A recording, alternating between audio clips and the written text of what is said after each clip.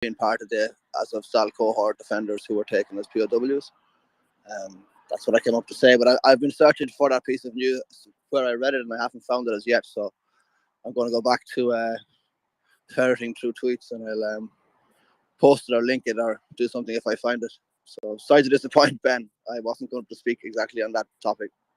Please retweet and share the space. Thank you, David. Yeah, that's a great piece of information. That at least some of the people were captured in Azovstal because they were only the Marines and the guys from the Azov unit. You also had police, territorials, the guy manning the border. Quite a diverse bunch that fought there for how many? 86 days. Emergency response folks. There were police officers taken. A lot of folks. Yeah, exactly. But you're right, Al. We should keep them in our mind and never despair, because they cannot do anything with our despair. We must be strong for them. They are allowed once in a while to feel sad and to feel sorry and to feel weak, because they and their loved ones are in a terrible situation, and they seldom do feel sad and weak. They're very strong, but we as supporters, that's what we have to do. We have a relatively simple order of battle, and we can go and support them and be strong for them. And not worry. Worrying will do nothing. We can just be hopeful and be a source of hope for all of them.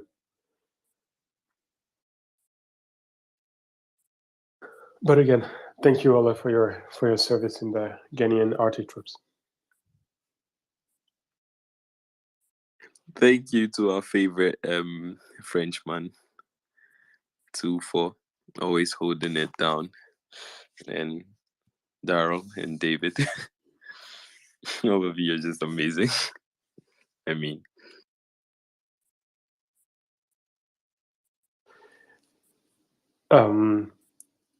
we are waiting for a lady from Sweden.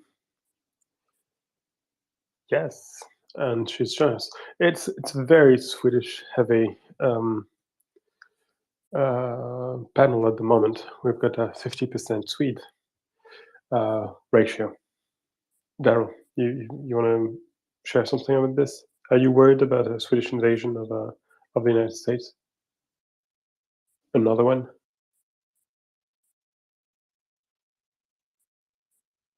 Okay. Darren is probably enjoying his hard-earned dinner. Katrin, you're not raising your hand, but I'll go to you because anyway, there are a few other people at the moment. Please share your question or your statement. Right. I'm all right. Right. Hey, Ben, I went through a pox there. I'm back now.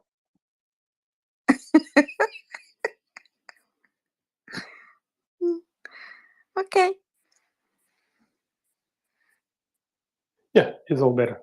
Thank you, Katrin. Well, bye. Okay.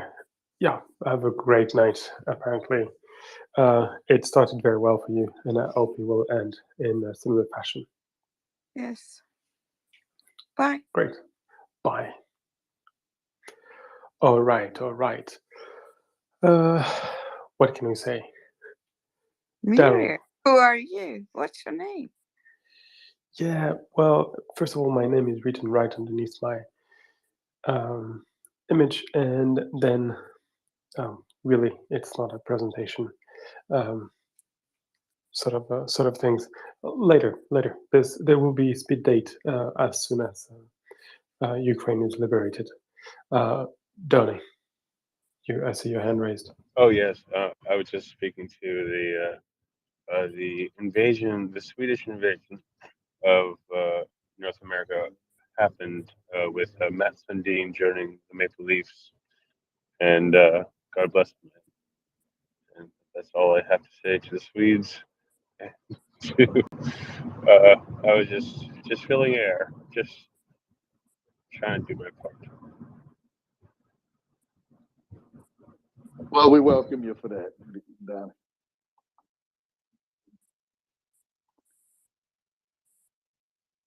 Were you trying to get a date there, Ben? What do you mean trying? I was successing at getting a date. And by the way, ladies, if you're looking for a date with me, you can always call the 088 BENDEAT. Yes, 088. No, more seriously, Donny, or Daryl. Axel mentioned that there was an information blackout at the moment, and that it would be lifted at 6 o'clock tomorrow. Well, tonight. Well, at 6 o'clock in 4 hours' time. What is this? I've not heard about this. Yeah, it has to do with the operations going on in Kherson. Yes. Right now.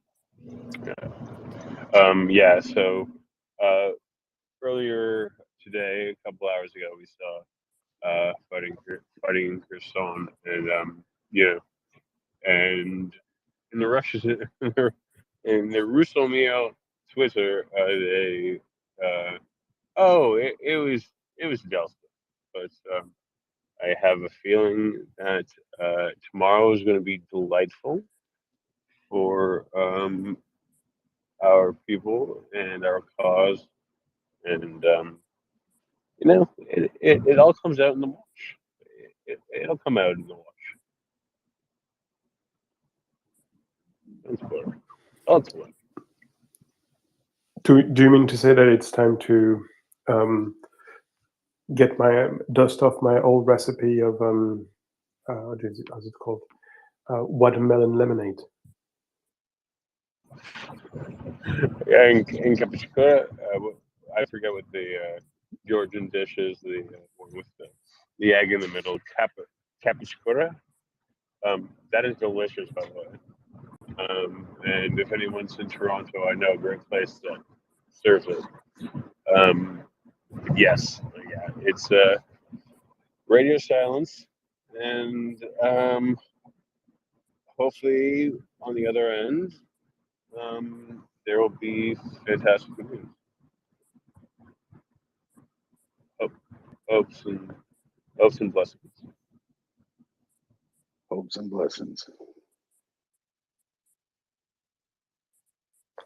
Where Okay. you at right now? You Donnie? You sound like you're moving around. What can you say?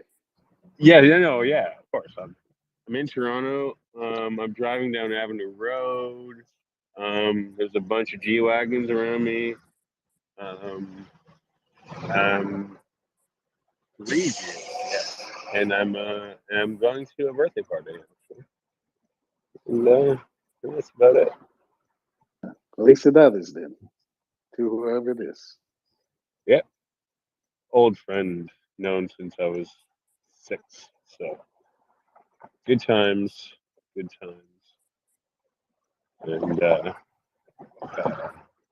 Slava Ukraini. Oh, actually, their family. Interesting enough, their family are Ukrainian Jews. Levy, the last name is Levy from Odessa, and yeah, so they are part of the reason why I am here. So. Good deal. Well, looks like we've got an open deck here. If you guys would share, retweet the space. As everyone knows, while we're here, we are here to support Ukraine in its effort to rid its homeland of the orcs. And MriyaReport is here to provide that non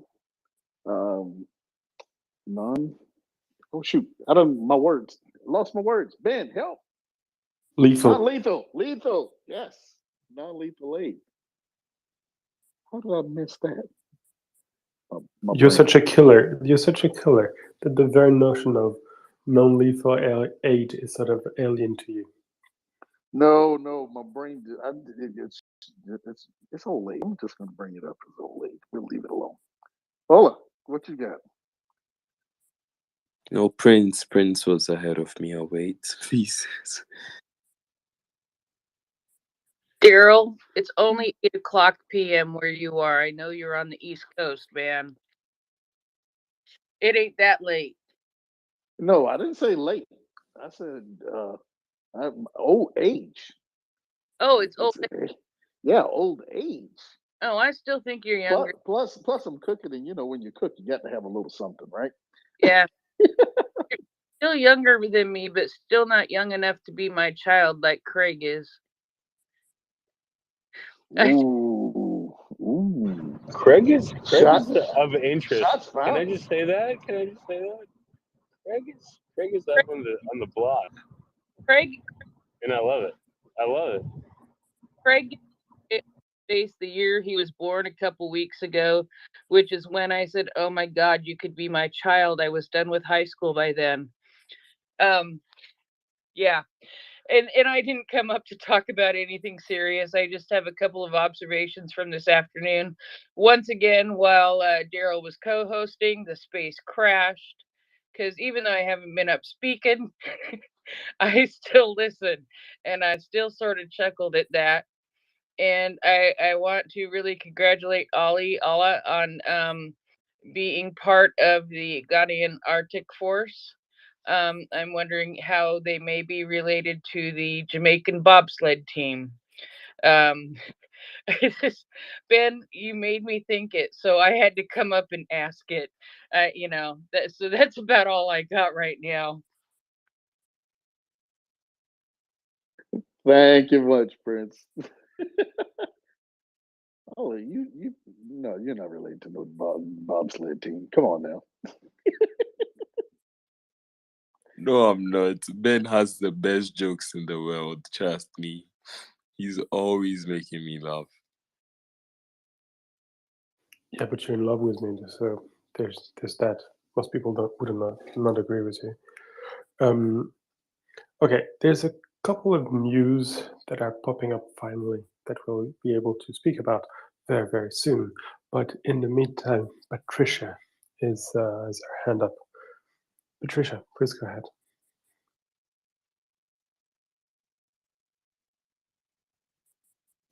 I am not pronouncing this god-awful thing you've put as your handle. It's Canadian Ukrainian, but I'm in Quebec. But it's Patricia. Yeah, well, just because we're sitting around like this, I'm just wondering if sometime we have somebody in the community who knows anything about Moldova and Transnistria. I worked in Moldova a bit about 10 years ago. And I mean, that situation is so sad. And, I've worked in Ukraine for a while later on after that. But it's an issue that's, it's one more frozen conflict, but that strip of land beside the Dniester, our river in Ternopil, where my people are from, down there, the Dniester goes through the edge of Moldova, and the strip, the good strip, the side on which there's the power plant and other good things, is what the Russians are sitting on.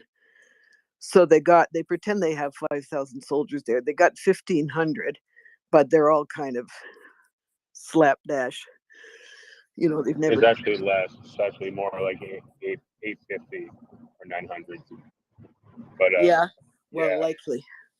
And anyway, so like I was working with I work on statistics for following like Millennium Development Goals back then and stuff like this, and we were looking at the dimensions of vulnerability.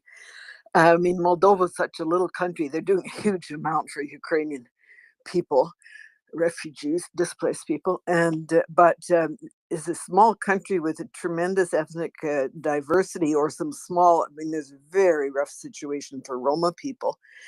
There's a small group of people who are Gagauz, and looking at the vulnerabilities, including ethnic disparities among ethnic groups. Gagauz people have a hard time. They are Russian speakers generally, and because of that, they tend to side with Russia. Moldova is torn between those Moldovans who think they should become part of Romania and just to hell with all the problems, and the others who want to be independent Moldovans. The language is the Romanian language, debatably. But now, just recently, Russia has been stirring up feeling among the Gagauz people because as it would make sense for Moldova. Patricia, I'm sorry to interrupt you. But, no. I was waiting for you. Cool. You're probably not there in the morning, but we have Vic, as well as a small company of Romanians who keep us updated on this situation quite a lot. Lovely. I don't have the very latest, but when it comes to the Gagauz, what they seem to say is that the legitimate Gagauz concerns that sometimes do emerge and the associations that push them are not involved at the moment. That what we see in Moldova happening in Moldova at the moment is very, very much organized. Provoked. Well, not even provoked. It is organized. Incited, or by. Not even incited. They what Vic was saying is that there's a bunch of guys who receive money from Moscow, buy buses, rent buses, go to wherever, and then put a lot of guys there. And when it's not, simply speaking, Russian people who have nothing to do with the region, and who are, for instance, asking the Moldovan, why on earth are they speaking Romanian? And the Moldovans are like, I'm just speaking my natural language, the language that everyone speaks. They're just not aware of what's going on. So there's an enormous amount of fake news that is either generated or planted there one way or the other. What seems to be the case is that Moldova is gradually moving towards the West, increasingly more so. The Prime Minister, her name eludes me right now, but the Prime Minister is apparently doing a fantastic job. She's very well appreciated, and the result is that the situation is becoming more stable, all the more, and this is what some of the more military-minded people in the space have mentioned. It seems to be the case that in Transnistria there was a massive depot of ammunition, like the warehouse, virtually the largest depot of ammunition in the world, that was put there by the Soviets in the case of a conflict with NATO. When the Russians left, they left their ammunition there, and now the quote-unquote independent government of Transnistria has this ammunition as its in its power and as a chip in its bargain. But it is now confronted with this ammunition was for a while potentially targeted by the Russians. They wanted to have access to it because they themselves are running low. And it may have been one of the reasons why they were pushing so hard, not so much to take Odessa, but more likely to reach Transnistria and the ammunition. And there's a final and extra aspect of the situation that can be mentioned is the question of gas. Gas is extremely important because Transnistria receives gas, very cheap gas, directly from Russia. This gas is used abundantly in the most wasteful way possible, in particular to dig, quote-unquote, dig for cryptocurrencies. You have apparently some of the largest efforts to dig cryptocurrencies in the world is happening right now in Transnistria. But with the end of Russian delivery of gas, Transnistria is the Transnistrian economy is fast collapsing, and as a result, they found themselves to be infinitely more amenable to the government in Chisinau demand when it comes to negotiation and looking in the future. Finally, and a detail that Axel often mentions, there are several battalions of high-level, highly trained NATO troops present in the mountains of Romania, along with the Romanian army, and they are just like 25 kilometers away from Transnistria. So if there was to be any efforts, any problem, you'd have the Portuguese special forces and the French mountain troops present there to intervene and squash any problem that might arise. On this, Fusiliers and Nick have joined us. I think Fusiliers was first, and even if he's not, it's a man who carries a large battle axe as a job. So I will not try to get into an argument with him. So Fusiliers, good evening to you, and please go ahead. Oh my God, so noisy. Good morning. Good morning from New South Wales in Australia. Yeah, I just wanted to thank, I think it was Patricia who just brought up Moldova. Thank you very much, both you and you, Ben. Really succinct description of what's going on or what the situation is there. And it's the first time I've actually heard that. So thank you very much. It sort of provides an excellent segue into the question I was going to ask this group.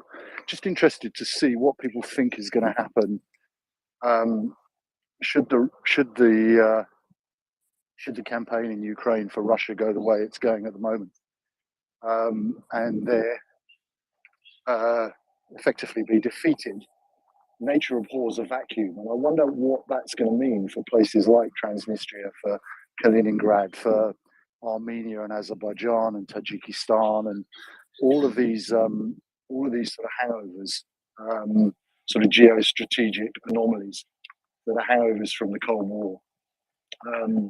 Be interesting to see, I think, what happens. But I'm asking the question simply because I don't know enough about the geostrategic situation in, as we've just found out, in Moldova, but in Kaliningrad and in Azerbaijan and Armenia, and just wondered what information people have and whether they can shed any light on that. Thank you.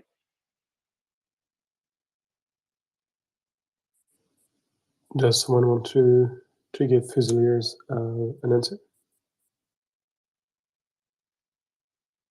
What was that, Ben? I think Fusiliers asks for a very wide-ranging geopolitical question, so maybe someone on the panel is willing to give him an answer. I don't think there's a single answer to that, because each of those situations is different. Kaliningrad was given to Russia at the end of World War II, and I think it's unlikely to be prized away from Russia anytime soon. Transnistria seems to be just a bunch of mafia types supported rather poorly by Putin, and I can imagine they might start to find things getting very cold indeed and wanting to join to go back to integrate with Moldova in some way. So I think I don't know all that much about all of the details, but I would say that I think these are just multiple substantially different situations that have as a common factor the weakness of Russia, but I don't think they will necessarily go off the same way. Azerbaijan and Armenia, I mean, have had a feud for a very long time that the Soviet Union kind of kept the lid on, but the ethnic and other questions going on there go back a very, very long way, and they will probably, they're still duking it out in a way that you see in other parts of the world, which we have these unresolved conflicts from how many 100 years ago. Nick, along those lines, let me ask you, the language, we know the Russian language, it was exported to all these countries and all these different minority groups and things. How, I'm trying to figure out how to phrase the question, because we know the language is going to be the biggest barrier for some of these people going forward if everyone sees Russia for what it is and what we're seeing happening in Ukraine. And everybody's, other countries, I'm pretty sure, are going to tie that brutality and whatnot, that when it comes out and it's put in front of everyone, the language is going to become tied to that. And if you understand where I'm going with this, what are your thoughts on that? I don't think that's necessarily the case. I can imagine that might possibly happen, but languages are not necessarily identified with countries.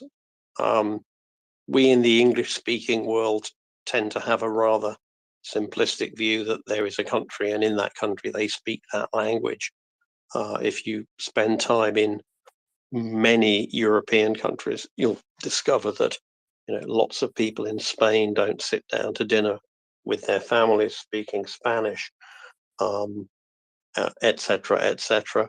Lots of Ukrainians have Russian as their first language. Lots of people in the Baltic states have Russian as their first language, and some of those are pro-Russia and others are not.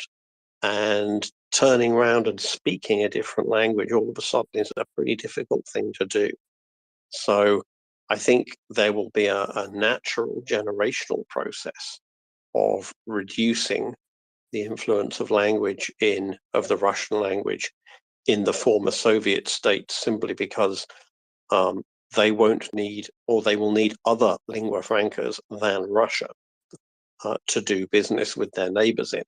I saw the other day that the president of Kazakhstan met with, and I can't remember which other republic he met with, the president, and they did not speak Russian, which historically they would have done. So, as the children in these countries grow up and go to school, they will learn the local language, which was presumably didn't fare terribly well under the Soviet Union. They will learn English as the world language. They may well learn Russian as well. But I don't think you're going to see a sort of sudden rejection of Russian per se. Well, it's interesting. After the Second World War, the Netherlands reformed its language, and most of the details of that reform were ways that made it a little bit less German. But that was about as far as it got. So I don't see a sort of wholesale movement, because, languages are much more than politics. They're about how you think, they're what you dream in. And so I think it's more complex than that. I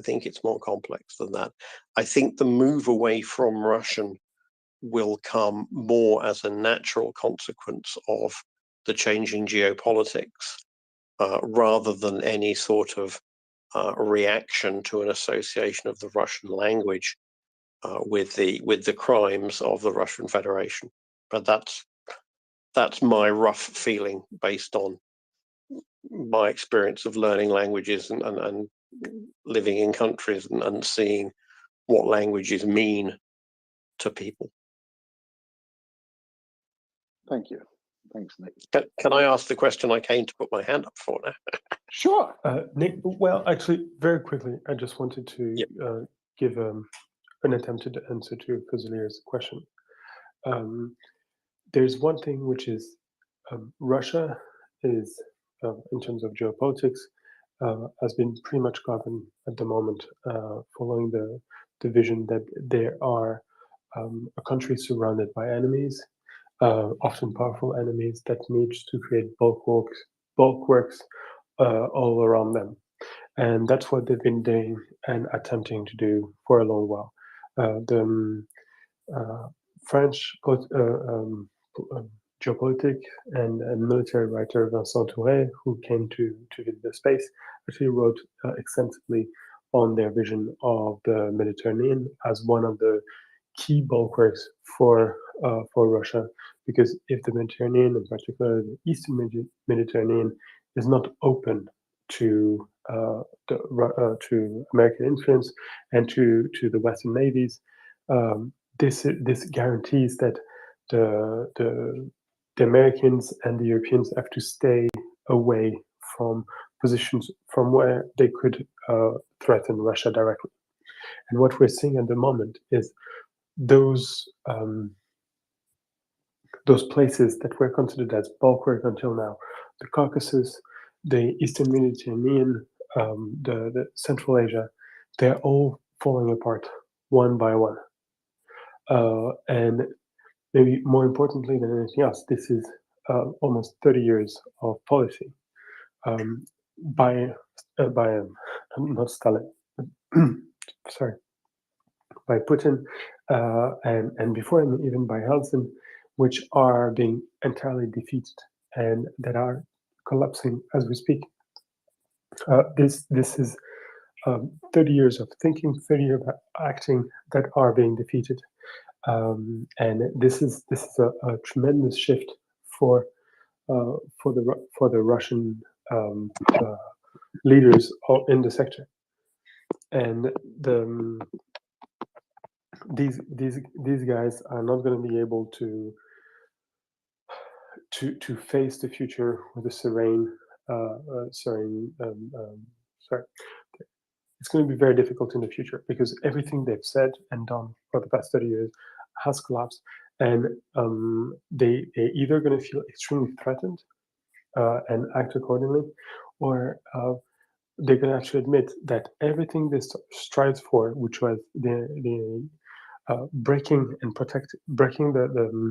the siege and protecting Russia as far as possible from Russia itself, was useless, and they're going to have to come with that reckoning, and that's going to be very, very tough for them.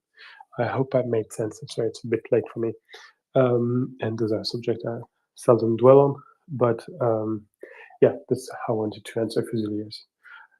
Great answer. Thank you very much. Daryl, yesterday I was listening, there was a question,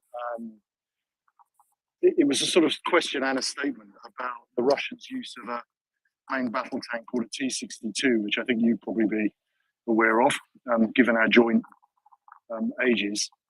It's an older Soviet-built main battle tank, and why that was being introduced into the Ukrainian theatre. I didn't have a chance to answer that. I'm quite happy to answer that question now if anybody's interested in it. Well, we need to ask Nick if he's interested in picked by the question and is willing to let you speak first. If someone wants to come in and get that useful information, I'm happy to wait. My question was absolutely unrelated to that. Okay, fantastic. Fusiliers, please answer. Yeah, so the T-62, as I said, is a much earlier Soviet-designed tank. The reason that I think the Soviets or the Russians are using it is twofold. One, there's the old adage that in the kingdom of the blind, the one-eyed man is king. So as you start to run out of more modern main battle tanks, you start to fall back on stores. And when the CFE, the Conventional Forces in Europe agreement was signed, both NATO and the then Soviet Union agreed to move to reduce their tank stocks in Europe to certain numbers. I don't know what they were. The NATO, and we're talking basically the US Army, moved a large number of or a large quantity of armor back to the continental United States. But the Soviet Union moved enormous quantities of armor back into storage beyond the Urals, i.e. east of the Urals. And some of those tanks, I think, were at the time were sort of T-54, 55s.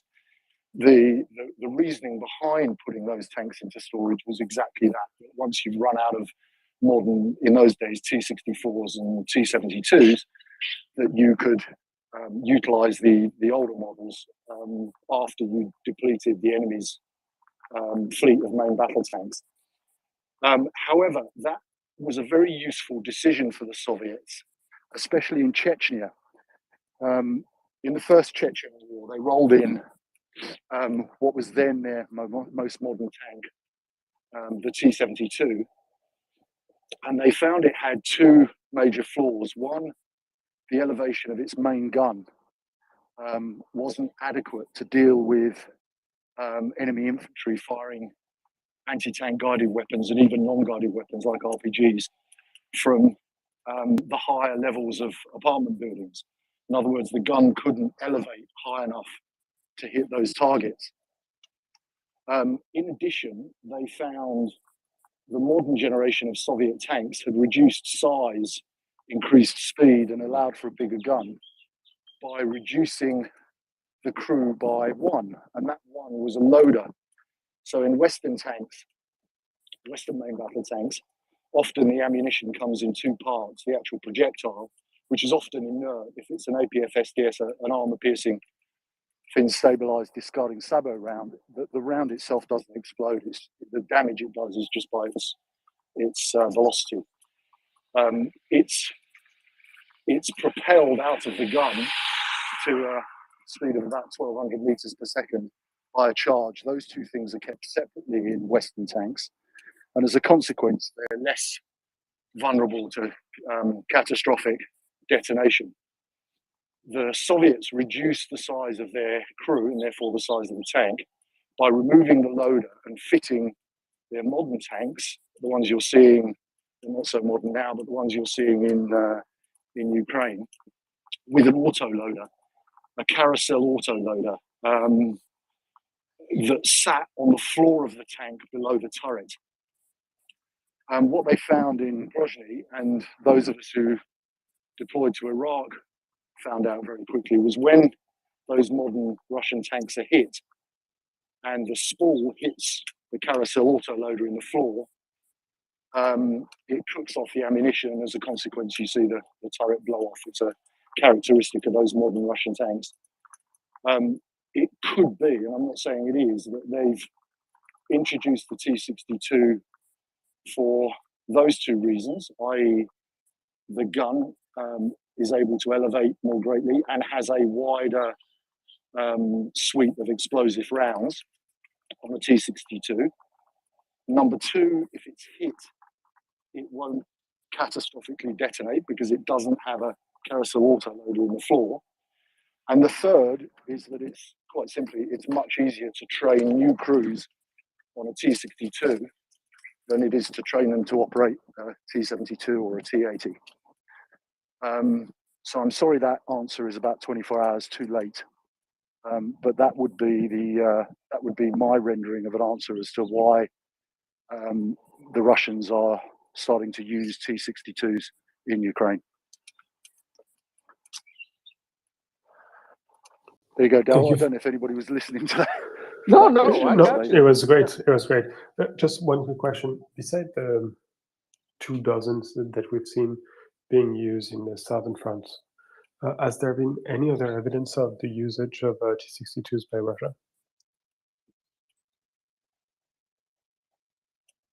Interestingly, I think the reason, and I'll be careful here, I think the reason that you're seeing them on the southern front is that they may be anticipating combat in a more urban area than they've experienced before. I think where you'll see T-62s employed is supporting infantry in urban fights. As I said, they have greater utility, and I'm sure you picked it up, but they have a wider range of high explosive rounds that they can fire through that 115 millimeter gun than they can through the 125 millimeter guns. They've got an equivalent of the British Hesh round, which is a high explosive squash head round, which is very, very effective against buildings. I think the only thing that brings up is another logistic issue for them, though. If they're not using the same rounds as their other tanks that are now in theater, you starting to bring another problem. They're actually going to bring another problem into the process. You absolutely do. Remember, I found it quite interesting. I've listened to you and your knowledge around logistics. Daryl's much greater than mine. I just used to shoot the things, not supply them. But what is quite interesting is the Russians are confronted, I think, with a really serious problem for their way of war. People talk about them being an artillery-led force, which of course they are, and that's being severely hampered by the destruction of their stocks, but more importantly, I think by the use of harm missiles against their counter-battery radars. But what's interesting about the logistic issue you raise is they've probably got extraordinarily large stocks of 115 millimeter ammunition.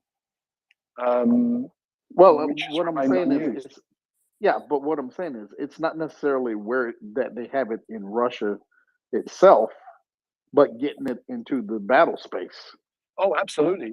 And that's going to be what are they going to bring? If they have both tanks in theater and they're having problems getting ammunition in because it's getting taken out at the supply points. Well, remember, Daryl, they never expected to have to set up a resupply route. So remember, their way of doing war is to echelon their forces. So they equip their forces with enough ammunition for a day and a half, 2 days fighting. That formation fights for a day and a half, and then the next echelon moves through it with its load of ammunition. And the echelon that's been fighting is then reconstituted in the rear area. They can't do that at the moment. And they haven't been able to do it since the early days of the war. And that's why their logistics system is under such, well, they don't have a logistics system as we would know it. But their ability to reconstitute and echelon their forces has been completely interrupted. Thanks a lot, Fusiliers. Okay, this point on the echelon, I will have to come back to you because I find it terribly interesting, but I'm not sure to fully understand. But we should move on to Nick's question before he declares whatever the European Court's equivalent of jihad is on us. I was just thinking, it's about a week since Russia retaliated or I don't know whether one can say retaliated, but one followed the other, fired a lot of rockets at Ukrainian infrastructure. I think it was half of Kharkiv, which was without electricity. Do we know how long that took? Is that repaired? How long did that take to repair? We tend to hear about the strikes, and Ukraine is in the dark, places without water. We don't hear too much about when those things get repaired. I presume that it has, but do we know, how long that took? What the current situation is? Ditto the dam that was partially breached, and I think there was something like 100 tons a second of water going through it, and then all of a sudden, the next day you don't hear any more about it. Does that mean it's fixed, or does that mean we've gotten bored reporting on it? So, what is the situation in the areas that were, I think it was Kharkiv, that got struck by, where the infrastructure, the electricity, etc., got struck quite badly last weekend? Daryl, unless you have a better answer for this, as far as I know, the answer for both your questions are the situation is fine. First, when it comes to Kharkiv, you're right. The nuclear plant, the electricity generation station, whatever you call it, was hit. It's a very, very large one. So even the missile could not quite destroy it completely. And so there was a blackout for about 2 hours, if I recall correctly. And then the electricity was gradually brought back. And I think within 24 hours, the amount of electricity in the grid in Kharkiv was back to 80%-ish of what it was before. Unfortunately, there was another blackout right after, because I assume this is the sort of thing that is not all that easy to make, and there was a slight issue the next day. So there was a new blackout the next day. It was solved within hours, and since then, as far as I know, the situation is probably difficult because you don't lose such a large power station without consequences. But as far as the consumer is concerned, there's no big difference. Kharkiv is not a city in the dark as we speak.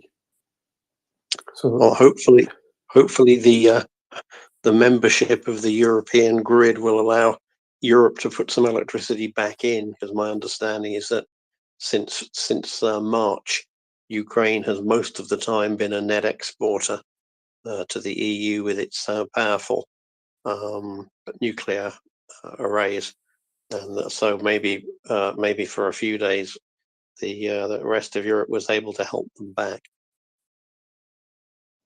I'm not sure exactly where the electricity comes from. I think one thing that we unfortunately have to remember is the fact that Kharkiv is a large industrial hub, and a lot of those factories are not active at the moment. So you probably have a much lower consumption of electricity in Kharkiv than you would have normally, and as a result, the mission, the task was probably easier than it would have been on a normal day. I think there were a few areas around Kharkiv a bit further that did not see the return of the electricity before something like 48 hours. But the effort was very, very important, very large, and very much noted. And the guys from the electricity company were often cited alongside of the guys from the railway as the Second Army of Ukraine fighting to keep it running. Now for the dam, as you know, we've got a few. I can put them bridges, dam, and anything riverine enthusiasts on the space. They talked about it quite a lot.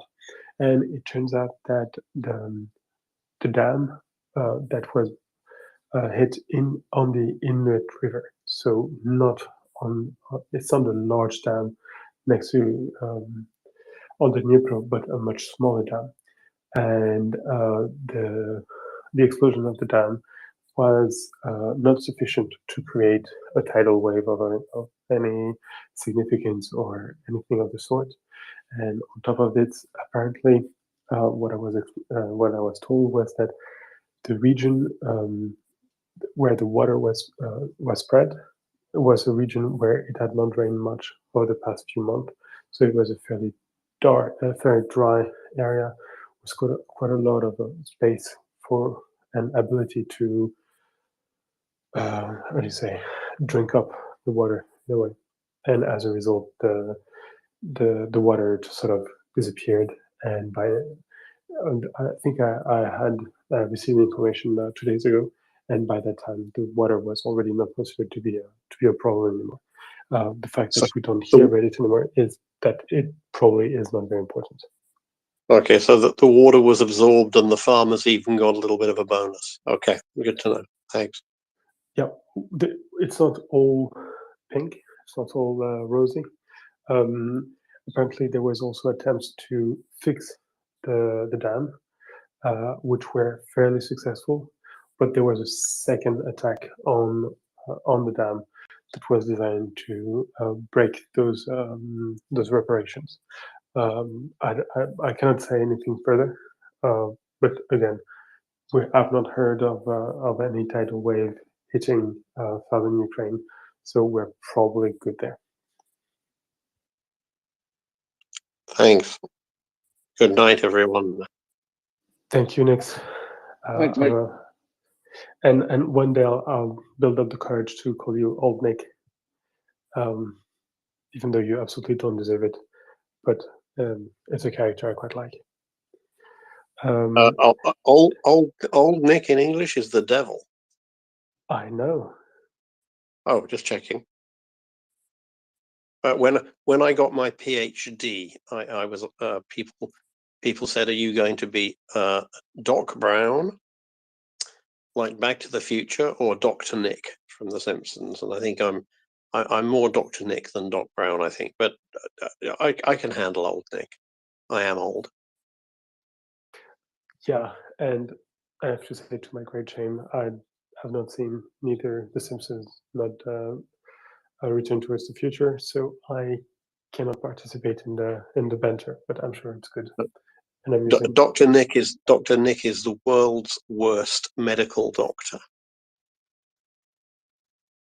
Okay. He will do you any operation for $129.95. That sounds cheap, not bad. He's also very bad, but at least he's cheap. Okay, well, that often tends to go hand in hand. The medical profession, indeed. Okay, if you are to go away, I wish you a very, very happy night, beautiful dreams, type sleeping, and if you are to stay, I'm delighted, because you always have the sort of answers where people go like, where would we ever find any answer in this? And you go, well, I so happen to have worked for 5 years on that very subject, and you always have the best way of addressing this. So either way, I try to provide. One of the most important things that one can have in life is true diversity, and true diversity is just having as many different people as you can, and letting them bring along what strange skills they've acquired. The other day I mentioned to someone that I'm fluent in Dutch, and they said, yeah, you have a whole load of really weird skills. So if anyone ever needs anything Dutch, and Mr. M isn't around, I can help you with that. Okay, so why do they call orange jam marmalade? Pardon? Why do they? So I was wondering why they call orange jam marmalade. Well, marmalada is the Spanish word for jam. So I suspect that at some point that word came over from perhaps Spanish or perhaps a common ancestor language, and then for some reason in British usage it came to only be used for the one made again traditionally from Spanish oranges. So maybe there were various factors going on there. That's quite an easy. I thought you were going to ask why the Dutch called jam marmalade, because they don't. My God, Ben, he actually is a genius. I think we should not call him, old Nick, but maybe Nicopedia or something. That's extraordinary. I have been called that. My father would refer to me as a mine of useless information. Yep. Okay. Your point on diversity was well taken, and I'd like to underline it, and people will probably stop laughing at us French for our penchant for ménage à trois, which is just a way of bringing diversity and extra skills, whatever Nick said. Allez, bonne nuit. Ciao. Fijne nacht, achterlijk bedankt, en tot ziens. I'm just going to say good night, Nick. And I know you've had your hand up for a while, but I think Phil wanted to answer or participate to a question that is ongoing at the moment, especially related to the question of the old Nick. So if it's the case, Phil, please take the mic. Otherwise, we'll go to Anders. Anders, please. So, Anders it is. Okay.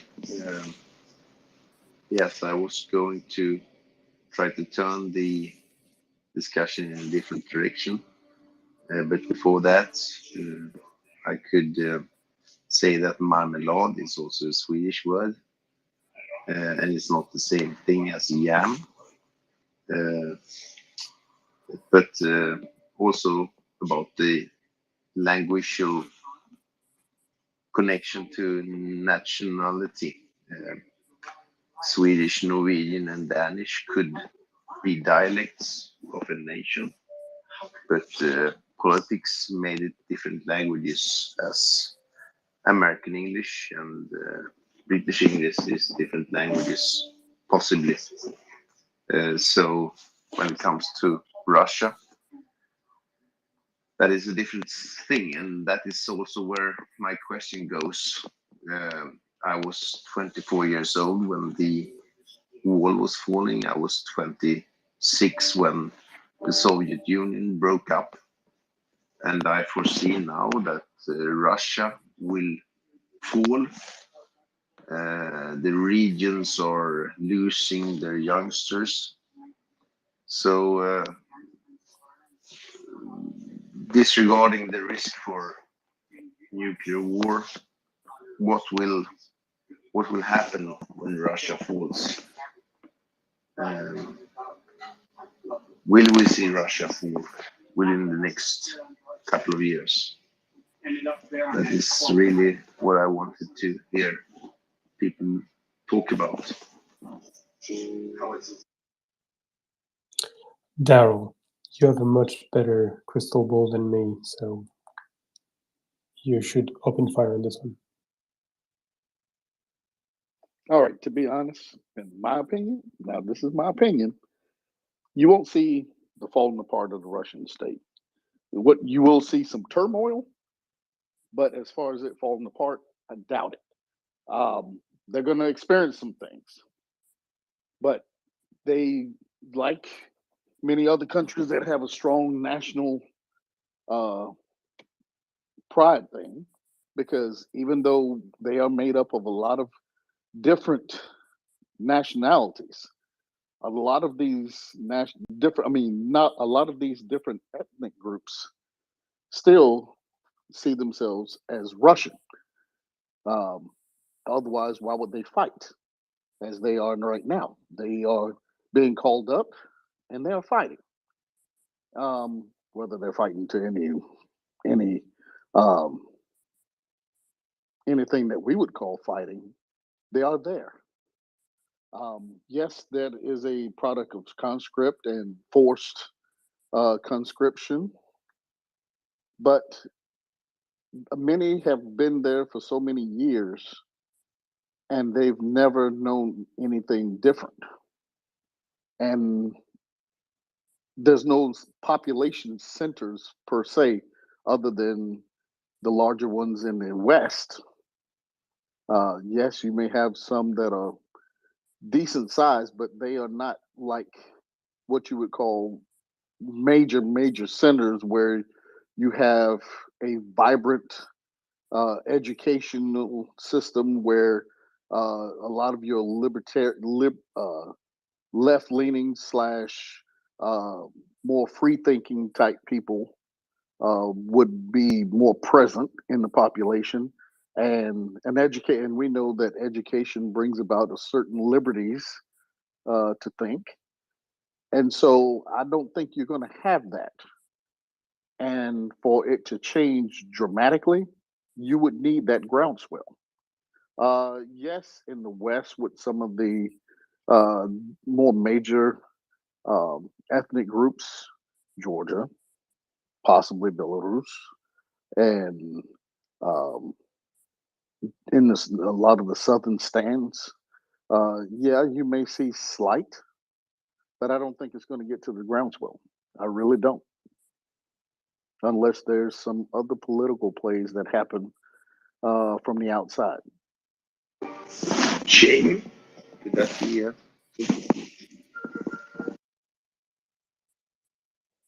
Anders? Yeah, I was thinking when they see what happened, the 402 victims, the children, and everything, maybe they feel the same shame that Germany felt after the Second World War. And the shame might disturb the circles. But as we've seen from TikTok videos and Telegram messages, the people back home are supporting all of the different atrocities. So you have that.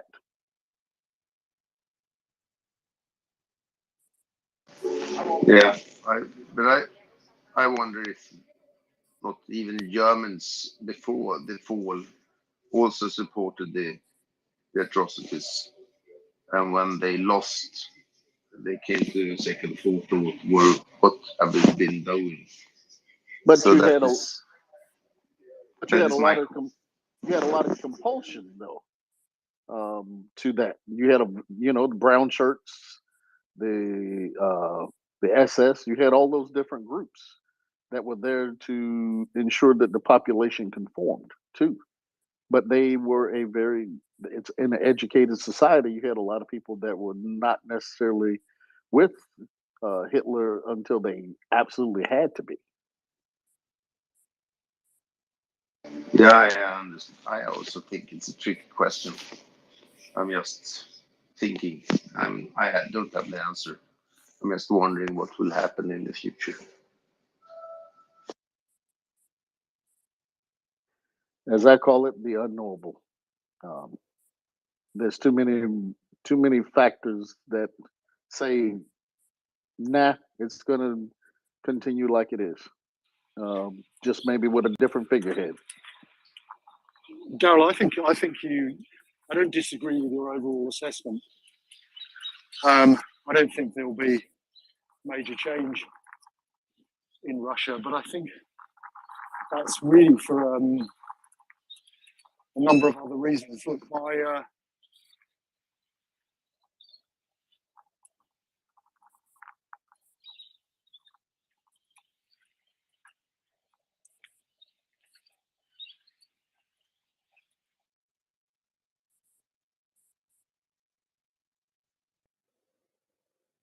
Nope, we lost you, Ursula. Ben, who was up next? I see a lot of hands. We lost Fusil. Phil was next. Phil? Hey, I was going to change the subject, but I saw a bunch of hands went up with that previous comment. My opinion on the previous conversation is let's not count our chickens before they hatch, so to speak. Still support Ukraine, and we'll worry about Russia after Ukraine supported in the war, and then the rebuilding of Ukraine's complete, and then we'll worry about what happens with Russia. But I'll put my hand back up to change the topic again. Oh no, I totally agree with you. We're not. I really don't care what happens to Russia at this point. We're not there yet. That's my opinion. Well, true.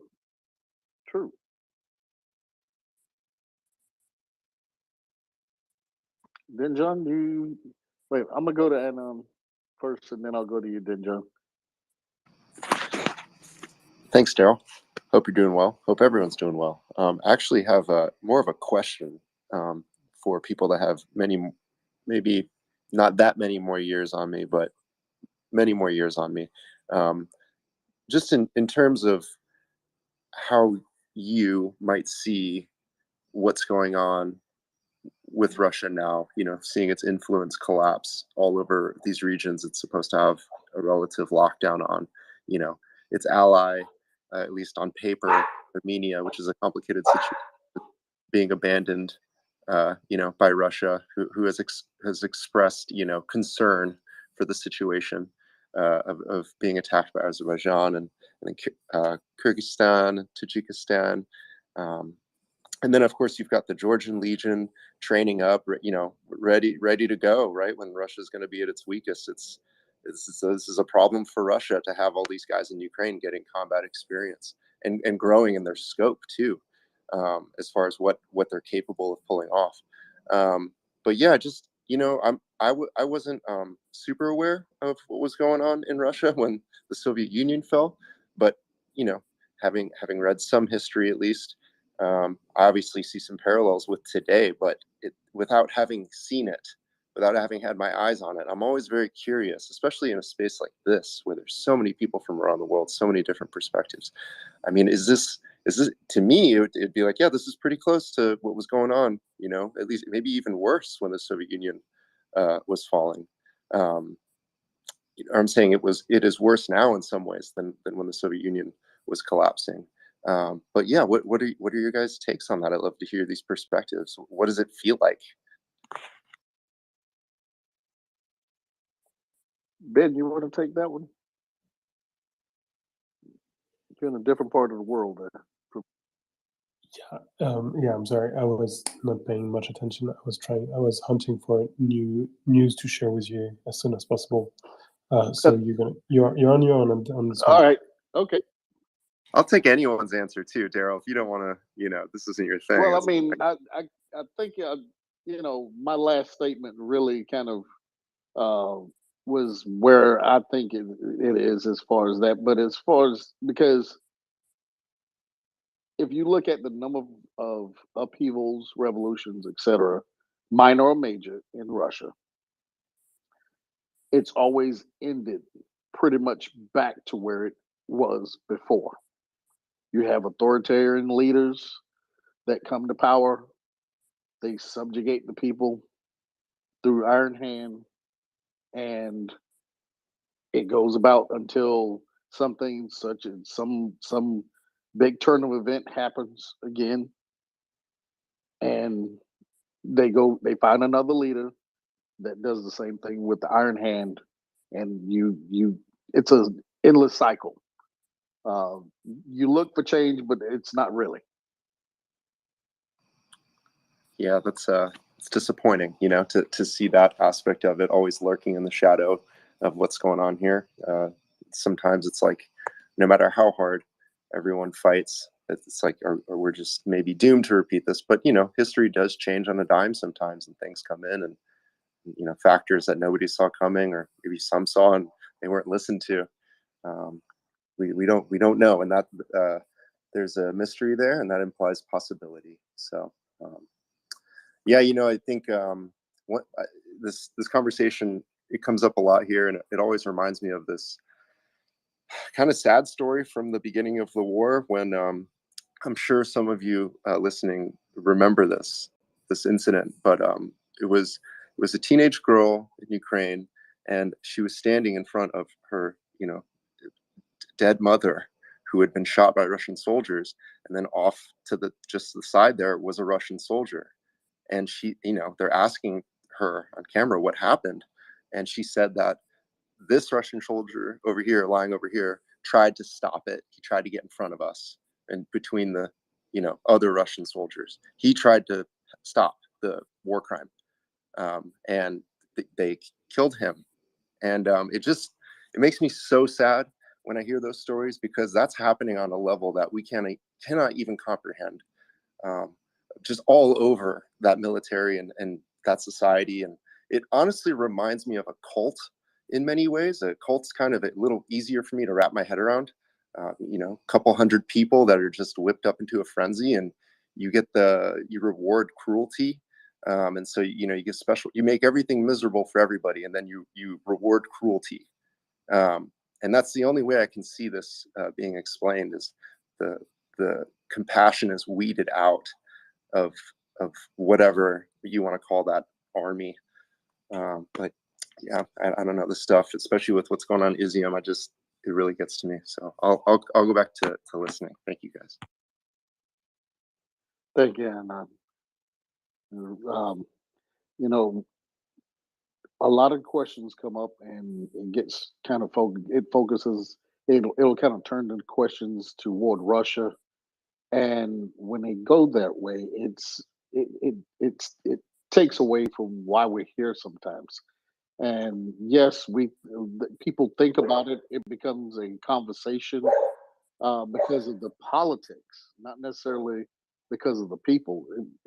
It comes up because of the politics of what may happen. But the only thing we can do is we have to turn it back and really just for right now it's a wash. It's it's the unknowable at this point in time, and so we just have to think about Ukraine. We have to think about what happens next in Ukraine for Ukrainians, because they're going to be more important to us in the West than Russia will ever be at this point.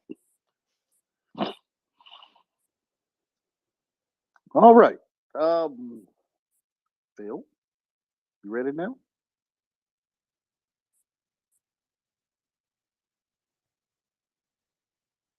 Phil, are you ready? Sorry about that.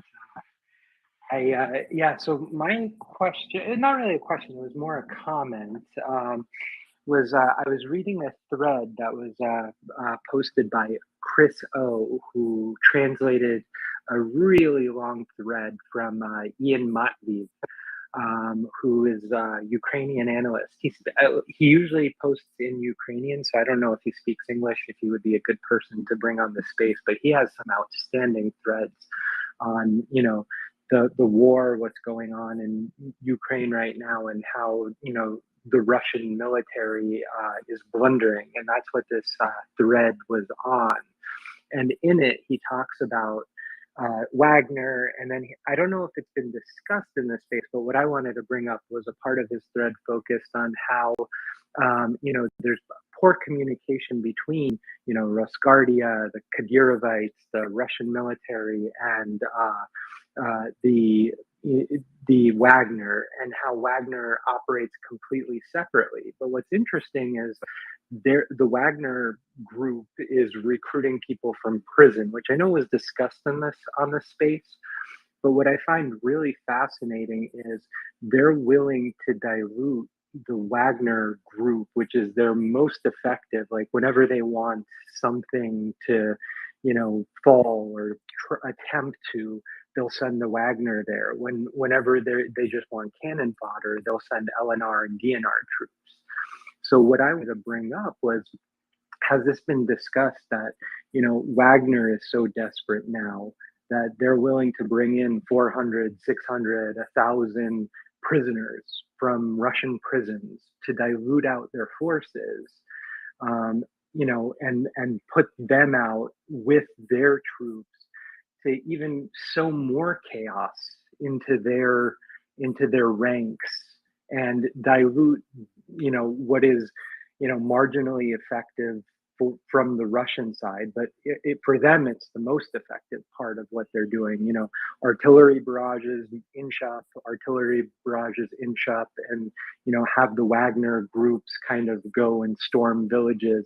That seems to be their most effective fighting force. But now they're willing to dilute it with these prisoners, just because they have such a huge lack of manpower. And what's going to happen to these prisoners? Obviously, they're being sent as cannon fodder. But on top of that, if they do make it, what's going to happen? Are they going to be let back into Russia? No, they're going to be shot by the Kadyrovites, or they're going to, they're never going to make it back across the border, even though they're quote unquote getting amnesty, and they'll never go back to prison again. It's such a sham what's going on. That was just the kind of big picture thing that I wanted to bring up. Kind of how is this going to deteriorate their ability to generate any combat forces, from now and further. So thank you. Well, the Wagner group was pretty much decimated. They're going to prisons because they don't have any. They don't have any of their older, more experienced troops. So what they're hiring, cannon fodder, just like the rest of the army. They may be able to access better weapons at some point, but they're just cannon fodder. There's no special training that they're going to get. They're coming out of prison and going right to the front. So that doesn't say crack. That says We just need some more murderers. And so it doesn't look well for the populations centers where they may send them. They may be there just to be extra cruel and do the dirty deeds that Russia has been known for everywhere that they've been in Ukraine, all the cities where we're finding all these mass graves. That's what you may get. And to some point, I think if they do survive and they do manage to get back, I think you have the beginnings of some. If they were powerful in prison, you may have the beginning of warlord type situations in certain places. That's just I mean, that's way far. That's conjecture by a long shot.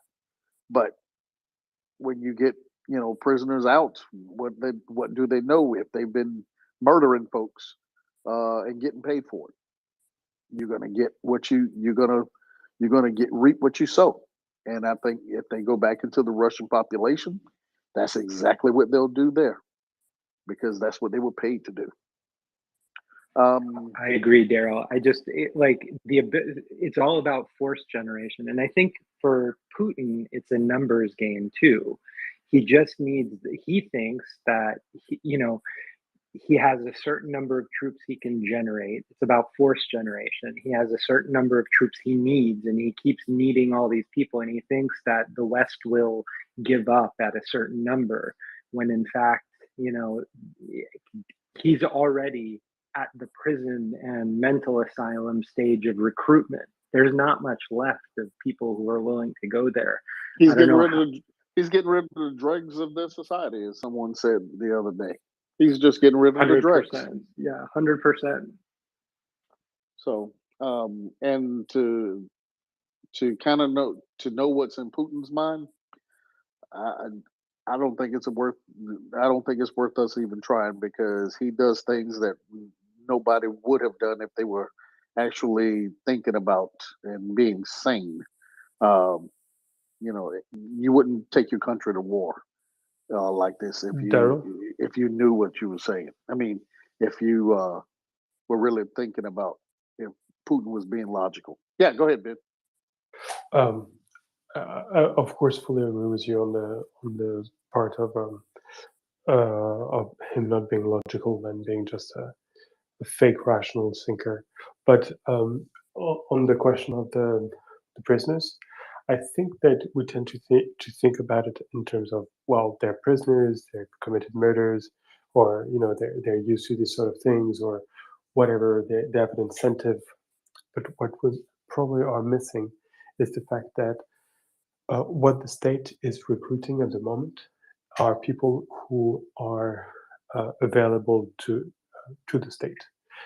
The prisoners is the most potent example, of course, because they are living they're institutionalized in the state's real estate. Prisons belong to the state. Those prisoners, in a way, are directly dependent from the state. Apparently, they've also been recruiting people in mental hospitals, which again are belonging to institutions that depend on the state. They've been recruiting homeless people, but again, which are not institutionalized by definition. But again, usually homeless people fall under some crime, like they break one law or another, so they are prisoners they could be considered as prisoners, so they fit as well. But what's very interesting is that they not only are recruiting, how can I put it, at the margins of society, they're also recruiting other people who depend on the state, such as the people from the railways. Apparently, the Russian railways have been required to deliver 10,000 people to the army, 10,000 men. It's unclear whether they're going to be using them on the front line or as in the logistics, as would be the logic if you were to hire people from the railway company. But it's very interesting that this company is a public company, so it is dependent on the state again. So yeah, that's what I wanted to point to, the fact that these are people that the state has, the government has direct access to, and that cannot quite as easily as others say no to the government, so they tend to recruit them. Sorry, I was trying to make as much sense as possible. It's starting to be a bit difficult. Daryl, can you forgive me for interrupting you again? You're not interrupting me. Come on now. I'm just here to, and it's just giving my opinion. I mean, with that, you're not interrupting me. Um, is that a French thing to apologize? No, but I almost fell asleep in the middle of one of my own sentences, so I'm quite certain it must be a bit of a pain to listen to. But we have a lot of hands up. You're good. You're good. We're gonna go Dinjan, then Ola, and then Alex. Okay, thanks. Now we actually moved away from the topic a bit, but just my opinion on what's going to happen to Russia. As everybody else here, I haven't got a crystal ball, but I think they are. I mean, the situation now is much worse than it was when the USSR broke up. I think I don't see them coming out from this in one piece. I mean, they're going to have to cut budgets and for defense, military defense. And a lot of those remote regions are depending on that. At least that's my understanding. So yeah, I don't see a bright future for the imperial Russia. Well, maybe it's a wish as well. I mean, you have the sanctions there. That's going to be the big thing. And as long as the entire country is going to be under sanctions, yes, they're all going to feel it. But they're going to feel it as a whole for right now. Yeah, but isn't it that, I mean, those sanctions are biting most in the kind of economically developed parts, which is not the far east regions. I don't know. I just have my feeling, and maybe my wish as well, is that they will not come out of this in one piece. A lot of people think that way, so you're not alone. I just, in my opinion, I don't see it happening because of, if you look everywhere else, it has always been the educated people that created the change, and in the population centers, and it just flowed out to the countrysides. The people got news from a person that came back from the city and told them of all the things happening, and and the swell just kind of grew. But I just don't see it happening myself.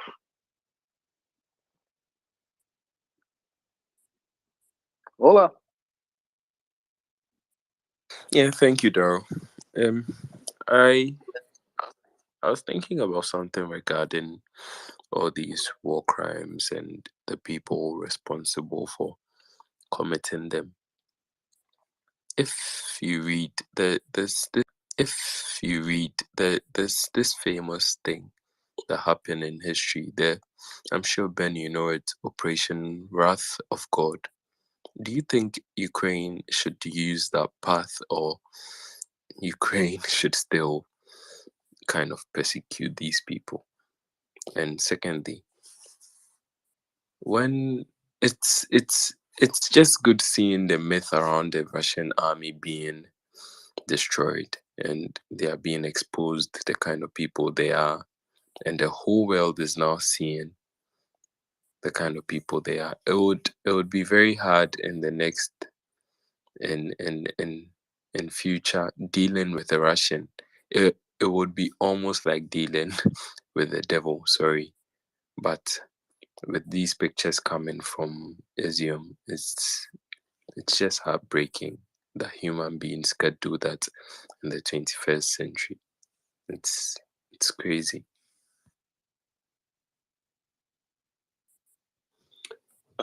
Yeah, crazy it is. Unfortunate it is. Expected as well. Regarding the capacity and the willingness of the Ukrainians to launch illegal attacks on foreign territories in order to bring the perpetrators to justice, I honestly cannot express. They could do it every bit as well as they could not do it. I don't think they've indicated that they were willing to give it a try. On the other hand, it must be fairly simple for them because they do have a lot of Russian-speaking nationals who have lost some of their families in those massacres, and who will be willing to help their secret services. So I think it will be relatively easy for them to do it, while at the same time it's unclear whether they will want to do it, and if they were to want to do it, whether they are going to want to do it openly, for instance, by bringing some of the perpetrators to justice in the country, or whether they're going to do it covertly by just putting a bullet in whatever Kadyrov's head, on a dark night in September 2023. We don't know. We really don't know, as far as I know. Maybe Daryl, you have better information about this. No, I don't, Ben. So sorry, Oli. There's no further information we have. But yeah, if they were to want to do it, I would be the last one casting a stone at them.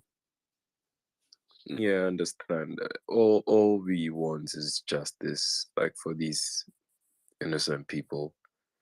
The people responsible need to be dealt with. That's all we want, because it's like, who does that? Like, You're right, seeing the picture of Oli.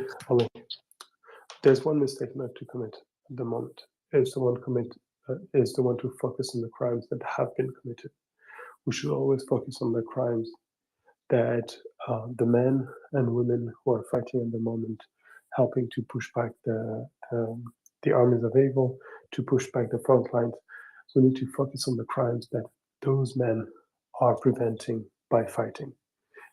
They've saved millions and millions. And for this, we should be thankful. We should be, and we should feel more hope and joy than we feel sadness, because millions were saved. With this, maybe Kaftali, you have something to add. Thanks. I just wanted to make a comment about Wagner. It's I've heard that they are considered like more effective than other troops, but frankly, I haven't seen effective actions from Russian any unit. I know that they spend a lot of energy to create this brand of this fierce fighters, whether it's Kadyrov's troops or Wagner or whatever. But still try to remember one, say, combat fight, one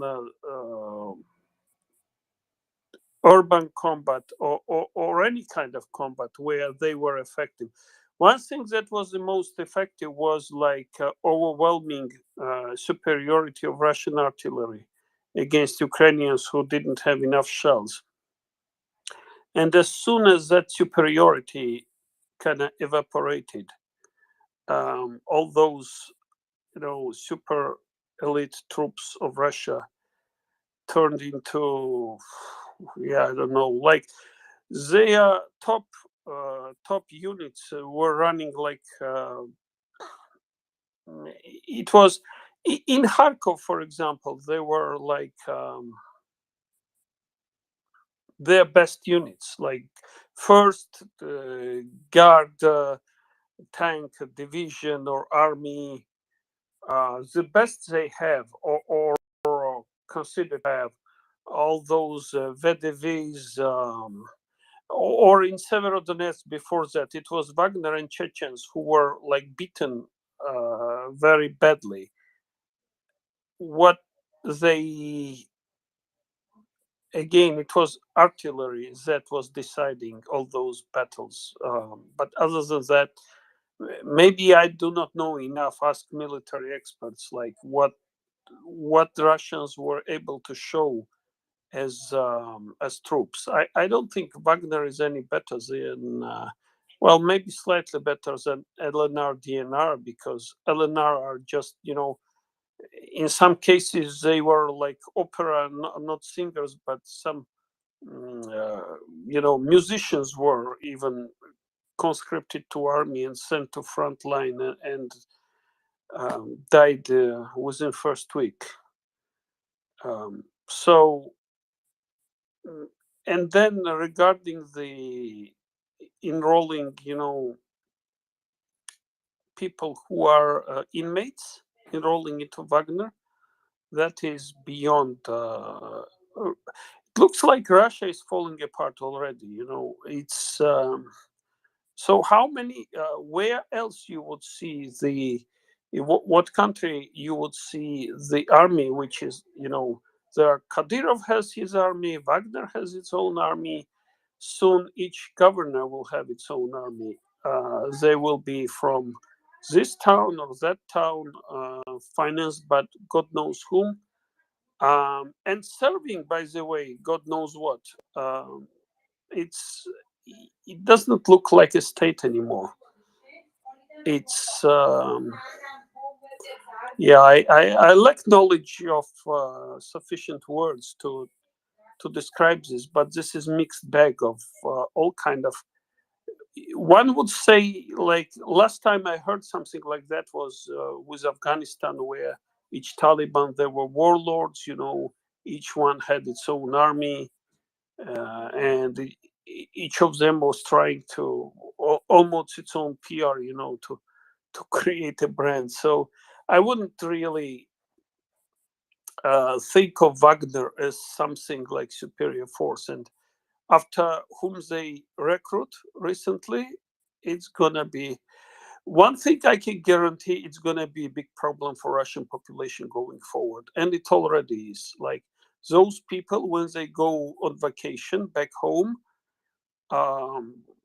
it doesn't end up well for the local villagers. So yeah, just wanted to make that comment. It was all about artillery and all about weapon, which Ukrainians didn't have enough, and which is changing now.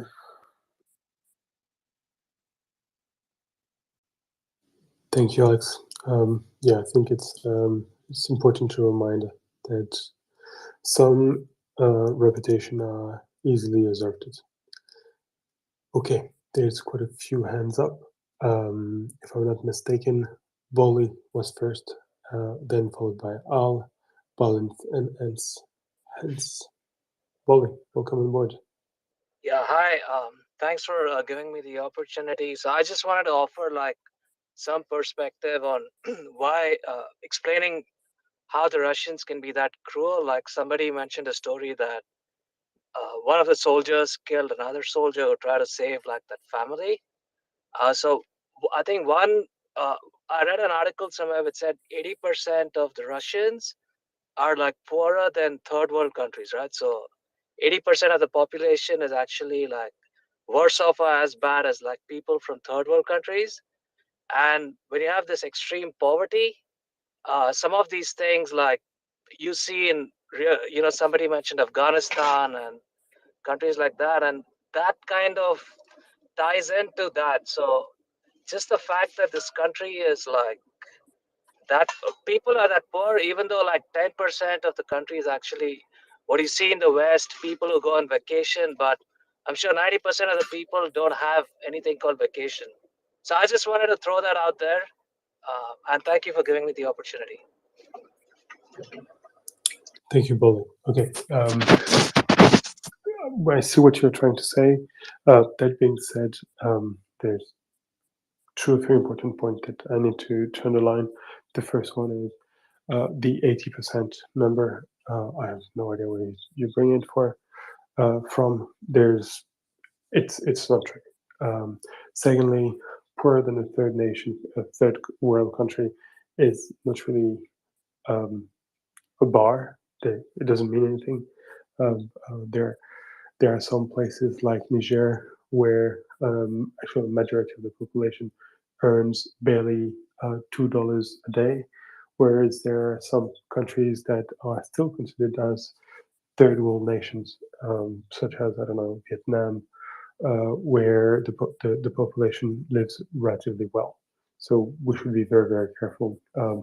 This is not a reliable measure or comparison. And finally, the relationship between poverty and and massacre and despicable behavior may not be as easy to establish as you think. On the one hand, it is true that the willingness to pillage married with a sense of unfairness. Why do they have so much? Why do they have it so easy while we have so little at home? May lead to some frustration and some violence. There are countless examples of absolutely horrendous massacres that were committed by people relatively better off than their victims. So as a result, it is so common, we cannot just say they're poor, hence they kill. On the contrary, some countries that are not particularly wealthy have been taking side for for Ukraine. Oli, what's the medium salary in Ghana? That would be roughly 1,000 Ghana cedis to 1,500 Ghana cedis, and I'd have to send it into dollars to see how much that would be. The exchange rate is a little bit messy lately. So that would be roughly $152 a month. Thank you. $152. So Ghana is poorer than, I would say, the majority of sorry, not Ghana itself, but the average, the median salary of the Ghanaian the Ghanaian people is considerably lower than the median salary of the Russian people, and the Ghanaians don't go around massacring their neighbors, and when they see the Russians massacring Ukrainians and not respecting international law, they call a cat, and they refuse to take that side. So poverty sometimes explains a few things, but it cannot be the old and all of the system. Sorry, Boli. And that metric is used a lot even here in the States. They equate poverty with crime here in the States too. They do it here. So yeah, it is not a metric. Yeah, absolutely. The relationship is weak in the best of times. Al. Thanks for taking the question and a comment. I agree with Daryl that it is next to impossible to predict or speculate about what Russia will look like in the future. To me, what's much more important to begin talking about is how the West will treat a totally defeated Russia. And that is a Russia that has been completely defeated by Ukraine. Fortress Crimea has been breached, and Ukraine, once again, is in control of its sovereign borders. We will still have to deal with a nuclear superpower terrorist state. And I cannot think of taking sanctions off Russia before reparations are paid, before there is a war crimes tribunal, and before they are taken off the UN Security Council. So I would be interested in hearing how other people might think about ever taking sanctions off, or do we treat Russia like North Korea and Iran for the foreseeable future? Thanks, and I'll sign off. Thank you all. Daryl, what do you think of the sanctions? Well, the sanctions are going to be on for the foreseeable future. Between the people that they have disappeared into Russia, the the cost of the rebuilding of Ukraine, the stolen grain for it, all those things are going to come into play before those sanctions come off. But, and I'm going to say this with sadness, but you're going to have people in the future, and I'm not going to say in the distant future, who are going to say it's been enough. They are going to say, okay, that's enough. They've suffered enough. And that's going to be the very sad part of how long it may go on with these sanctions. Call me, a contrarian in that view, but that's just my opinion of that. You're going to have that happen. I just want to say I agree with you, Daryl, and I do think it's sad. I think these sanctions have to be kept on for a very, very long time, and I see absolutely no hope in reforming Russia at this point. I think that propaganda has done its job, and it's very sad. But Russia really, it has to be dealt with as a very large North Korea.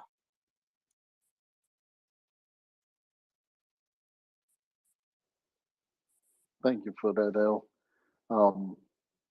Yeah, the only thing the only sure thing for right now is just dealing with, looking at what kind of relationship we have with Ukraine, because those sanctions are going to preempt anything else.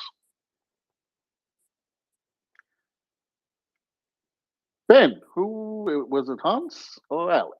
Well, Hans or Balance? Was that up there? Balanced Life. Yeah, Balance was first, and Hans was second. All right. Thank you, guys. I just I would point you to a space that Admiral Stavridis, I think is how you pronounce his name. He was the previous or prior goodness, what is the title for the supreme leader of NATO? And he actually had a theory. It was very short, and with regards to how this looks after. I don't even know how to define after at this point. I don't think any of us really do, other than a sovereign Ukraine. But he had a short theory. So there is a space that he did an interview with, I think it was Bloomberg, and he touched on this for a very short time. And I will say, this is a disclaimer. I listen to a lot of these, and I listen to this space so often that I might conflate the multiple interviews. So if you search for it and you find the space and he doesn't touch on it and it was someone else, I'm going to apologize, but I'm 95% sure he was the one that touched on this topic. So I would point you in that direction first. Regardless, the interview was spectacular, and he goes through the sort of NATO perspective to the circumstances that that are current in the illegal invasion of Ukraine and the potential for what after looks like. And so that was what I wanted to share. I do have a question though, with respect to my particular profession in emergency healthcare. I was asked this evening, and while I cannot do this, and although I have the desire to do it and the willingness to do it, I have a family, and it's just difficult for me to do so. I was asked by colleagues this evening, actually, if there was a way to be introduced to an outfit where non-military paramedics would be able to present themselves as candidates for for non-military emergency services or medical, like ER technician type work, or assisting in healthcare with respect to Ukraine, whether that be people who citizenry or soldiers. So I was wondering if there was a resource that could be DM'd to me or shared with me that I could present forward. I unfortunately won't be able to take advantage of those resources, I don't believe, unless I have a very forgiving wife, which I don't suspect that's going to occur. But I do have colleagues who have shared their willingness, a number of times, and so I'm asking to determine if there is any outlet. I was presented one a few weeks ago, but was advised that they require military service and medic. So that was Balance. Okay, two things. The first one is, can you send me a link to that interview with the admiral? Sure. And the second one is, we probably have good news for you and your friends. You may or may not remember that Roman, his last name escapes me at the second, came to visit, to speak to us. He actually comes regularly, often around this hour. He's the head of the 11th fire district in Kharkiv, and he mentions that German and Polish firemen were regularly coming to work with him. So basically, apparently, they have stints in his unit for some time and then return to their country. I don't know exactly how it works, but if you ever want to get in touch with him or his organization or something like this, that would be a good place to start. If you want, you can send me a DM, and I'll arrange and try to find more about it. All right, much appreciated. Thank you so much, and great job with the space. Honestly, like this is one of the most reliable sources for. We get barraged with so much information, coming from so many different angles, and it's nice to find a center point where you can hear not just the geopolitical aspects of all of this, but also just, well, for God's sake, just the truth, as opposed to just opinion, and it seems like everybody is a commentator, and then you come to this space and it's data supported by really just superior intelligent intellect and discussion. So thank you so much. That's all I have. You're welcome. It's Daryl doing all the work. We're just right on his tail. Thanks, Valens. Send me those emails, those DMs, and I'll reply to you. Meanwhile, we've been joined by our favorite canine philosopher. Buonasera. Che cosa mai fai al salto a quest'ora, poverino? Bonsoir. Ciao. But we'll continue going through the hands. Yeah. And Hans, Daryl, you wanted to say something? No, my dog was saying something. What's the name of your dog? Sheba. Oh. Mic check, mic check. You're good, Hans. Go ahead. You're good, Okay, Hans. thank you. I have a question and subsequently a couple of comments. With respect, I'm sure you've been asked this several dozen times already. With respect to what's happening in Kherson, can you give me a quick recap of what we know? And here's my cat, which is jealous because I'm speaking to someone else. Okay, Daryl, do you follow this better than me? Daryl? Okay, Daryl must be handling his dog. So I'll give it a shot. Yeah. What they still have that blackout on. I haven't seen anything come in as of yet. Excuse me, Daryl, when you say they have that blackout, who's they? The government of Ukraine. There's a Okay, blackout so- right now on so- any information coming out of the front. Okay, so from that we can conclude that the gunfire in Kherson is a government operation. Am I right? We have no idea as of the moment. They are not letting anything out that we can speak on as of yet. Okay. All right. So nobody knows nothing really, except that there has been gunfire. Yes, and that's been on the news. I mean, Yeah. in the Twitterverse all day long. So Indeed, it has. With respect to Wagner, excuse me, I believe they are self-contained within themselves.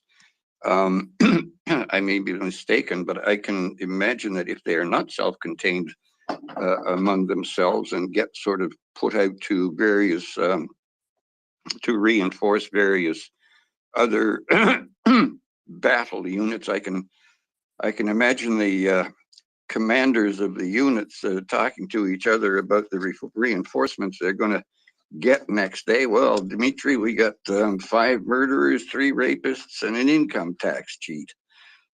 Oh boy, that'll really make us more effective. But anyway, apart from the flippancy, it seems that there is an indistinct tendency for the Russian army to break up into several sort of warlord factions, which probably will amplify, which will certainly not do the Russian cause any good.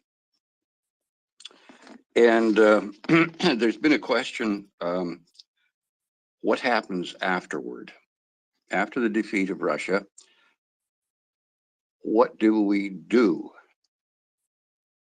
How can Russia be changed? That's an incredibly difficult prospect. But my thought on that is we can't do it by force. There won't be tanks in Moscow imposing a change of government, change of government style as there was as was done in Japan and Germany. So it's going to have to kind of come from within. I suspect Russia will, the army is kind of a leading indicator in the sense, in the way that it's seems to be breaking up into separate power centers. And I suspect that may happen within the country as well. In any event, that change of the Russian mindset is going to take a generation or more.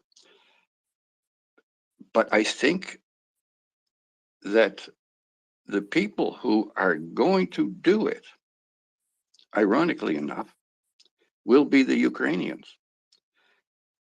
they will, when this is over, and starting from the reconstruction, they will provide a living example of what can be done in respect of government general taking responsibility for their actions, kindness. As a side comment, I might make an observation here that when you see photographs and videos. No. And you already Yes. made three side comments. I'm taking notes, but even in my notes, I'm starting to get lost. Okay. So you already have 3 points. The first one was what's going on in Kherson. The second one Yeah, check. is Did that. the Russian army animated by a sort of a centrifugal power. Yes. And the third one, which of course I forgot to write down, that you just made right now. Oh yeah, was Ukraine going to be an example for Russia, Yeah, able to change it from the outside? Do you mind if we stop here and try to address those three? Sure. Just let me finish my thought on Ukraine. Two is kind of a leading indicator for three. In fact, I'm thinking that Russia will break up into more or less, I don't know how, separate entities in some way, and that Ukraine is going to be a leader by osmosis because they speak Russian. They're right next door, and they will show their neighbors what can be done. Yeah, and that is part of the reason for the war. The Russians can't allow such a thing to happen next door because it puts the lie to their society. Okay, you get my drift. Okay, you want to take it, Ben, or you want me to do it? Oh man, I'm so lazy. You're the one doing it. All three in one go. Just to note quickly, the number 2, the centrifugal army, had already been addressed like very well 10 minutes ago by Alex Kaftelli. So maybe we don't have to return to this. Yeah, you're right. It's breaking apart. But yeah, go ahead, Daryl. Okay, as far as Ukraine being the guiding light for Russia, the one thing you have to think about, they don't consider Ukrainians a people. That's the whole reason they're there. That they're there now. Now, also too, Ukraine, even in the former Soviet Union, it was a industrial center unto itself.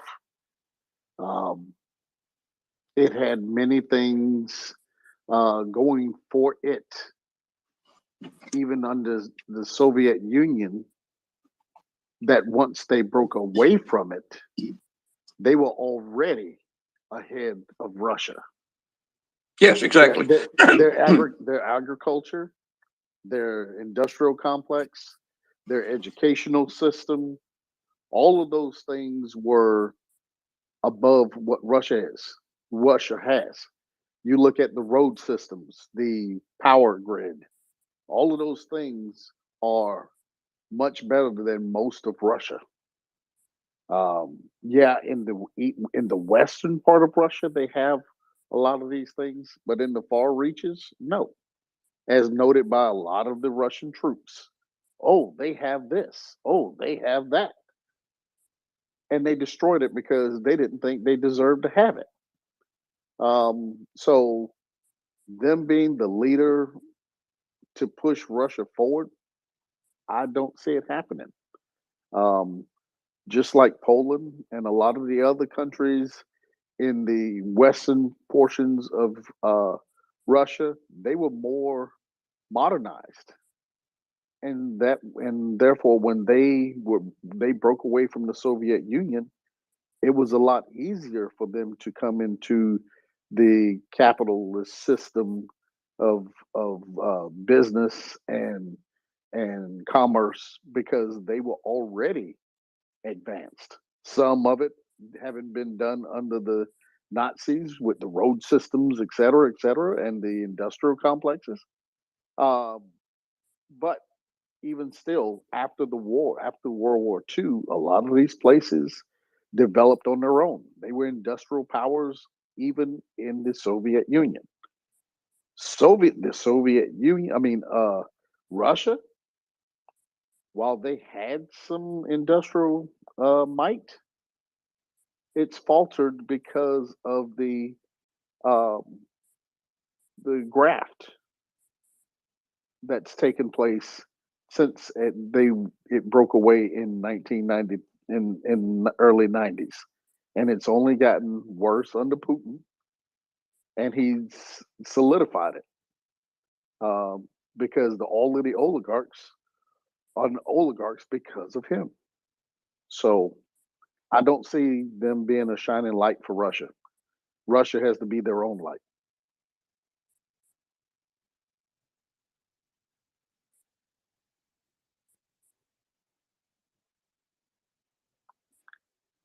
Hans, did that answer your question on that?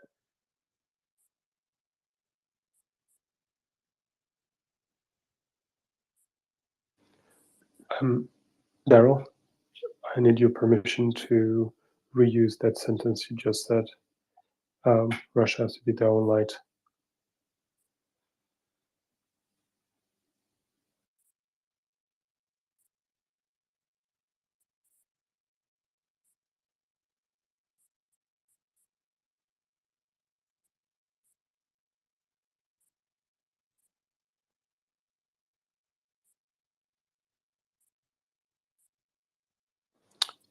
What's up, guys? Okay, Patricia, please Yeah, wait just up. wondering. Yeah, and I'm not sure the format. Is this just a discussion among all of us, or are people referring questions to a panel who's answering them? I'm not sure. Okay, the way it works is there's a line of questioning, and the people who are the co-host either have the answer because some of them is their job, others because they've listened to this question mentioned a number of times, so they can just repeat. And as a result, we can answer it. Or if we can't, we know a few people who can. So for instance, if you have any question regarding the Balkans, we can always turn to Joseph, who's right there. Places like Kyrgyzstan, the Balkans. That's the sort of people we can call on. He's very good on barbecue as well. And then the next person comes with another question, and very often on the panel, people who are there for asking questions also know a lot of stuff. So one person who knows a lot of stuff at the moment is Alex Capitelli. Please go.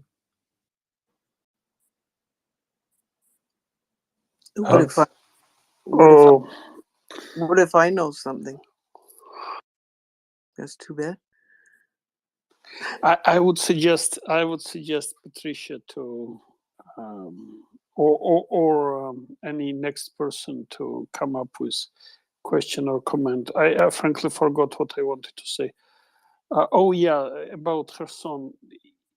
So far there is no information, but that could be because of blackout exactly. So what we know is the supply lines for Russian troops in whole Kherson area are very complicated. They are now trying to use helicopters to provide food and stuff. I don't know how successful this can be. And speaking of winter, which is coming, I don't think Russians will hold it until winter, but thinking of winter, it will be like using helicopters to provide them with food, warm clothes, and fuel, because they will use way more fuel in winter just to keep warm. I'm not sure how it's gonna work, but that's something Russian military needs to plan for. and we'll see if they have become any better in their planning. Thanks.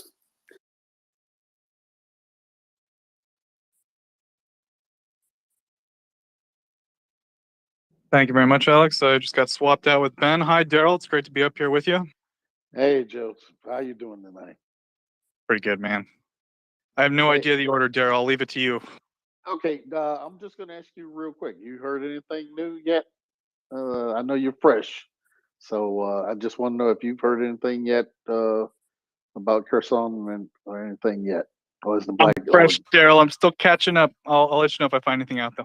Copy that. All right. Linda, you were next. Yeah. Hi. Can you hear me? I can. Yep. Okay. Cool. I brought up a topic last evening, and I got some pushback on it. But I have reason to bring it back up this evening because we've been talking. We meaning in the space, people in the space have been talking again at long length about this same general topic, which I think is a topic that this space is not focused on and does not have the requisite knowledge inherent in the space amongst the moderators, etc., in order to do that topic justice. So to the degree that we're talking about the history, the culture, the future of Russia and the threats that they have faced, have made us face, us meaning the Western world, multi countries, and to the degree to which they will in the future. There's a lot of experts in here, a lot, world-class expertise, but it's not that expertise. And so a lot of people are expressing opinions, but it's not professional opinions. So I think the questions that, in the assertions that have been made, the assumptions, etc., need to be moderated by a group of panelists whose expertise is multidisciplinary and spans history, cultural anthropology, social psychology, behavioral economics, international mobster rings and how they operate, international law, et cetera, et cetera, et cetera, right? For example, I'm a systems analyst and I have, many, many years in IT and strategic planning for IT, artificial intelligence and how to apply it. I was writing expert systems in the 1980s, yada, yada, right? And today the latest is knowledge management and decision intelligence. But I'm not equipped to offer, to make presumptions, to assert my presumptions about HIMARS and ATACAMS, et cetera. That's totally outside of my wheelhouse. And to me, rather than tabling these kinds of discussions about, what happens with regard to how do we deal with Russia after the war, and how do we damp down the threat, and what might happen and what might happen, blah, blah, blah, blah. The true expertise that's in this space is different from the expertise needed to say anything, or even, right, authoritative. And Linda, just to go to your point here, that's why I've always said it's the unknowable, because at this point nobody to talk about what's going to happen with Russia. Yes, people are interested in what may happen with Russia. Yes. But the focus that we try to bring it back to, and we do it all the time but we do answer the question with the best information we have about what is going to happen with Russia. And that's the sanctions are going to exist. But when it comes to the Russian society, we've always deferred. right now, that's not the focus here. It's not. And that's not the focus. And at this point, because of what they have done in Ukraine, nobody really gives a flip about what's going to happen in Russia, except for the politicos who are going to have to navigate that once a cessation of arms comes to pass. But again, what's going to happen in Russia is going to be on Russian terms, and it doesn't matter how many, like I was telling you in the text before, what's all the symposiums and Western thought leaders that get together to decide what could happen in Russia. Those points are going to be moot because it's going to have to come from within Russia. Nobody's going to be able to affect any changes in Russia unless the Russian mindset, which is centuries old, is able to be changed from within. It's going to take Russian speakers of Russian thought to take and move the needle within Russia. It doesn't matter what Western theologists, behavioralists, etc., say, because they are always going to be considered the West, and we have always been their enemy. That you're not going to change that thought for Russians. Tell me when I. That's because that's what they have been taught forever, since the beginning of the Soviet, pre-Soviet, with Leninism, Stalinism, and coming forward to Putinism. They've always been fed the same. The only places that have any light are places that actually have had significant commerce, such as a place like Odessa, which had shipping. That was one of the main shipping points into the former Soviet Union. But other than that, it's going to have to come from within Russia. And that's why we move on from that conversation as much and as quick as we can. Okay, can I respond? Sure. Okay, I'm not disagreeing with you because a lot of what you just said, I would say the same thing if it were me if I were the only one to make any decisions going forward.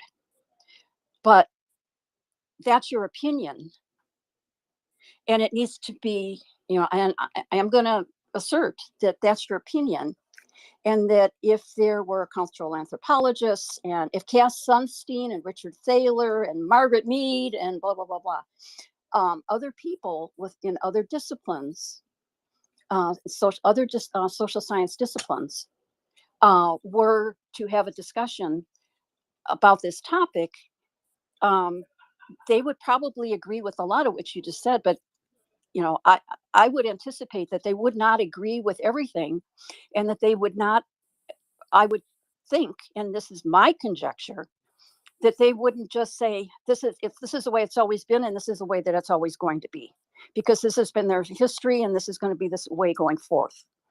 Okay, I'm in decision intelligence, and one of the premises with that is that, looking at patterns, etc. Just because there's been a pattern of things happening in the past, you cannot bank on that pattern holding in the future.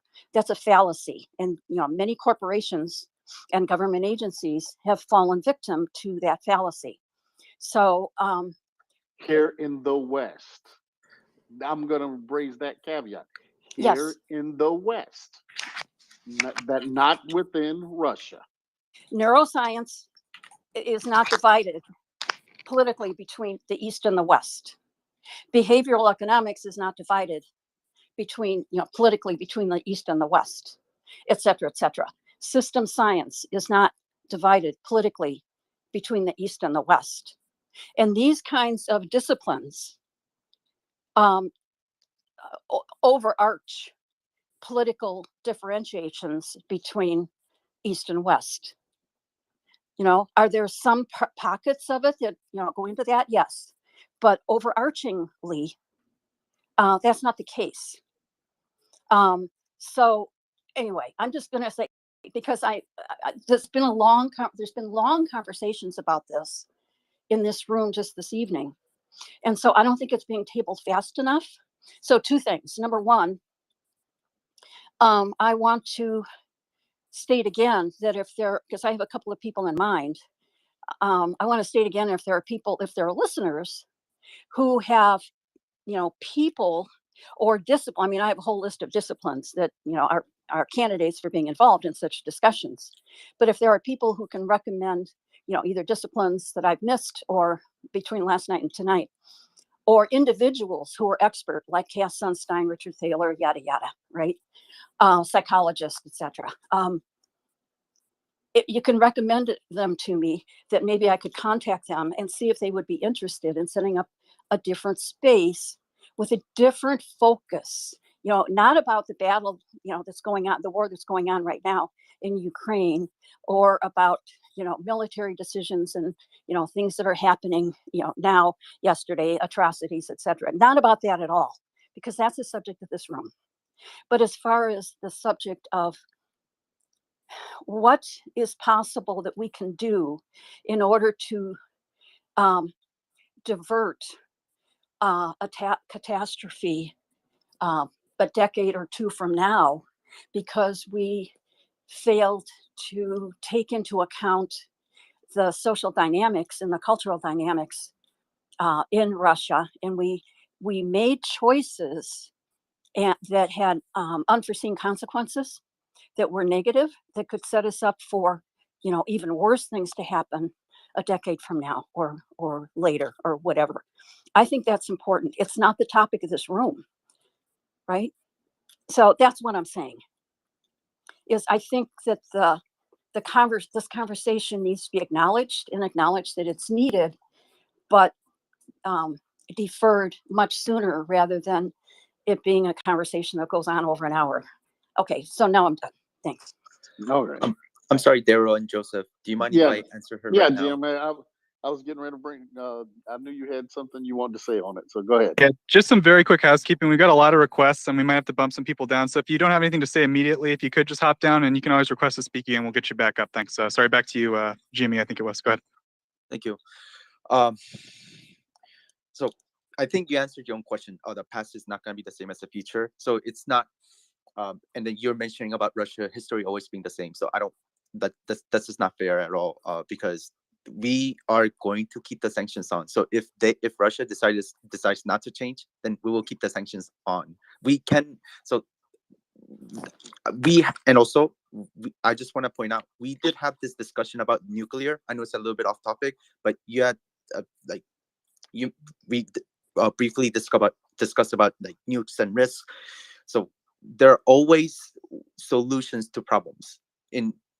So if Russia does not want to change this course of history, and they will have to find their own, like when they are punished for war crimes, ICC and everything, they will have to find their own identity. And if they refuse to do it, we will just not lift sanctions. They don't have to trade with us. They can be excluded from the world.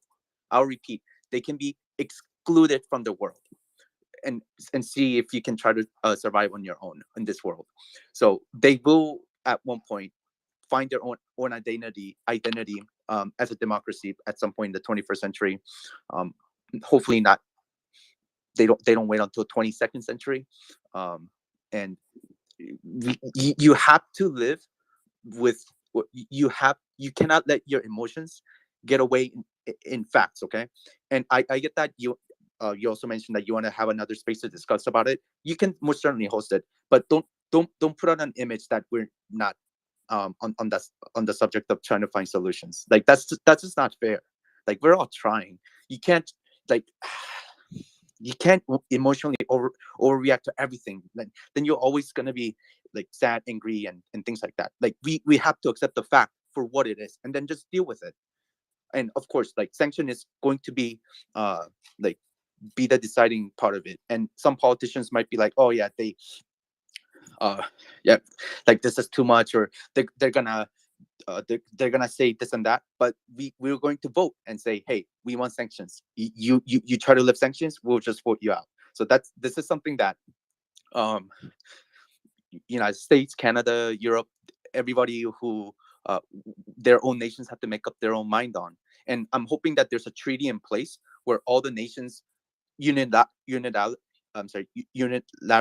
agree to put the sanction in place as together instead of individual nations, because that's going to be a little bit more fragmented, and it's going to be difficult to coordinate. So when Russia is defeated and pushed back, I hope all the Western governments, including some Eastern nations who are democratic, to unilaterally agree to sanction together, not just have every other country do it on their own. So that Russia can be pointed towards the right direction. And if they don't want to do it, then don't trade. No business. Live on your own. Like, Can I respond? Go ahead, because I really want to move on from this. So go ahead. Yeah, I'm hoping so. Number one, it's triggering to me as a woman that when I say something and I'm trying to be clear, I'm accused of being emotional. So be aware of that. I'm not emotional. I'm trying to make a point.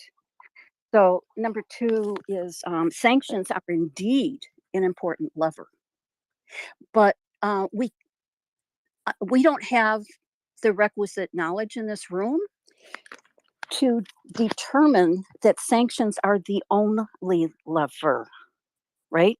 There's other levers, and sanctions is indeed a big one, right? And and then number three is any and all of the different kinds of levers that could be pulled in order to try to, remember, this is not about, being nice to Russia or giving them a break or anything like this. Is about deterring future risk that may come about as unintended consequences because we either did something mindlessly or failed to do something mindlessly.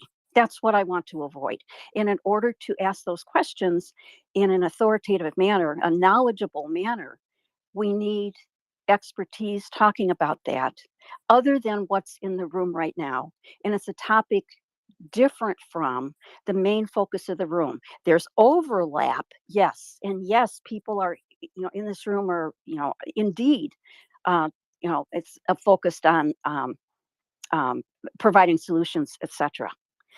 But what I'm talking about is broader and it's different. There is overlap, yes, and there is some overlap of expertise, yes. But the main focus and the broadness of this topic going forward, and the time scale of going forward, is fundamentally different. So I'll shut up now, and hopefully that's the end of it. All right, let me say one thing, Jimmy. Hold on. Let me say one thing. I want to apologize for that statement that was made about the emotional. I did catch that myself, and so I want to apologize, Jimmy. That wasn't about her. Well, no, it was not about her. It's just that we Jimmy, had this discussion about nuclear. So I wanted to emphasize that we cannot let our Jimmy, fear and emotions get away in the facts. It had nothing to do with who she was. No, Jimmy, you must understand language and words mean things even if you don't intend it that way. They can be gleaned that way. And so just, when you say things, just keep it to the point. Yes. So the point was that she had that same point towards nuclear. Wait a minute. To say someone is emotional or otherwise, that's conjecture on you to a person. So let's just keep it to statements, not on how the statement was felt or felt. Can we just agree there? Because okay. We cannot interpret situations with emotions. Well, we can say you can not interpret. You can say we don't need to interpret things with emotion. But Okay. when you refer to someone as being emotional, and that's where that's how that statement came across, you run the risk of offending someone. So we just kind of keep those words, you know, let's just lay those down and just leave them where they are. And I just want to end this right where it is. We don't need to say it. You don't need to explain it. It's not. Oh, I'm not explaining. There's no. I agree with you. There's no offense. I hope There's don't no. take any offense. Yes, But we don't no need to offense. make we don't need to make it we don't need to make it an issue here. So let's just leave this. It's done. It's over with. I apologize to Linda for the way it came across, because I No myself problem. I heard it and Okay. it So sounded that way we to don't need to myself. interpret situations with emotions. It's important to stick to facts and what is happening. Okay, that is the core issue. And I brought this up because we had the same discussion with nuclear power, with in regards to generating electricity. And also, I do believe that it's appropriate to discuss these situations, because in the future, But not at this quote, time. politicians are going to be making decisions. So Right. people who are listening Politicians. to a part of it, they're going to vote on it. So it is important. It is relevant. Yeah, but that's To when say we that have it's that's when we have irrelevant means that politicians I don't have here. voting power. Right. But you can save those. We can save that for when we have politicians here speaking on those issues. Am I fair to say that? Because no Yes. one here, we're not speaking about we're not speaking about the politics of Russia at this point and Oh, we're what's not. going to Of happen course not. and what's happening in the future. So let's just keep it to what's currently happening in Ukraine. What is currently happening in the geopolitics, whether it be in Germany, etc. But as far as the future of Russia, politics, society, etc., that's not the point here. And let's just keep it let's just keep it that way. Everybody, yes, there are going to be So questions. There are going to be questions about the future of Russia, but for right now, that's not the focus here. Yes. We are so I was focused on addressing her Ukraine. question that they will have to make up their own mind, but we don't have to. We're not obligated to lift sanctions. That's the point. And we are. It is appropriate to discuss. Because she was telling us we don't know what we're talking about, but we do. I Not what disagree with I her. said. I'm sorry. That's not what I said. That's No. not what I said. So yeah, this conversation, I agree with Daryl. Is neat, and I'm not offended. I've worked with and for men for my entire career, and there are nefarious people, and there are people who are products of their culture, and they're not necessarily the same. Right. So just by saying something that's a trope or whatever is not necessarily intended. So there's no offense. I'm just saying that, that's the effect that it had on me, is it triggered me, but that doesn't mean that it was intended. I have no, no presumption that it was intended. But the other thing is yes, Russia's going to have to figure this out. However, that doesn't mean that our hands are tied and we can't do anything in order to influence around the edges, right? There's a book that I would recommend that everybody read. The title is Nudge, NDGE. And I would, that's just one in a whole slew. But I would encourage everybody to read that book who has any interest in this subject whatsoever. And it's written by Cass Sunstein and Robert Thaler. I think it's Richard Thaler and Cass Sunstein. That approaches some of the things that we need to be talking about, but not in this room. So anyway, Daryl, thank you. Okay, I just got to jump in here to say real quick, we got 5 people requesting to get up. So if you don't have your hand up, I got to bump you down. Nothing personal. Really sorry, guys. Thanks. Back to you, Daryl. Yeah. Thanks. Bye.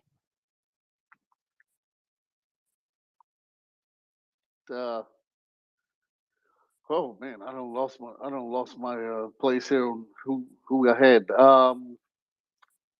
JJ, I'm gonna go to you first, and then I'm just gonna go straight, and then Bertrand, and Jerome Kukin, and then Nora. You'll be the But I last. just want Daryl.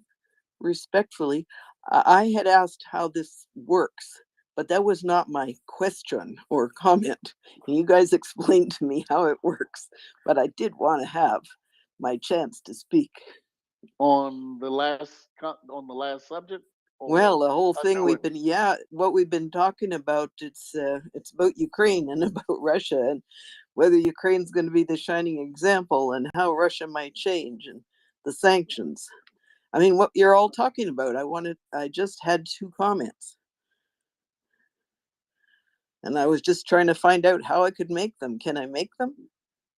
Yeah, well, but we have an order. So Yeah, but I've been up for a long time. And when I got up, I asked that question, and then I guess you thought that was all I wanted to do was just ask how I'm allowed to put my question. So I got but I got bumped out. I don't think nobody bumped you out. I'm not sure how that happened. No, but But anyway, you might not have realized that I wanted to say something. So I can wait a bit, or I could say it now because it's on the topic, whatever you like. Go for it. Okay. Well, I don't think we're exchanging facts. We're all exchanging our understanding of the facts or our opinion and a mixture with our opinions.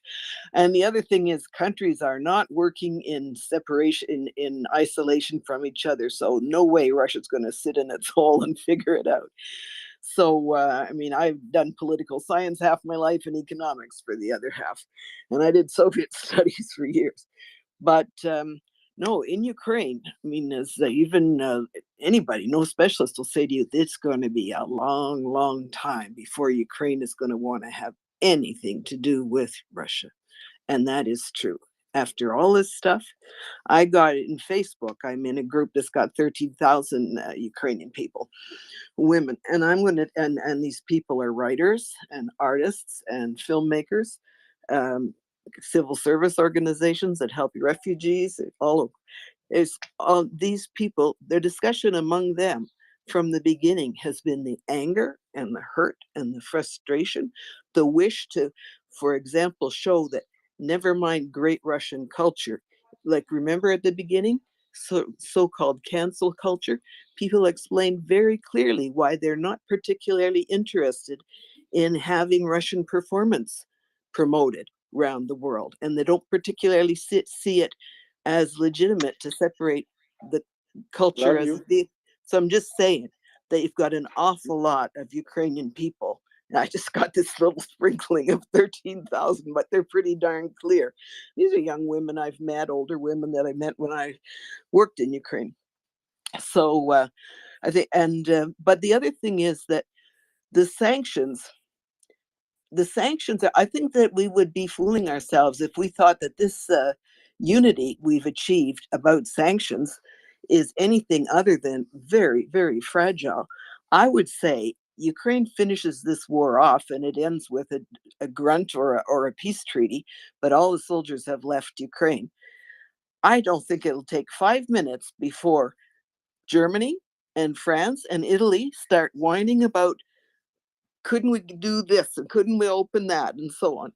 We've got about 148 nations in the world, mainly the global south, who don't particularly want to vote on any question to do with isolating Russia or opposing or speaking against it.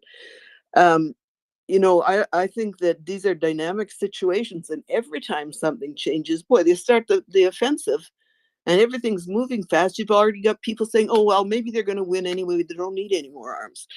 And you move 2 steps in one direction, and the whole dynamics of the situation changes. And the Putin verstehers are going to come right back, or the Rusland verstehers, understanders. They're going to be right back there saying, well, come on, they gotta have some way to breathe, to interact, and so on. So that unity around sanctions, I would just have to predict with great confidence that it will be a very tough thing to hang on to.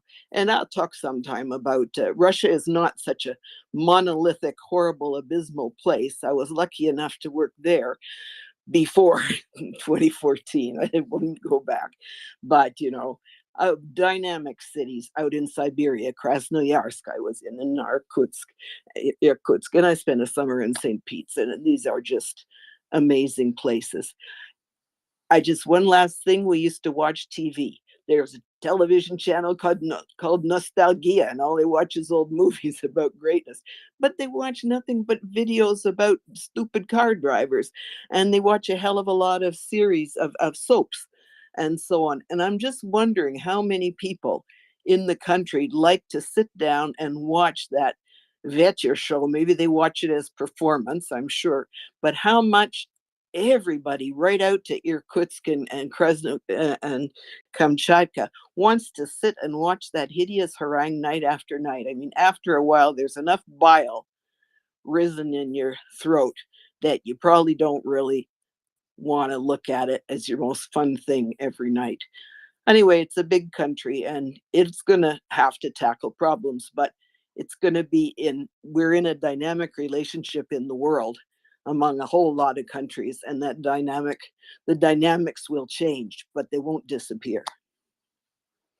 That's all. All right.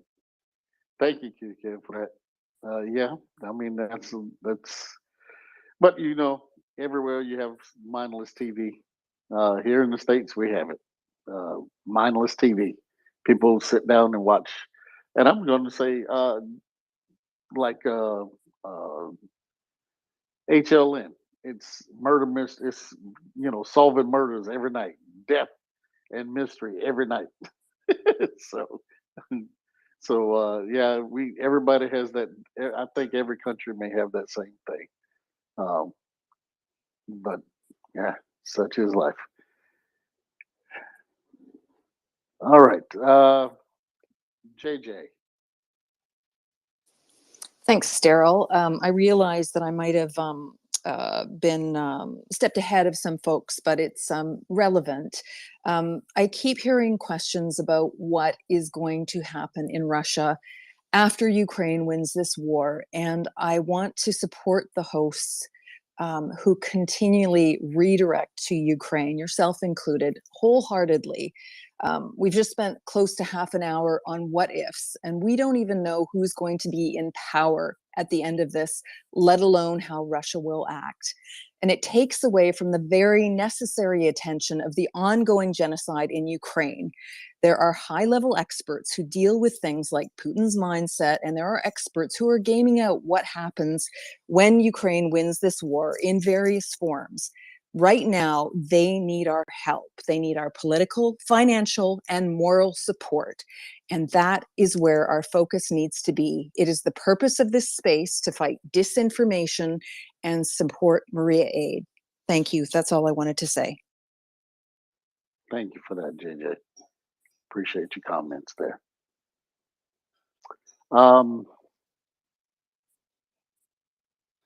Print. Wait a minute. Joe, by the way, if you ever need a minute, like if you're indisposed, just let me know. I'll take over. Okay, yeah. Let's go to Bertrand. Hello, guys. So I just really came up regarding the question that Balanced Life was asking like 1 hour ago regarding someone joining the Ukrainian efforts with emergency medicine experience. But, the queue is what it is. We are lucky that plenty of people are like tuning in. So I wanted to DM him. His DMs are not open, so I pressed the magic button since I am directly familiar with a very similar case. A friend of a friend, recently person trained in emergency medicine with military training, but no direct combat experience. So the long and the short is the following in 7 seconds. Right now, Ukraine is accepting through its official channels only people that have actual combat experience. And I am sure that they are extremely grateful for anyone who wants to help. But the burden at this point for integrating someone that has no combat experience might understandably not be worth, especially for someone that might not be or is not fluent in other Ukrainian or Russian. So, but by no means don't take this voice as a authoritative source about anything, you should check the official site for the recruitment, which is fightforua.org, or you could just Google for Ukraine how to join, and that's the first result that you get. So that's just a public service announcement about this. I would like, in passing, to also acknowledge that Darrell is doing an absolutely awesome job as a moderator. So if, for one, I would like to see him more often in the role wherever he has time.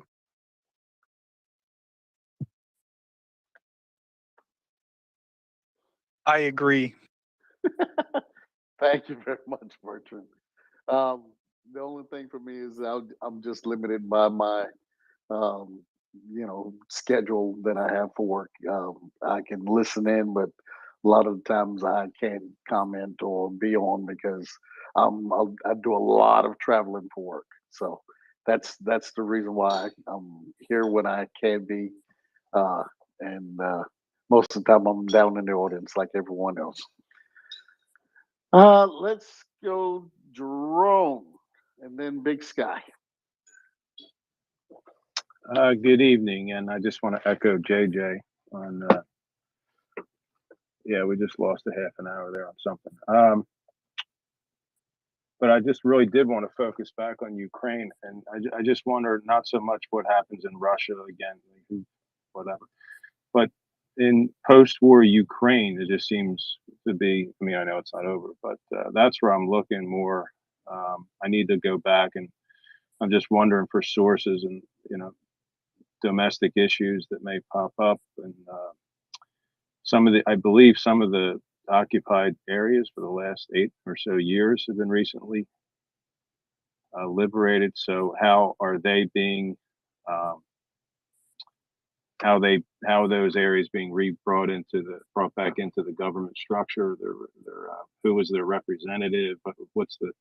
I need to look into what type of government they have, and those are the things that are really interesting me. How are they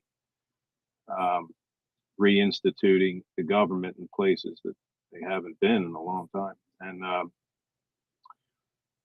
after they win, the challenges, it's always very difficult after a war, and I just see some very unique challenges for Ukraine after hostilities as they just try to reinstitute the government. I know they're under martial law now. Like, how does that get lifted? I know I'm way ahead of the game, but those are just some of the things, and the ability for outside influences to still be there and how to weed them out. Those are the sorts of things that are really interesting me. At the moment, I need to I need to catch up on the situation beforehand immediately, and like, what's Zelensky's political party? I don't even know. So I need to look into these things. Those are the things that are actually interesting me at the moment. So I just want to keep the focus on Ukraine, not talking about keeping the focus on Ukraine, but actually doing that. I think we spend a lot of time saying we're going to refocus, but not actually doing it. So with that, I'll drop down. Thank you. Thank you very much, Jerome.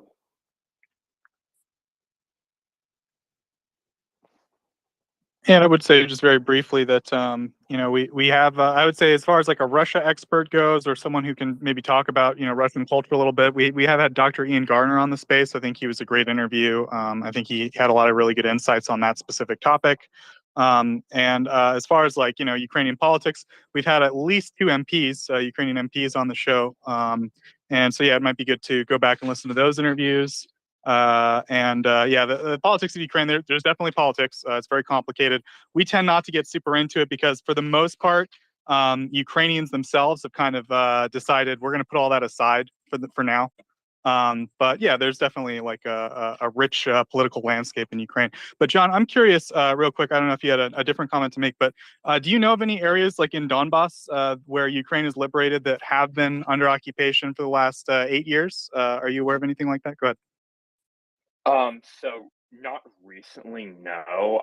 I remember seeing some reports from like the first 2 weeks that in a few areas, Ukrainian forces had been able to advance and liberate some very small villages that had been occupied since 2014. And this was back in March, and it was extremely funny at the time. I don't know what the current status of those. They were really small. They barely appear on a map. So I don't know the names of any of them, and it was a small number, but I don't know what's happened to them since in terms of the current territorial control. But as it stands right now, Ukrainian forces have not yet liberated any of the previously occupied territories. Yeah, that was my understanding as well. Is that what you wanted to comment on, John, or did you want to say something else? No, someone just I believe Jerome had referenced martial law in Ukraine. Just on a quick technical note there, as it's currently been set up, the act declaring martial law in Ukraine as well as mobilization has a sunset clause in for 90 days after it's enacted, and so it's already been reenacted once with the same sunset clause. So it will automatically expire if it's not renewed by the Verkhovna Rada, Ukraine's legislature.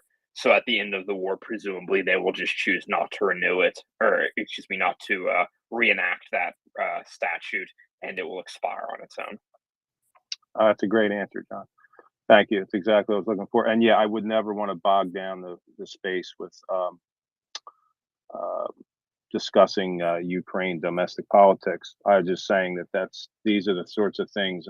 I used to for a while in the beginning, like, yeah, I was digging into the Russian, but I found it's kind of a dead end street. And I just find that looking into Ukraine's situation is far more interesting. And it's just rich in just comparing other nations that, after post-war, what happened there. It's very challenging a lot of times. And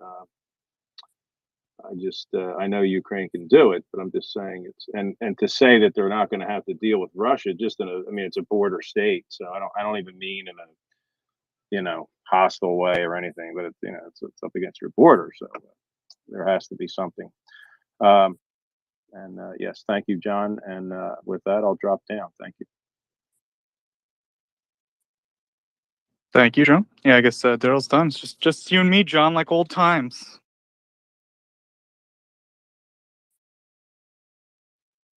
Indeed, Joseph. Many interesting conversations have been had with occasional detours into Tajikistan, among many other fun discussions. John, why is Tajikistan in the news again? I hate when this happens and people start calling me and asking me questions. Oh Lord. So yeah, the current border conflict that I get the sense that it's anomalous in its intensity, but I don't have any relevant background to speak to that. So you're the person that is knowledgeable about this matter. Okay, yeah. So we'll keep it real brief. So basically, Kyrgyzstan and Tajikistan, these are two countries in Central Asia. So I'm watching my dead dog, and he's a real firecracker. This one. Oh my God, I gotta get rid of that squeaky toy. I'm gonna go inside, guys. Sorry about this. Okay, so Tajikistan, right? It has an area of land. So Tajiks are Persian people. Most of the people around are Turkic people, and so they're like kind of different, right? They speak different language and so forth.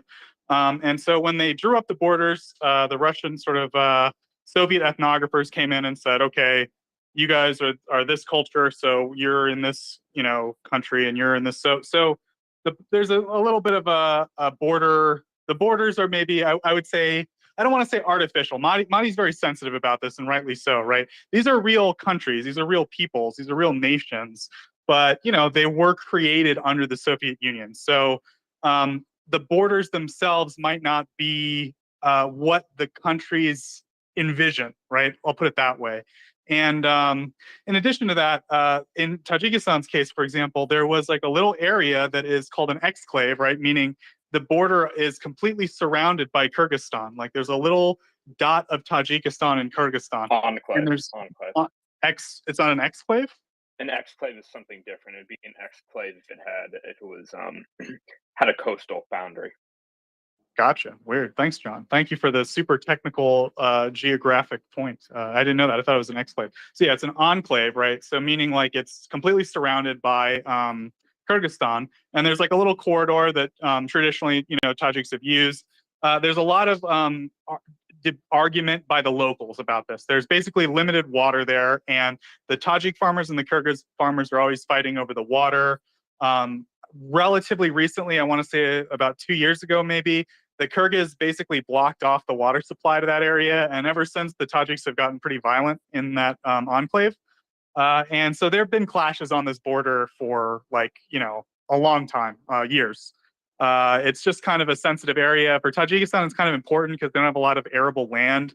I don't really understand the Kyrgyz angle. My focus was Tajikistan, but I think for Kyrgyzstan, it's just like a border issue, right? This is like a nationalist issue, for lack of a better term.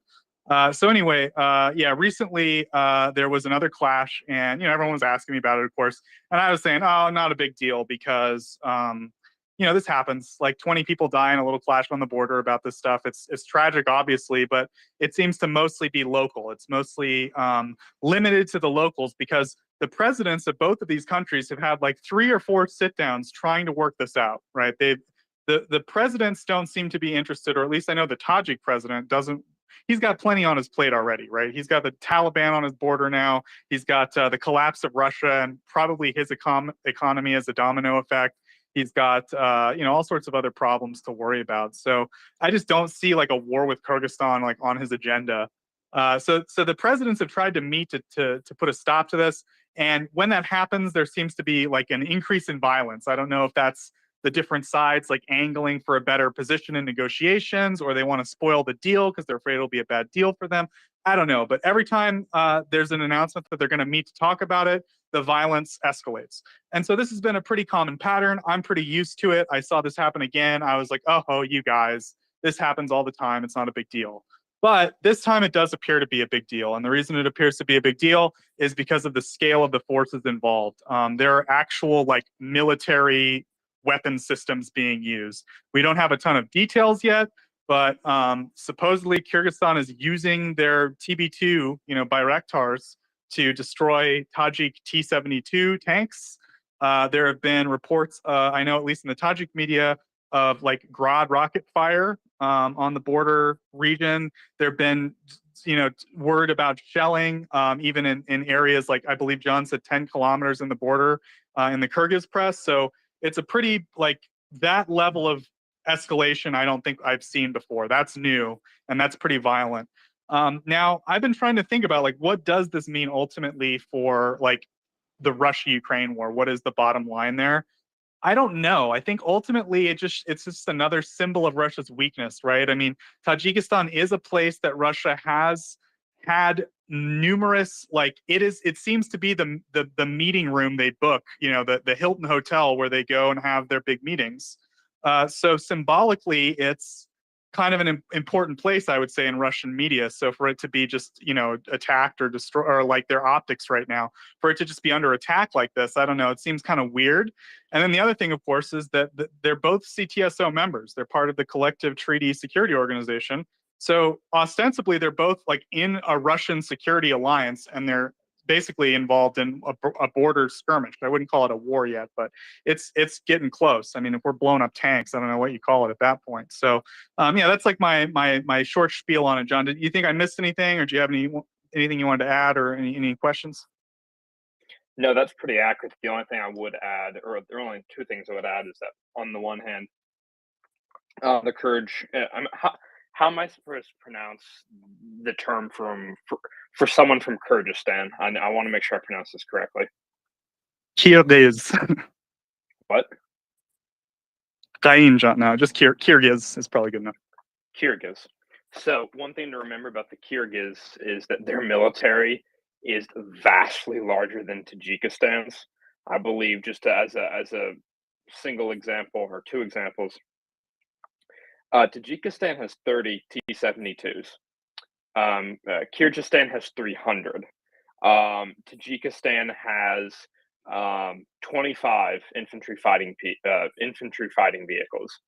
Kyrgyzstan has 275.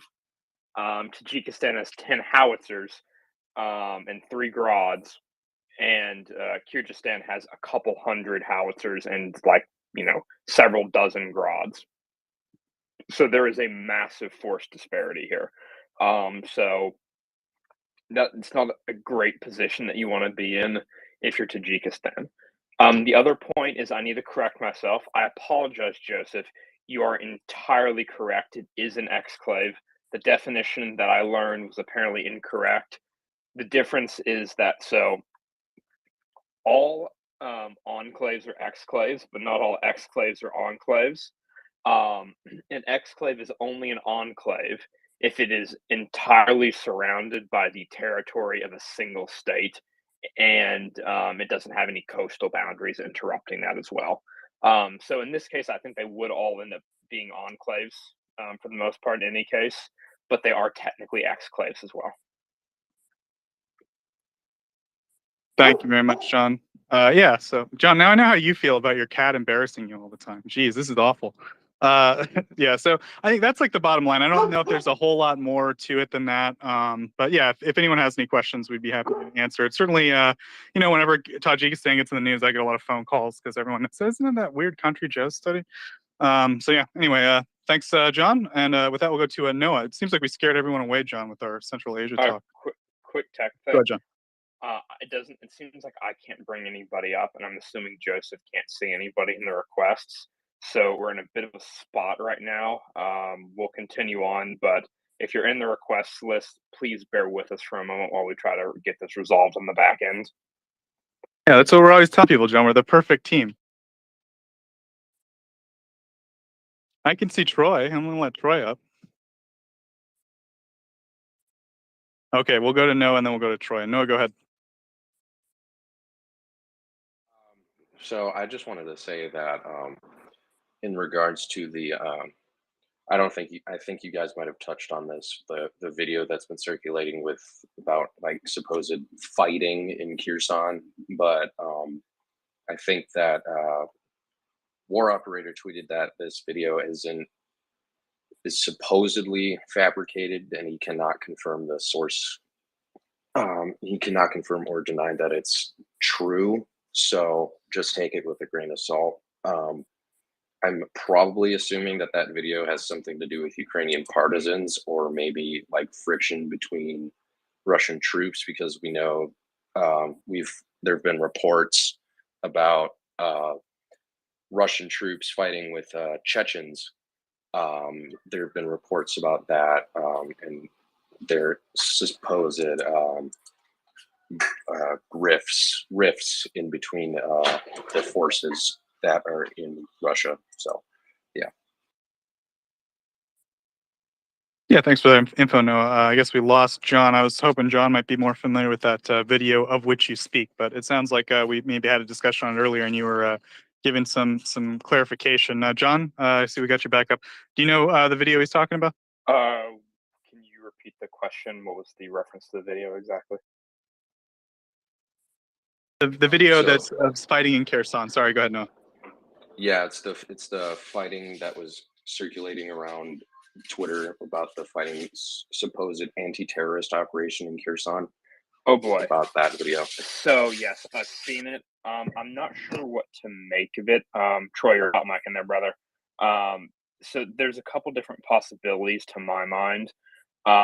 There's really 3. So on the one hand, it could be Ukrainian partisan or soft activity in Kherson city itself. That's happened before. That's not unusual. It's happened before, and will continue to happen going forward. There's also the possibility that this was staged as some sort of, PR video. There's some indications that it was, like, I believe during part of it, they cut to a random cyclist and, like, interviewed him on the street in the middle of this firefight. And as Special Kherson Cat pointed out, the Russians have imposed a curfew during the time that this firefight happened at. So there shouldn't be a random civilian on a bicycle going around downtown Kherson, because that violates the Russians' curfew, and that person would probably be be shot or disappear if that were to actually happen. So that's kind of odd. Now, the thing that cuts against that is that it looks like the Russians who were engaging this firefight were taking alive incoming fire. So it looks very strong, like they were actually being shot at by somebody. So that then brings up the possibility that either they were using live ammunition for a staged video, which would be uniquely Russian, or this was some kind of red on red incident, a friendly fire incident between two groups of Russian forces. And yeah, the one little detail I'll add in there is we do know of some type of force. I remember Special Kherson Cat pointed this out. There's some type of force there. They're well equipped. They don't have the regular military, regalia or stuff. And they're wearing masks and stuff, and they're the ones that disappear people. So there do seem to be Probably different Redoute. types of units.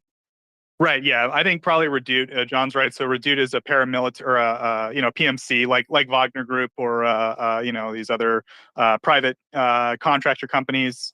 Redoute is like very closely tied with the Russian military, and so yeah, these seem to. If we're guessing here, but if we had to guess, we think those are who those guys are, and these are kind of separate fiefdoms. And so there is a possibility that they would have some red on red, as John pointed out, like that they might get involved in some kind of a fight over something. And it's an over loot before, we know, and over conflicting orders and things like that. So and there was the incident not too long ago, John, if you recall, where the the two FSB guys came and tried to talk to that one guy. Do you remember this? And he got in a gunfight with them. And 3 FSB operatives were killed, I believe. Yeah, so I mean, the boys will be boys, I guess. It's certainly possible that this was some kind of red on red incident. But yeah, John, I think you pointed out the 3 best theories on this. If you had to lean on one, what do you think? Oh, go ahead. I suspect, I'm going to be honest, I think it was red on red to some extent. I think partisan activity is probably the bottom of the list of the 3, because of the fact that they were interviewing that cyclist. That just strikes me as incredibly staged. All of the Ukrainian sources were screaming that this is definitely staged. So I think either this was some kind of red on red incident, or they were staging some kind of propaganda video and genuinely shooting at each other with live ammunition in the process, which is about as Russian as I would expect. So yeah. Or maybe they were trying to resolve a dispute over who gets the washer and who gets the dryer. It's happened before. Yeah. Thanks, John. I think that's like a good guess. Good best guess. Colby, welcome up. Go ahead. Thanks, Joseph. So Central Asia and what's happening there right now. Russia has a Air Force base in Kyrgyzstan. Russia has a army base in Tajikistan. And this army base, it was reported by Radio Free Europe that they had redeployed some 1,500 soldiers from that base to the front lines in Ukraine. For obvious reasons, we've known for some time now that Russia has been redeploying forces from all around the world, both foreign deployments in Syria and domestically within Russia, within the Federation, but also these foreign military bases and foreign operations, and redeploying them to Ukraine because they are obviously taking horrendous casualties and need fresh units. So they reported 1,500 soldiers were redeployed to Ukraine from this base in Tajikistan, and that is potentially, based on the estimates of the total number of soldiers that were there, 20% of the deployed forces at the 201st military base in Tajikistan. So I do not believe it is coincidental that Russia withdraws forces from this military base, and all of a sudden we are seeing a flare-up again between Tajikistan and Kyrgyzstan, who've had ongoing border disputes. Primarily, sort of the root cause of this is water disputes, is one of the main factors for why they are having these tensions and why we're seeing flare-ups on the border. So it's not coincidental that Russia's withdrawing forces and this is happening all of a sudden. And this is Russia's strategic dilemma, is that they have interests all around the world, but particularly in former Soviet Socialist Republic countries that are no longer part of theirs. They still have very significant strategic interests in these countries, and they maintain close relations with these countries, and in many cases they have military bases in these countries. And their dilemma is that there is an obvious interest in maintaining a robust presence in these countries to maintain stability and ensure that these countries are aligned with Russia's foreign policy goals and their interests. And they are not able to maintain that presence to the degree they would like because things are going so badly for them in Ukraine. So their misadventure, their illegal invasion of Ukraine, is having very far ramifications for Russia's whole strategic interests. And this military base, there is reporting that even during the buildup on the border of Ukraine, even as that was happening, this base was actually being re-equipped and rebuilt with new equipment and new weapon systems. So that speaks to the importance that Russia places on Central Asia and their continued presence there. And they are now being forced to make these very difficult choices and redeploy forces to Ukraine to try and salvage this debacle.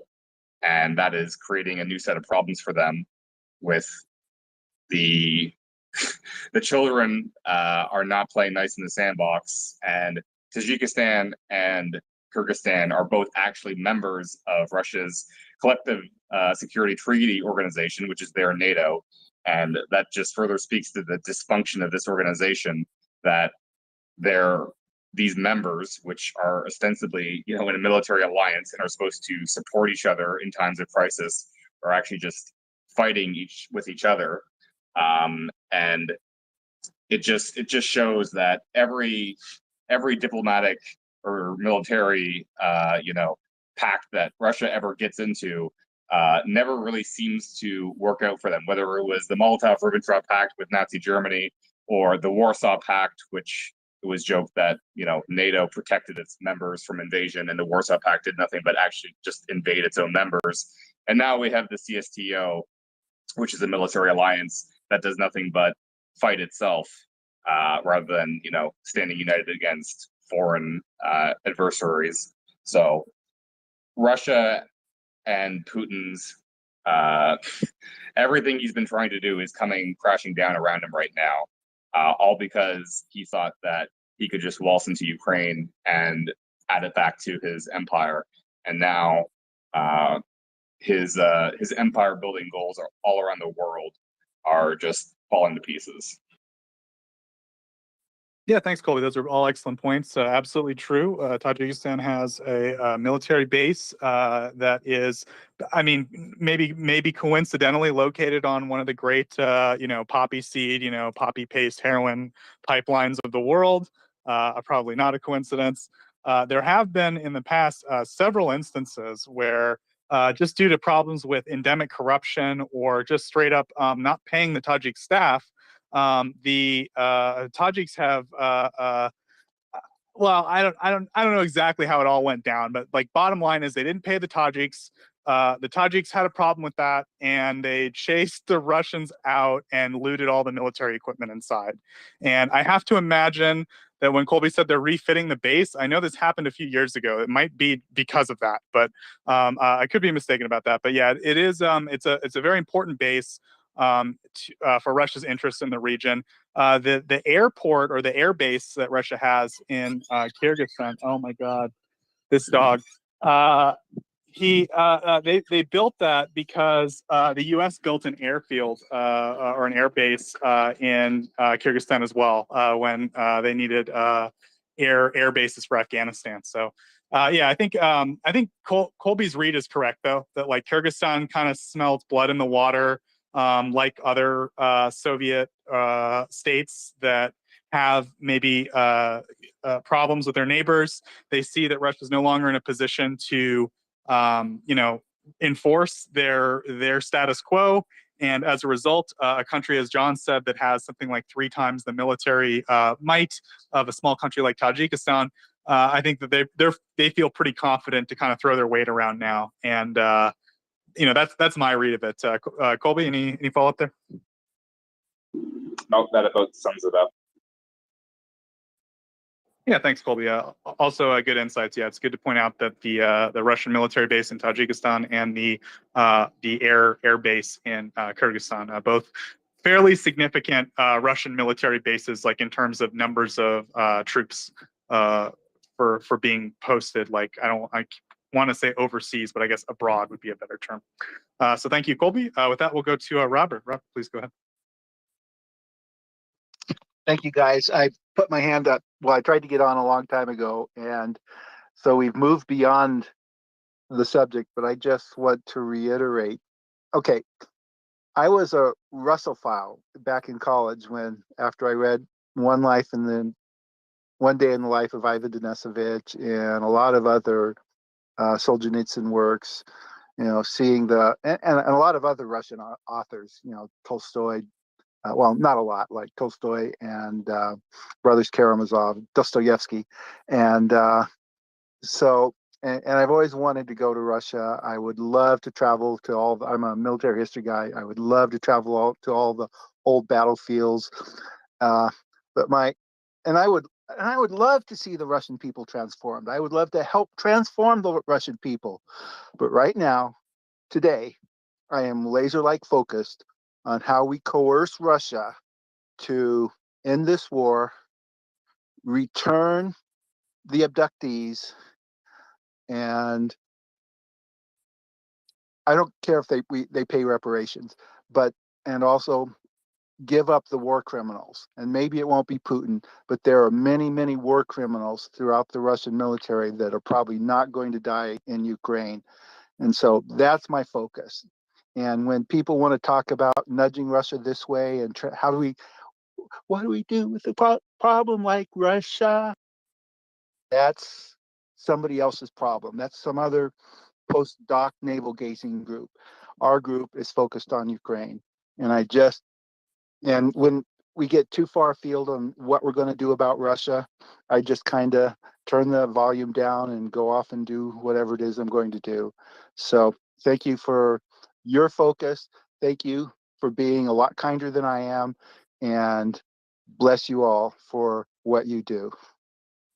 And there's not a question there. Yeah, thanks, Robert. I think we do our best to, I don't know. I think this idea that we need to think about what we do affects Russia, or how we might be able to change our actions to affect the internal politics of Russia. That's like I don't know, a problematic exercise, I guess. Right? We wind up dictating our own behavior, and limiting our own behavior in a way that might. I don't know. I think that's playing Russia's game. I think the other thing too is, it's true that like academics can pick the stuff apart, and they should, and they will, and it's happening, and they get paid a lot more than we do. I'll tell you that much. There's nothing wrong with that, but at the same time, I think that the academic tools weren't designed for. Or I'll put it this way: Russia understands exactly what game or what epistemology or approach the academy is using, right? And they take advantage of it. Like they know exactly how this stuff is understood and studied by the Western academies, and they make sure to deploy their narrative in such a way that takes advantage of those blind spots or efforts towards objectivity or neutrality in the academy, right? So it's not to say that it's not productive to have these academics, but I think it's great. One of the reasons I like this space is we're not constrained by the academic methods that I myself am involved with, have been involved with in my career, that would require us to take certain approaches with Russia because, quite frankly, Russia is different. Russia's current culture supports an imperial state that is, exists to conquer and expand, right, and colonize its neighbors. So I think that, the idea that we have to apply certain academic lenses to it, it's entirely true. I've done it in the past, but at the same time, it can be, they're committing a genocide in Ukraine right now, and there's plenty of time to do that. There's plenty of people who are doing it, and there's nothing wrong with doing it. But at the same time, there's something to be said for just trying to contain Russia to its borders and leaving it to their own devices. Quite frankly, Russia seems to think that we have this great concern or interest in their inner world, and I think we really don't. We don't really care. We just want them contained to their borders. As long as they're doing whatever they want to, they can love Putin as much as they want, contained within their own borders. But when they start invading other countries and manipulating the politics of certain countries, that's a problem, and we're going to push back, and we should push back. We have every right to push back, and if we push them back to their borders, and then we tell them, okay, you're back in your borders, you're back contained to where you're no longer causing problems for us. Now we'll go about our business, you go about your business. I think it's a perfectly respectable position to take. We're not against. I don't want Russia to fail. I don't want Russia to succeed. I don't want Russia to have a better leader. I don't want Russia to have a worse leader. I don't care. I just want them back in their borders, choosing their own leader, doing their own thing, just like Ukraine. I mean, Ukraine, exists as its own entity, and it can choose its own leaders. It can do its own thing, and that's how international law works. It's great. And if Russia wants to have a less progressive or more progressive state contained within their own borders, more power to them. I don't really care. I don't really have any position on like what actions I can take to ensure any kind of better dividend with Russia. The minute you start talking to Russia, you're playing their game. Like that's what they want you to do. They always want you to do is go talk to them and have a sit down and legitimize all their garbage, and they just are going to use it as a position to bludgeon you with later. Like that's my opinion. Anyway, that's a long rant. And John, I don't know. You want to add anything here? I don't know. Probably not. Just you hit the main points very well. Just the only thing I might add is that given that Russia is a fundamentally authoritarian or really totalitarian state, bent on imperialist expansion and genocide, the appropriate response is not, some subtle technocratic solution via international diplomacy. It's raw displays of military force. In the case of the Ukrainians, it is the direct application of military force to Russia.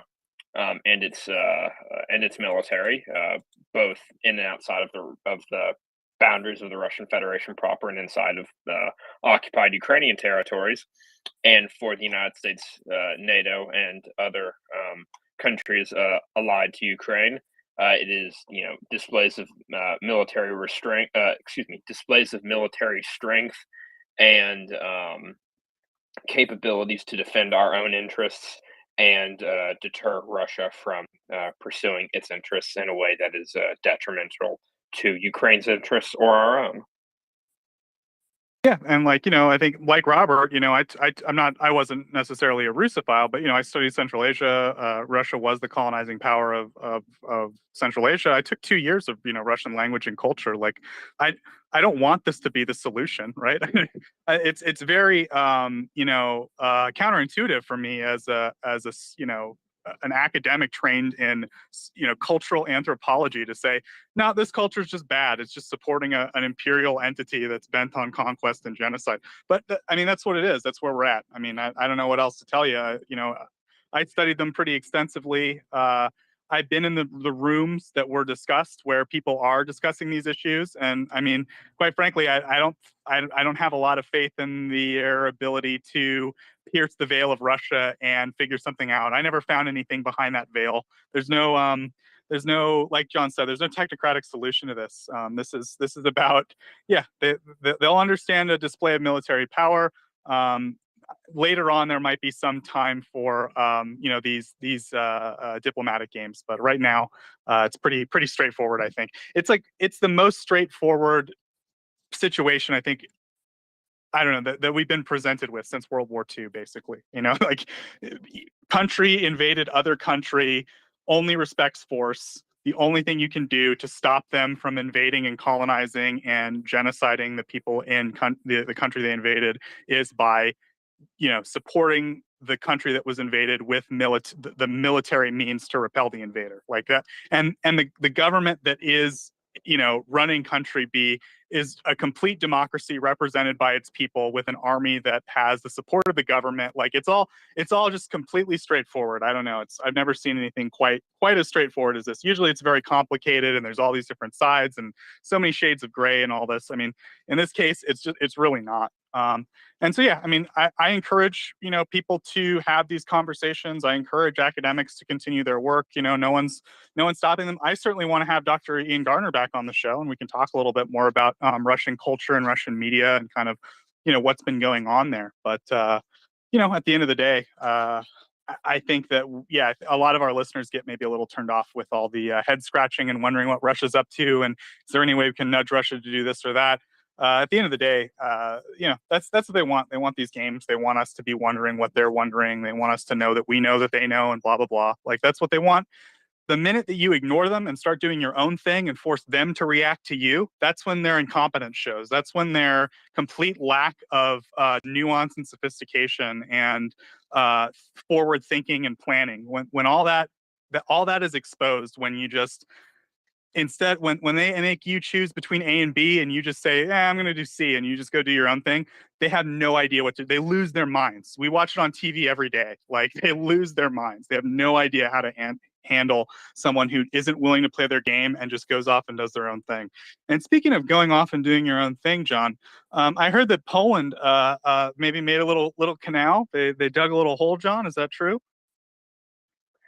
Yes, they did. Poland has dug I don't want to say small canal. It has dug a canal through the Vistula Spit. So for those who are unaware, I'm pulling up a map myself right now. If you go and look at Poland on a map, you will see that obviously Russia has its exclave of Kaliningrad, which is to Poland's that kind of the north eastern corner of Poland. And if you kind of zoom in to just the immediate south of the city of Kaliningrad itself, you will see the Bay of Gdansk. And if you look closely at that map, you will notice the only natural opening in this long barrier island. Robert, your hot mic and brother. They're the only natural opening in that long barrier island that, for the most part, cuts off the Bay of Gdansk from the rest of the Baltic Sea. That entrance is located within Russian territorial waters, to the immediate southwest of Kaliningrad. And so if you were in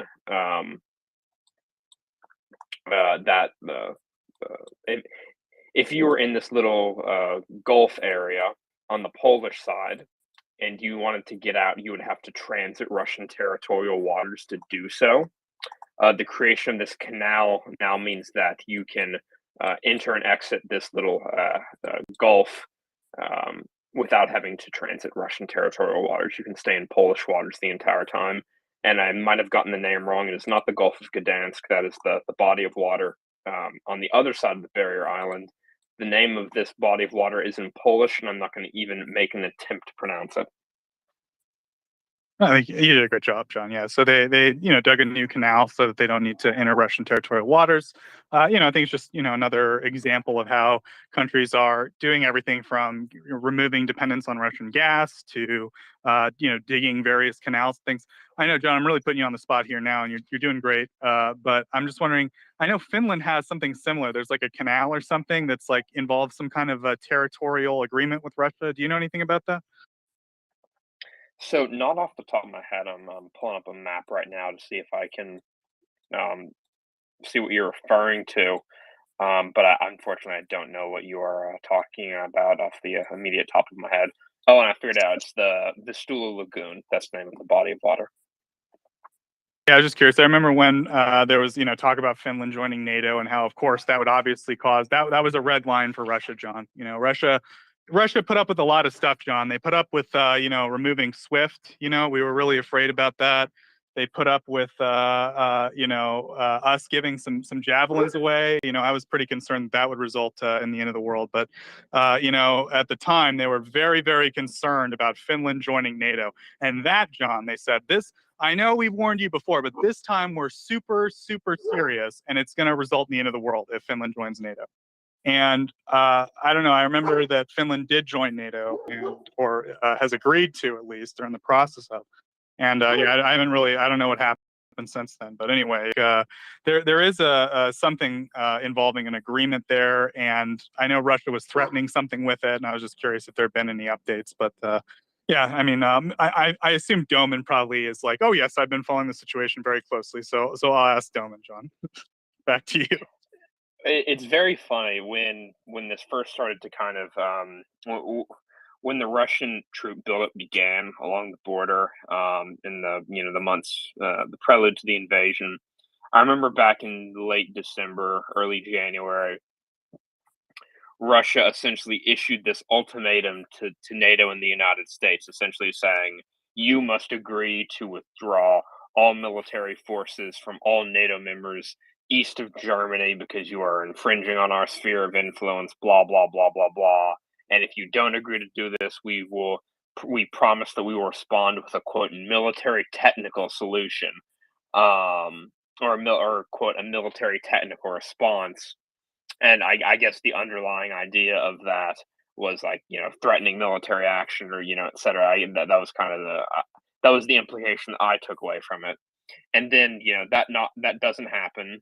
In Finland and Sweden, they go to join NATO, and Russia promises the exact same thing, that if they join, there will be a military technical response. And then they go forward with the accession protocols. And Russia then announces and clarifies that, by military technical response, we just meant that we're gonna move some surface launched ballistic missiles from within range to slightly more in range of whatever this one place is. We're gonna move this one collection of 10 vehicles from this part of Russia 50 kilometers close to the border. It was nothing. Yeah, by military technical response, I think they meant they're going to move some of their military equipment from the Finnish border to Ukraine. Is that right? Yes, that's what ended up actually happening, where it has hopefully been promptly destroyed. Right. Yeah. So yeah, I don't know. It's just always interesting. There's this idea that Russia, I don't know. We always are on this line with Russia where they're threatening nuclear war. They've done it so many times at this point, or these military, responses that, countries in Eastern Europe don't even listen. I mean, they think it's funny at this point. I mean, every time they demolish a statue, Russia threatens thermonuclear war at this point. So I think they're over it. But I don't know. It seems like, I guess, to me, it kind of boggles my mind that people still kind of buy it in the West, like that, like almost it's like with a goldfish memory. They're like the same person I talked to 2 months ago, they're like, well, I don't know if we ban SWIFT, like it's thermonuclear war, dude. And then like 2 months later, they'll say, I don't know if we send HIMARS, it's thermonuclear war, dude. And I'll say to them, you said that about SWIFT 2 months ago, and you were so wrong. Like, don't like, do you ever like I don't know, it's such a weird I guess it's what Pascal's wager, right, John? It's like people are just so afraid that like the one time they're right or whatever. But anyway, I don't know, the topic, I might be steering us a little bit too close to back to the old topic, John. So I think maybe it would be better to talk about what's been going on in Ukraine, right? I've actually been a little bit unplugged from the events on the ground. I've been watching this little hellion dog, and I've been trying to help my dad out with some stuff. So the last 2 days, John, I have to imagine, it seems to me what's been going on is Ukraine has been consolidating. They've been consolidating their gains.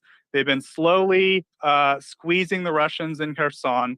And what's happened is everyone, including us on this space, but most importantly, just the regular passersby who aren't as focused on this, everyone's gotten bored immediately. Like, Ukraine just pulled off the greatest counteroffensive in modern military history, a David versus Goliath struggle in which they completely routed a Russian army and took more territory in a shorter span of time than I think I don't want to get into exact records they broke there, but the point is, 3 days they don't do that, and we're all just like, what now? When's Kherson when? Right? That seems to be like the tone I'm reading on Twitter, and it's just, to me, it's like, guys, calm down, everybody. It's this isn't going to happen overnight. It's going to take them a little while, and I think Kherson's still progressing. I think it's just it's happening completely differently than Kharkiv did. So I don't know, John. That's my little spiel. Like, if you had to fill me in on the last 2 days, what would you say? So in terms of changes to territorial control, I haven't been following Kherson overly closely because it's been more static. Ukrainian forces have made some progress, but there's obviously still a large concentration of Russian units in Kherson on the western bank of the Dnipro, and they're very heavily dug in, so it's slower going there, generally speaking. So I've been paying closer attention to the Kharkiv and northern Donetsk front area. So Ukrainian forces have been making their steady progress, definitely more rapid progress than we've seen in Kherson thus far.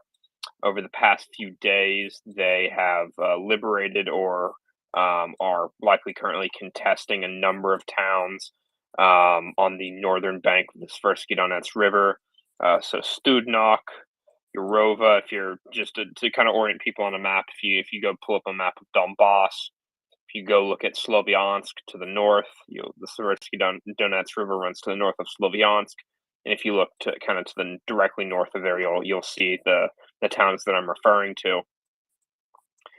Several days ago, Ukrainians liberated Sviatohirsk, and it looks like they established a bridgehead there, and then they pushed up and liberated Sosnove, likely Studnok, and Urova. And there has been indications that Oleksandrivka, further to the north of those three, has potentially also been liberated or is contested. I've seen images indicating that at least one engineering bridge of some kind, not a pontoon, but one of those prefabricated bridges that is placed by a bridge laying vehicle, has been deployed over the Osko River, and Ukrainian forces have crossed the river there.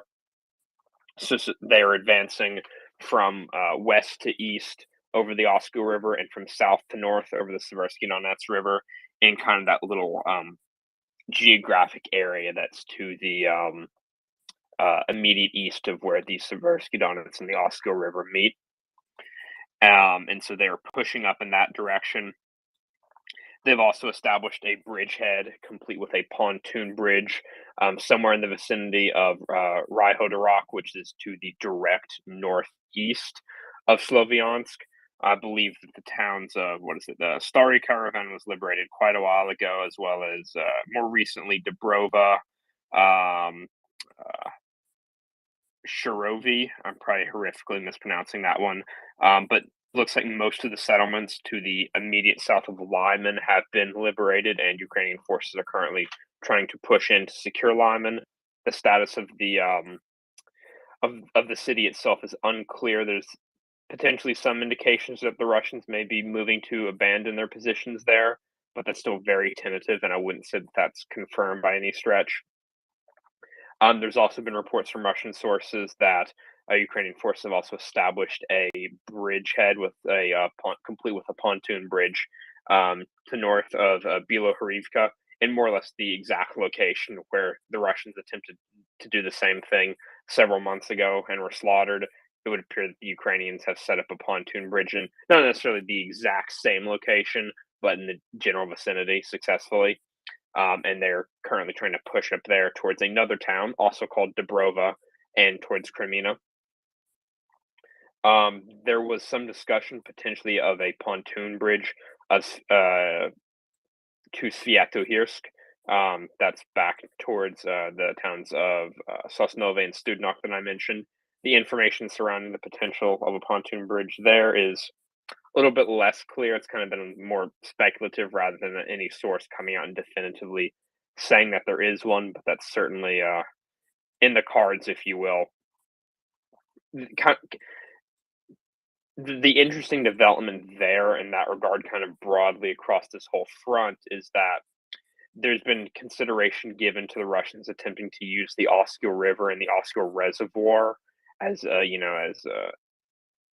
try and use that geographic feature as a basis for a new defensive line.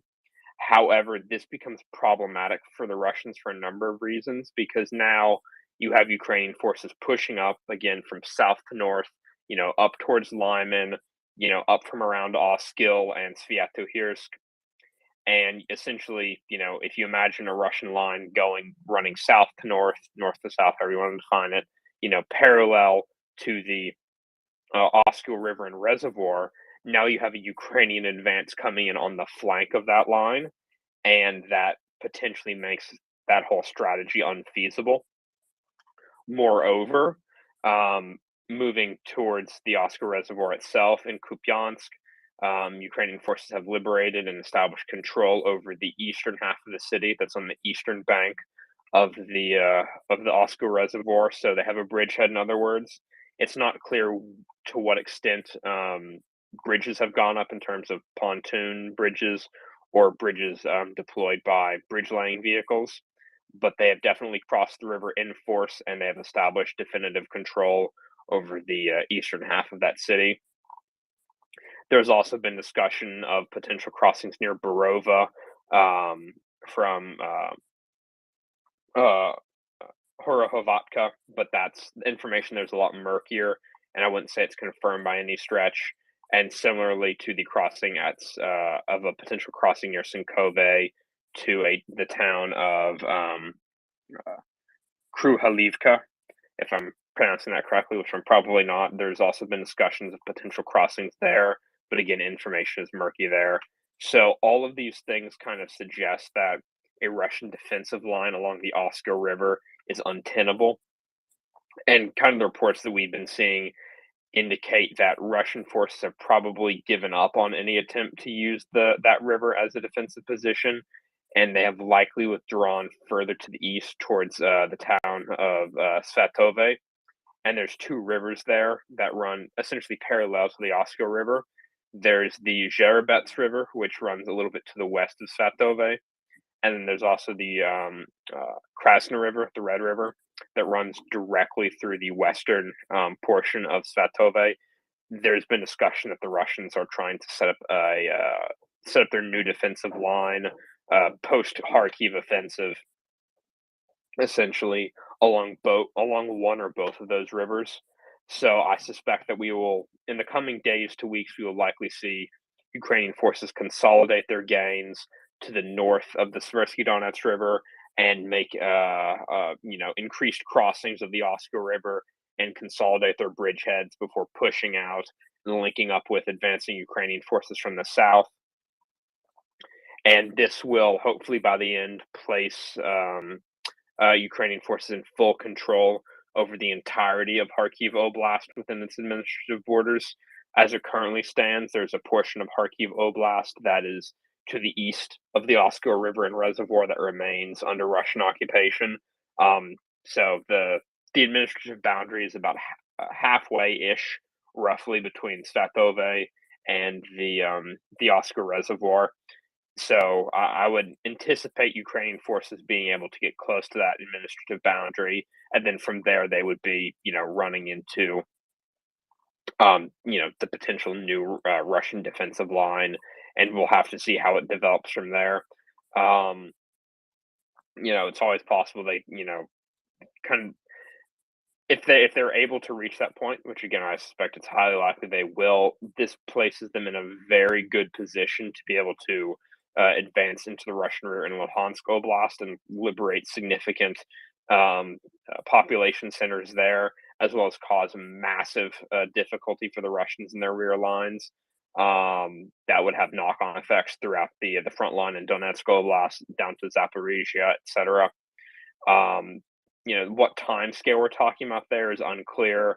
it's likely that Ukrainian forces will have to, come to a halt and consolidate at some point, bring up new supplies, reinforce their logistical lines, and should they have an adequate, flow of logistical goods, food, fuel, water, ammunition, spare parts, um, medical kit, etc., and then build up localized stockpiles in preparation for a new offensive operation in this area of the front, or perhaps they may decide that another opportunity, a superior opportunity, is potentially presenting itself elsewhere. So they may shift resources to another portion of the front to launch an offensive there to take an advantage of those, to exploit those opportunities. Okay, wow, John. So there's a lot.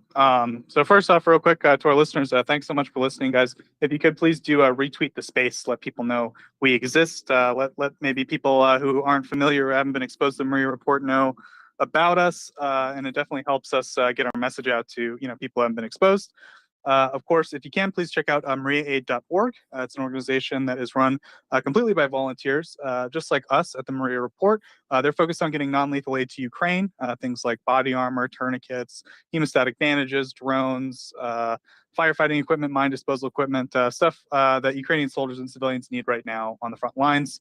And because they're run completely by volunteers, that means 100% of all donations go directly to procuring and sending the non-lethal aid. So it's a great organization. Please check out MriyaAid.org. And if you can, and you're so inclined, please do give what you can.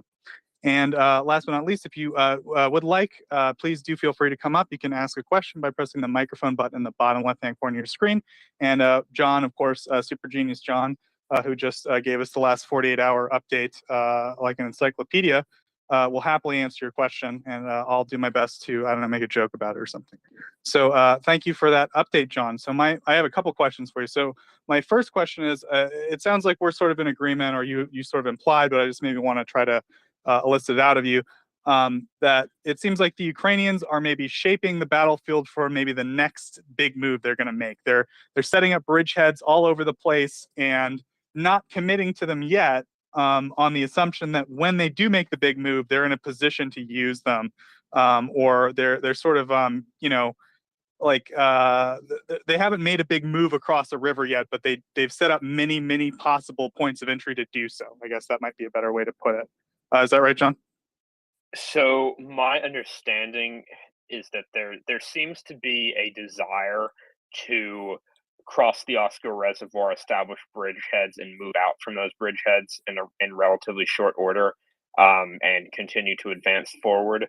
My understanding, based upon reports that I've seen and reports that have been passed along to me by others, is that the Russians have been heavily shelling these potential crossing points as they've been conducting this withdrawal back to these new potential defensive lines, and that's been giving the Ukrainians a little bit of trouble. So I suspect that has contributed to kind of the slowdown that we've seen. Martin, your hot mic, or Marlon, excuse me, your hot mic and brother. I suspect that heavy shelling has contributed to the slowdown that we've seen, as there's a limited number of locations that a crossing is probably going to occur at. Kupiansk, Borova. There's one or two other locations, so those are known quantities. So I suspect the intensity of Russian shelling has potentially delayed crossing efforts to some extent, but I anticipate that will hopefully be overcome in the coming days.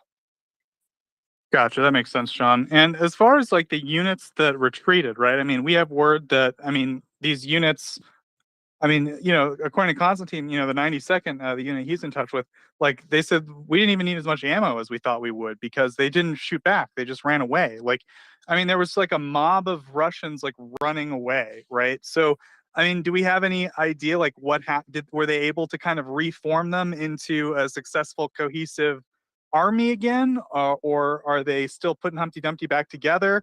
Are different units handling the defense now? Or like what happened to those guys, I guess, John? That is a very good question. In terms of personnel, I can't say. I don't know how many were either killed, wounded, or captured and taken as POWs, or how many managed to escape over the Oscar River prior to the bridges being blown, or just swam across because the water levels are actually very low at the moment. that's an unknown quantity to me. What I do know is that in really all of these cases, especially more so for the units down towards Izium, it's a little bit less clear for the units that were further up north. They were potentially able to withdraw a greater portion of their forces to the north of Kupiansk before the encirclement occurred. But in a lot of these cases, they just abandoned their equipment. So even if the personnel managed to escape being pocketed, they abandoned all their equipment. I mean, they were driving usable equipment into the river to prevent the Ukrainians from capturing it intact. So again, even if a significant percentage managed to get across, back to Russian lines, well, now you have, 2,000 guys with no vehicles and basically no other heavy equipment, maybe a few small arms and some small arms ammunition, some grenades, and that's about it. You have no cars, you have no trucks, you have no main battle tanks, you have no self-propelled guns, you have no APCs, no IFVs, no anything else. That's all been abandoned. Gotcha. My last question, and maybe we'll open it up if anyone does want to come up and ask questions. So, as far as the strikes on ammo depots, right? I mean, I've seen maybe a few photos lately of strikes, so I know they're still happening. Still fairly large, dumps, it seems, based on the photos I've seen. So I'm wondering, John, like in terms of the intensity of the strikes, have you been, keeping track of that at all? Are the strikes continuing to be about 3 to 4 a day as they were before, or have they tapered off a bit, or are there more? Go ahead. So, I can't speak to Kharkiv as in the northern portion of the front as much. The Operational Command East doesn't post, well, maybe they do, and maybe it's just deeply buried in Ukrainian language media. But at least in my feed and the reports that generally I come across, I haven't seen specific separate updates from Operational Command East about events going on in the northern portion of the front in Kharkiv and Luhansk Oblast, or in central Donetsk, or in southern Donetsk and Zaporizhia. All of that falls basically in the auspices of OC East. Kherson is really the only thing that falls under the auspices of OC South, and then those two compose really 100% of all of the fighting within Ukrainian territory proper at this point. So OC East doesn't release separate updates as far as I can tell, like OC South does. So it's hard to put a number on it because it's fairly straightforward to take the general staff reports, subtract out all the stuff from that we know is from Kherson, from OC South.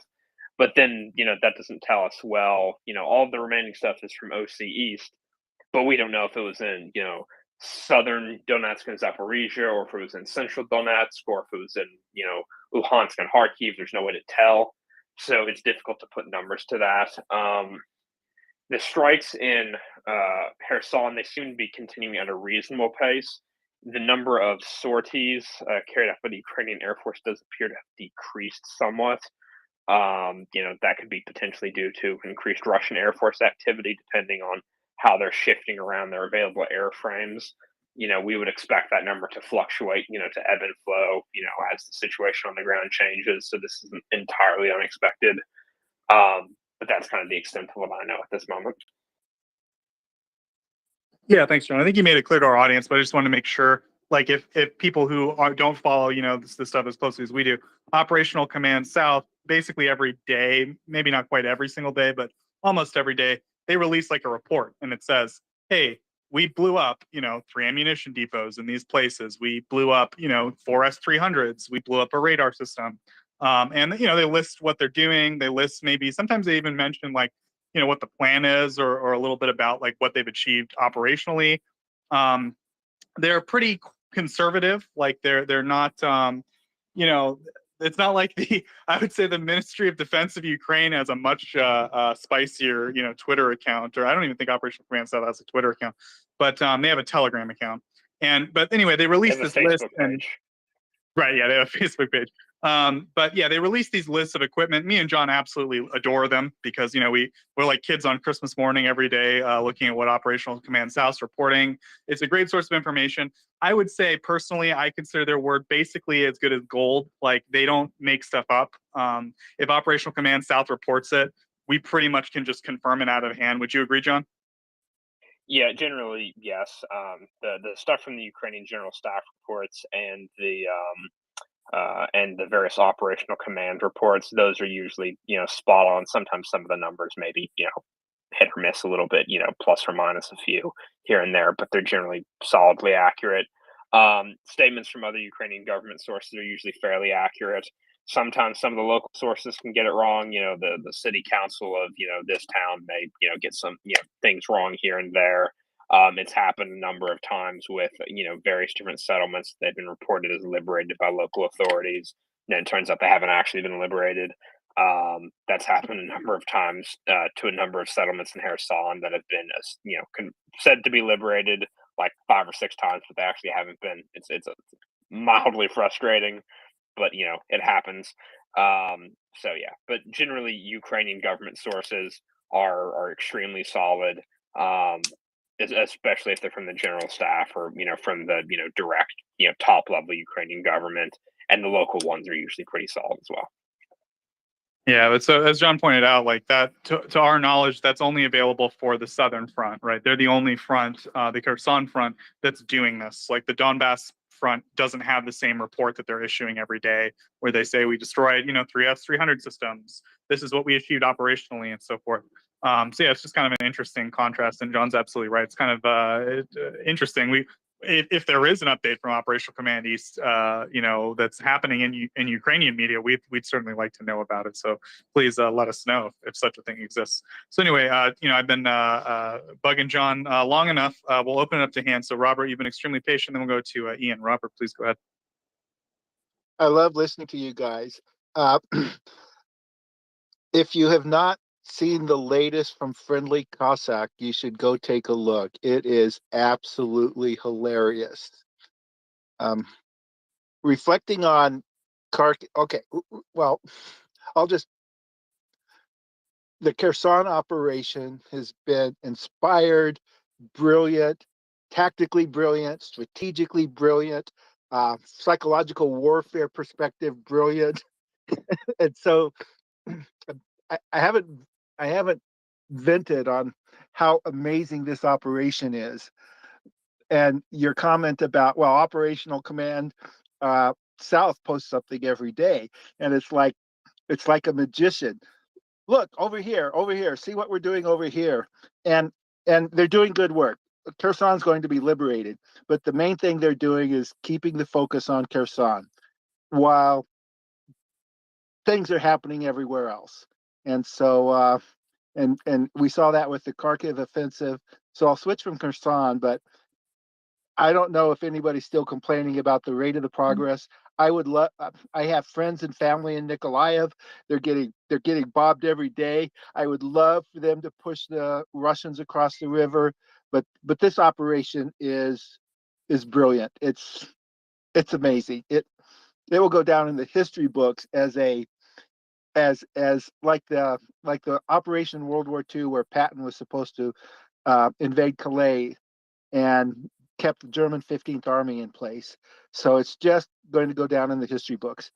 In Kharkiv, we saw that amazing breakthrough. People were going crazy with how the Ukrainians had seized P-66, and then the Russians somehow scratched together a line and did this amazing, huge bombardment that basically brought the Ukrainians to a stop. But in my opinion, there were across the Oskil, but they were light forces. They put together these light forces using MRAP type vehicles, and so and this breakthrough, this amazing breakdown of the Russian forces that we were all hoping for and expecting in northern Luhansk just didn't happen, and they may have been caught offside. So, do we have any insight? Did they hunker down in the woods to wait for the situation to get a little bit better? Or was all of that just a figment of, I won't name any names, imagination of people who have now gone silent? And OPSEC all of a sudden broke down for a couple of days, and now it's all of a sudden as solid or as tight as it is. And what we know now is probably not a reflection of the situation today, but maybe a couple of days ago. But do we know, were we offsides or were we just overly enthusiastic? John? So there was a lot of widespread reporting. I think that it's probably a combination of some people may have gotten a little bit over their skis to some extent. But I think that the reports that I've seen indicate that there's probably been more Ukrainian advances in a number of areas in Luhansk and Kharkiv than have been reported, largely for OPSEC reasons and ongoing fighting.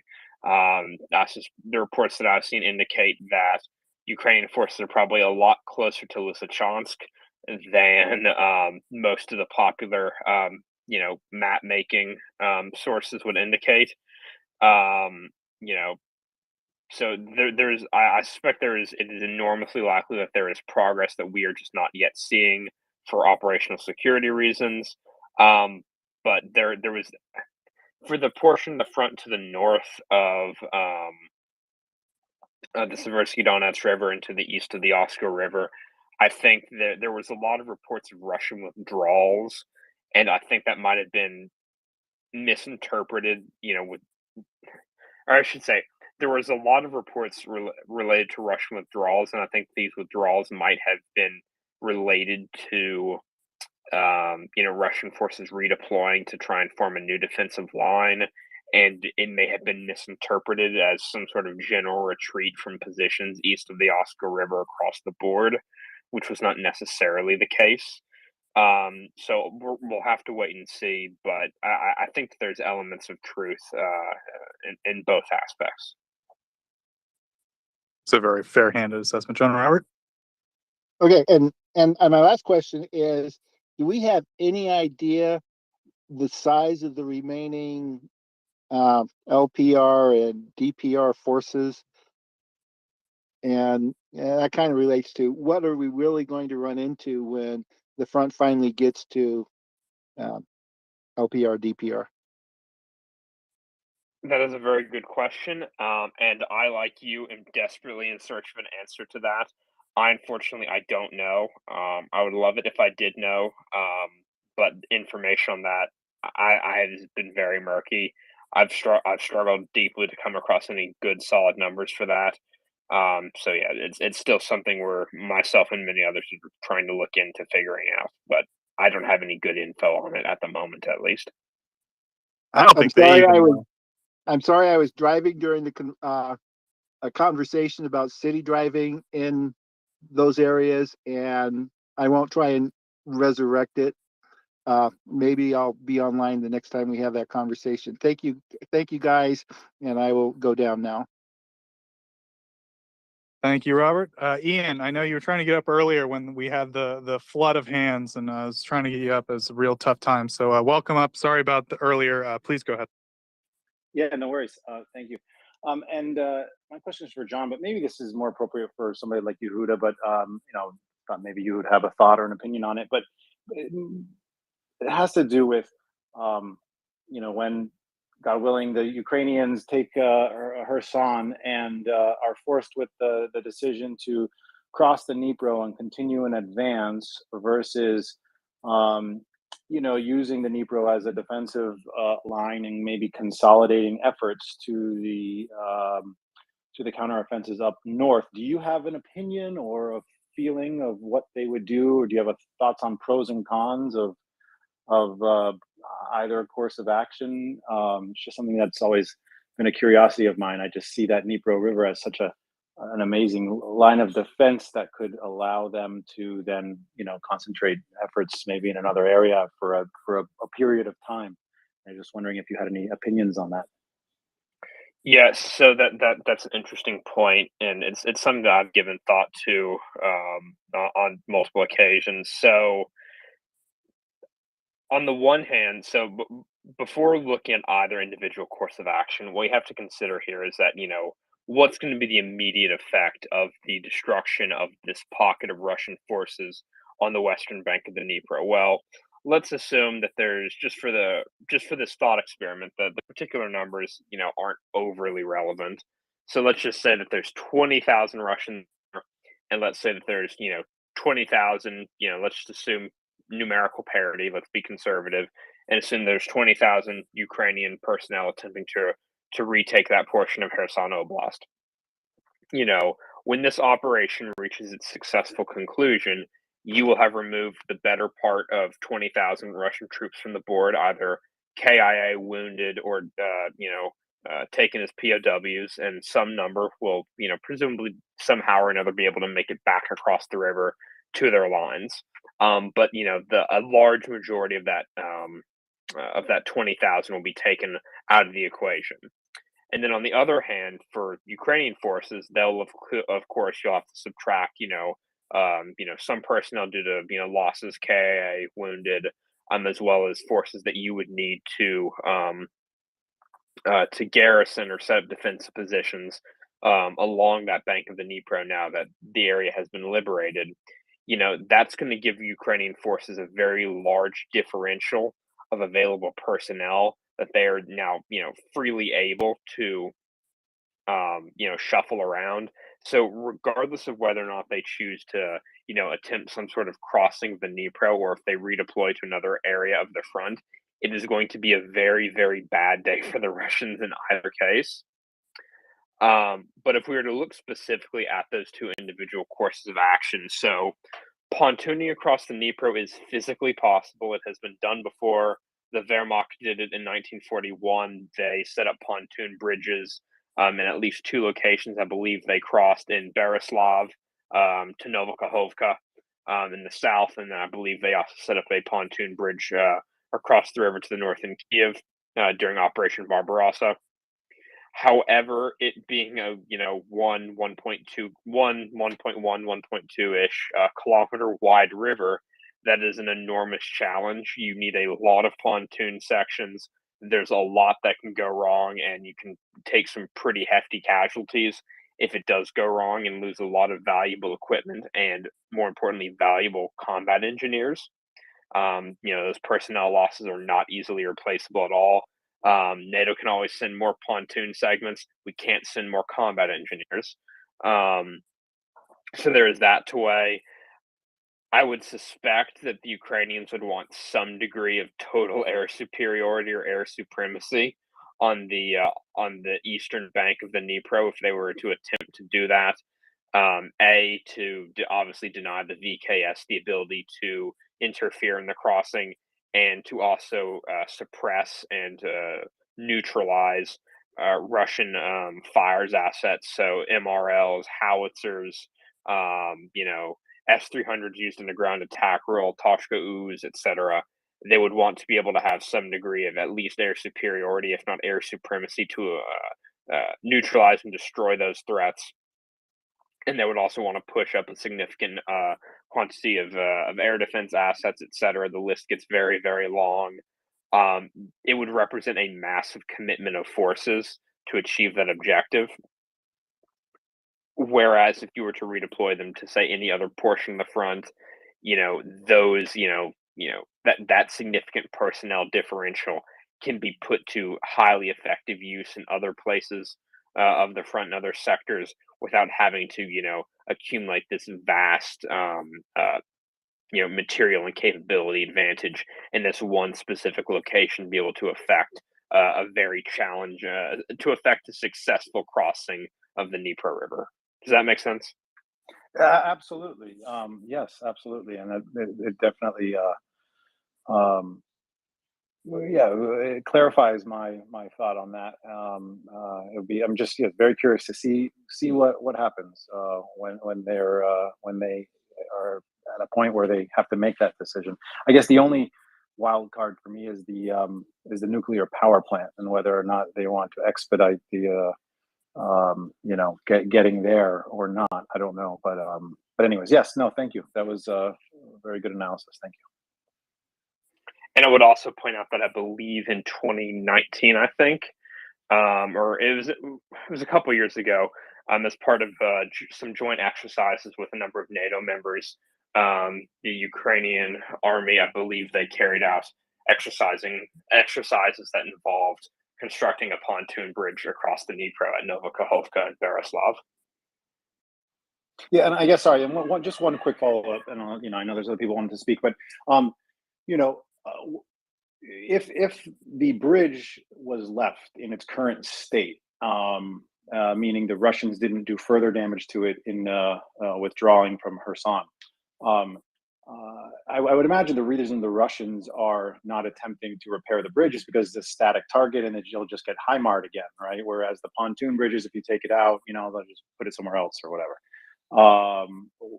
What do you think the probability though of the Ukrainians preferring to just repair the existing bridge versus pontooning first? Would that be an option, or would that just take too much engineering time and energy? So things to consider there are the Ukrainians run into a similar problem, although to a much lesser magnitude than the Russians, because keep in mind, if they're trying to repair the Antonovsky Bridge, the issue is they wouldn't necessarily control both sides of the river. And I want to say that most of the damage to the Antonovsky Bridge is towards the eastern bank, so it would be towards the Russian-controlled side. So I'm not sure how feasible that would be. I believe this is also true of the Novokhovka road and rail bridge. I believe they targeted the portion of the span that crosses over a lock to get from the portion of the Dnipro River that's to the south of the dam or directly downstream of the dam to the Kakhovka Reservoir, which is upstream of the dam. The bridge there collapsed into that lock as a result of a multitude of HIMARS strikes over the course of several weeks. The issue there is that lock is also on the eastern side of the river. It's directly adjacent to the eastern bank. So if we're in a situation where Kherson City and its surroundings are liberated and Ukrainian forces control the western bank, then if they want to repair those bridges, they have to basically get over to the eastern side to repair the bridges, which is a bit of a dilemma.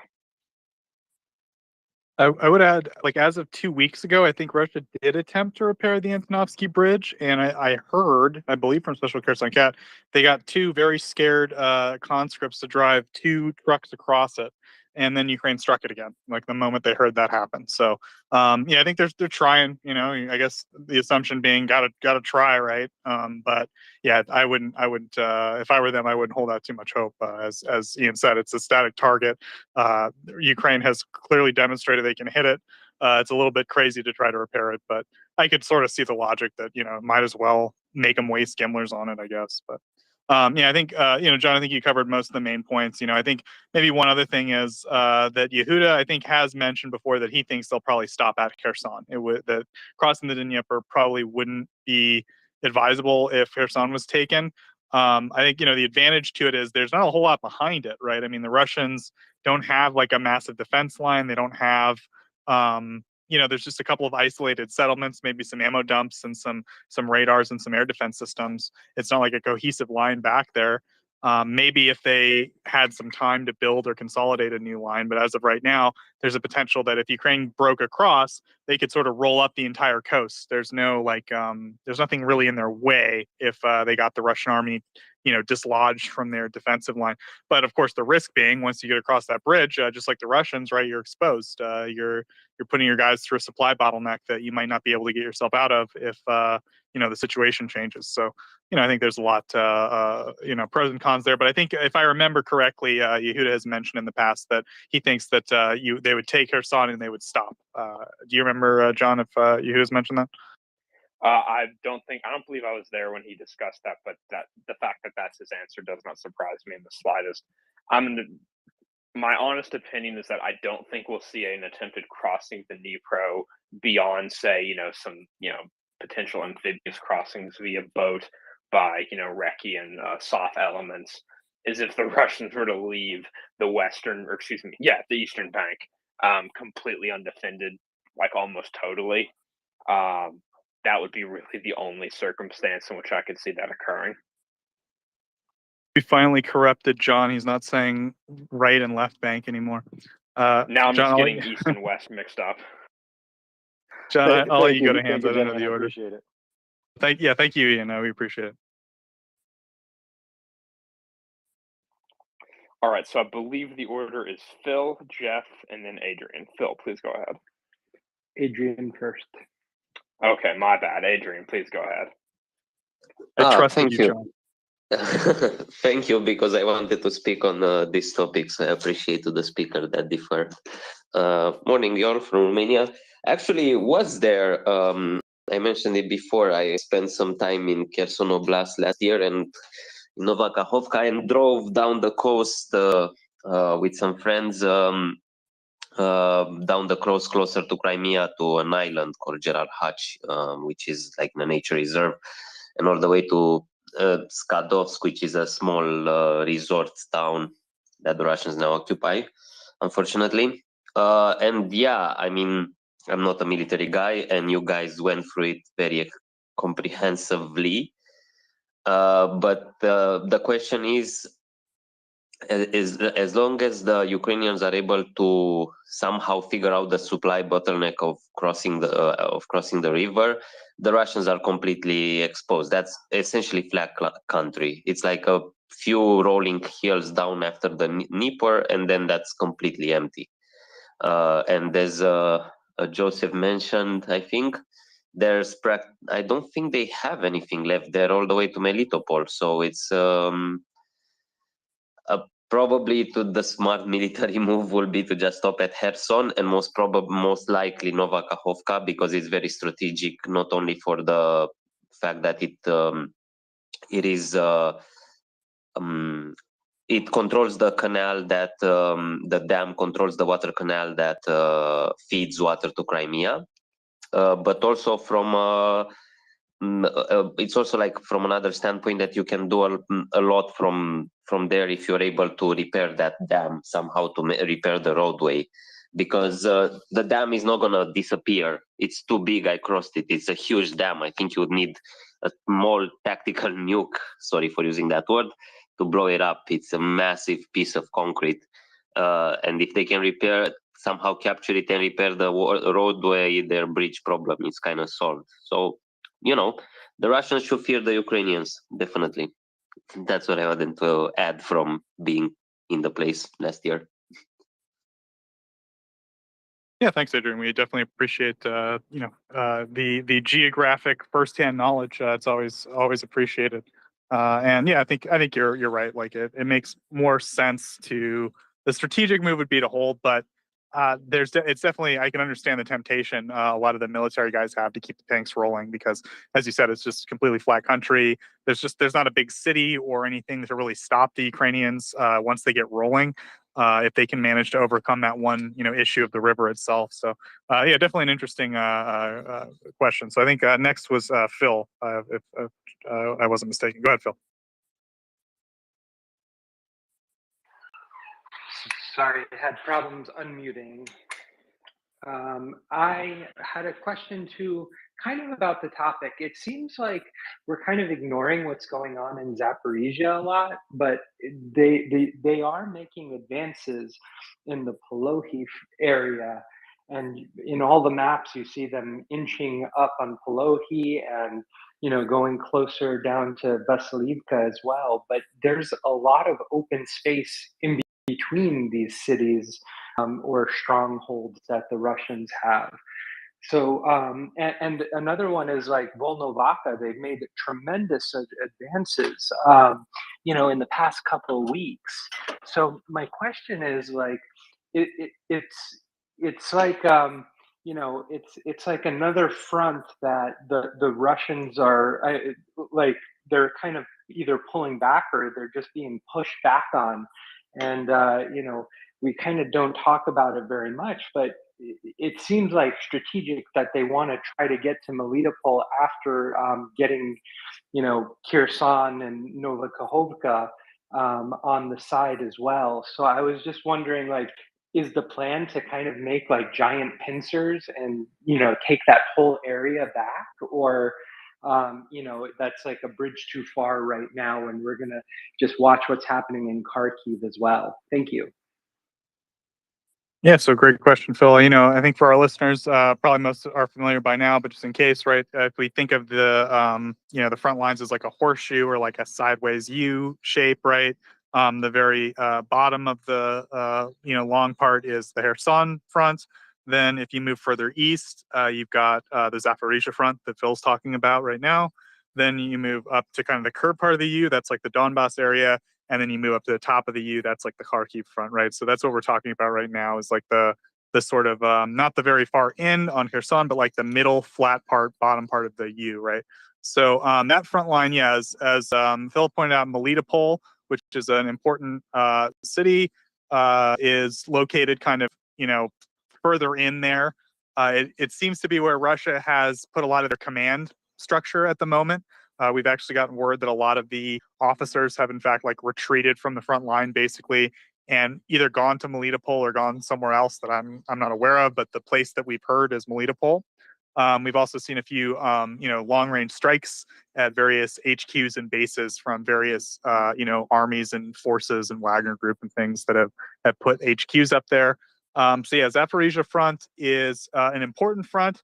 As Phil pointed out, like it's not quiet. There's definitely things that have been going on there. It's not a static front. It's somewhere that early on the Russians had some success, but the Ukrainians were able to push them back and kind of build a rational defense line. And now it seems like we have one Ukrainian listener who sometimes comes up. His name's Kozak, on the Twitter. But he comes up and he talks a little bit sometimes, or he shares a little bit about what's going on Zaporizhia front with us. And I would say that, like, for obvious reasons, still the elephant in the room, or the main concern for that front for both Ukrainians and the kind of the people doing the military planning is the nuclear power plant, right? They're trying to think in terms of how can we isolate the Russians and present them with a situation where the nuclear power plant's not in any actual military danger, but it's clearly a fait accompli where the Russians like have to leave, right? So that's like the main like, I don't know, the people there, that's like what they talk about a lot, I guess you might say. But as you pointed out, I think there's a little bit more to it, that front, than just that, right? There's just this opportunity that Ukraine has. As we were talking about the Kherson front, there's this river that's this big obstacle. Such an obstacle doesn't really exist on the Zaporizhia front, right? Like it is the place, if you wanted to use a land area to launch an attack from into the same place, you wanted to get to the same place, but you didn't want to cross that river.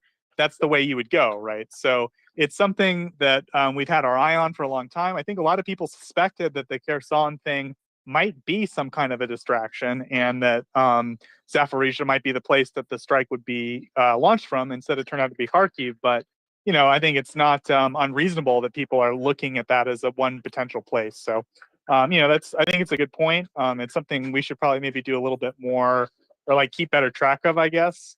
But yeah, John, if you had any specifics, like just broadly, what do you think about the Zaporizhia front currently?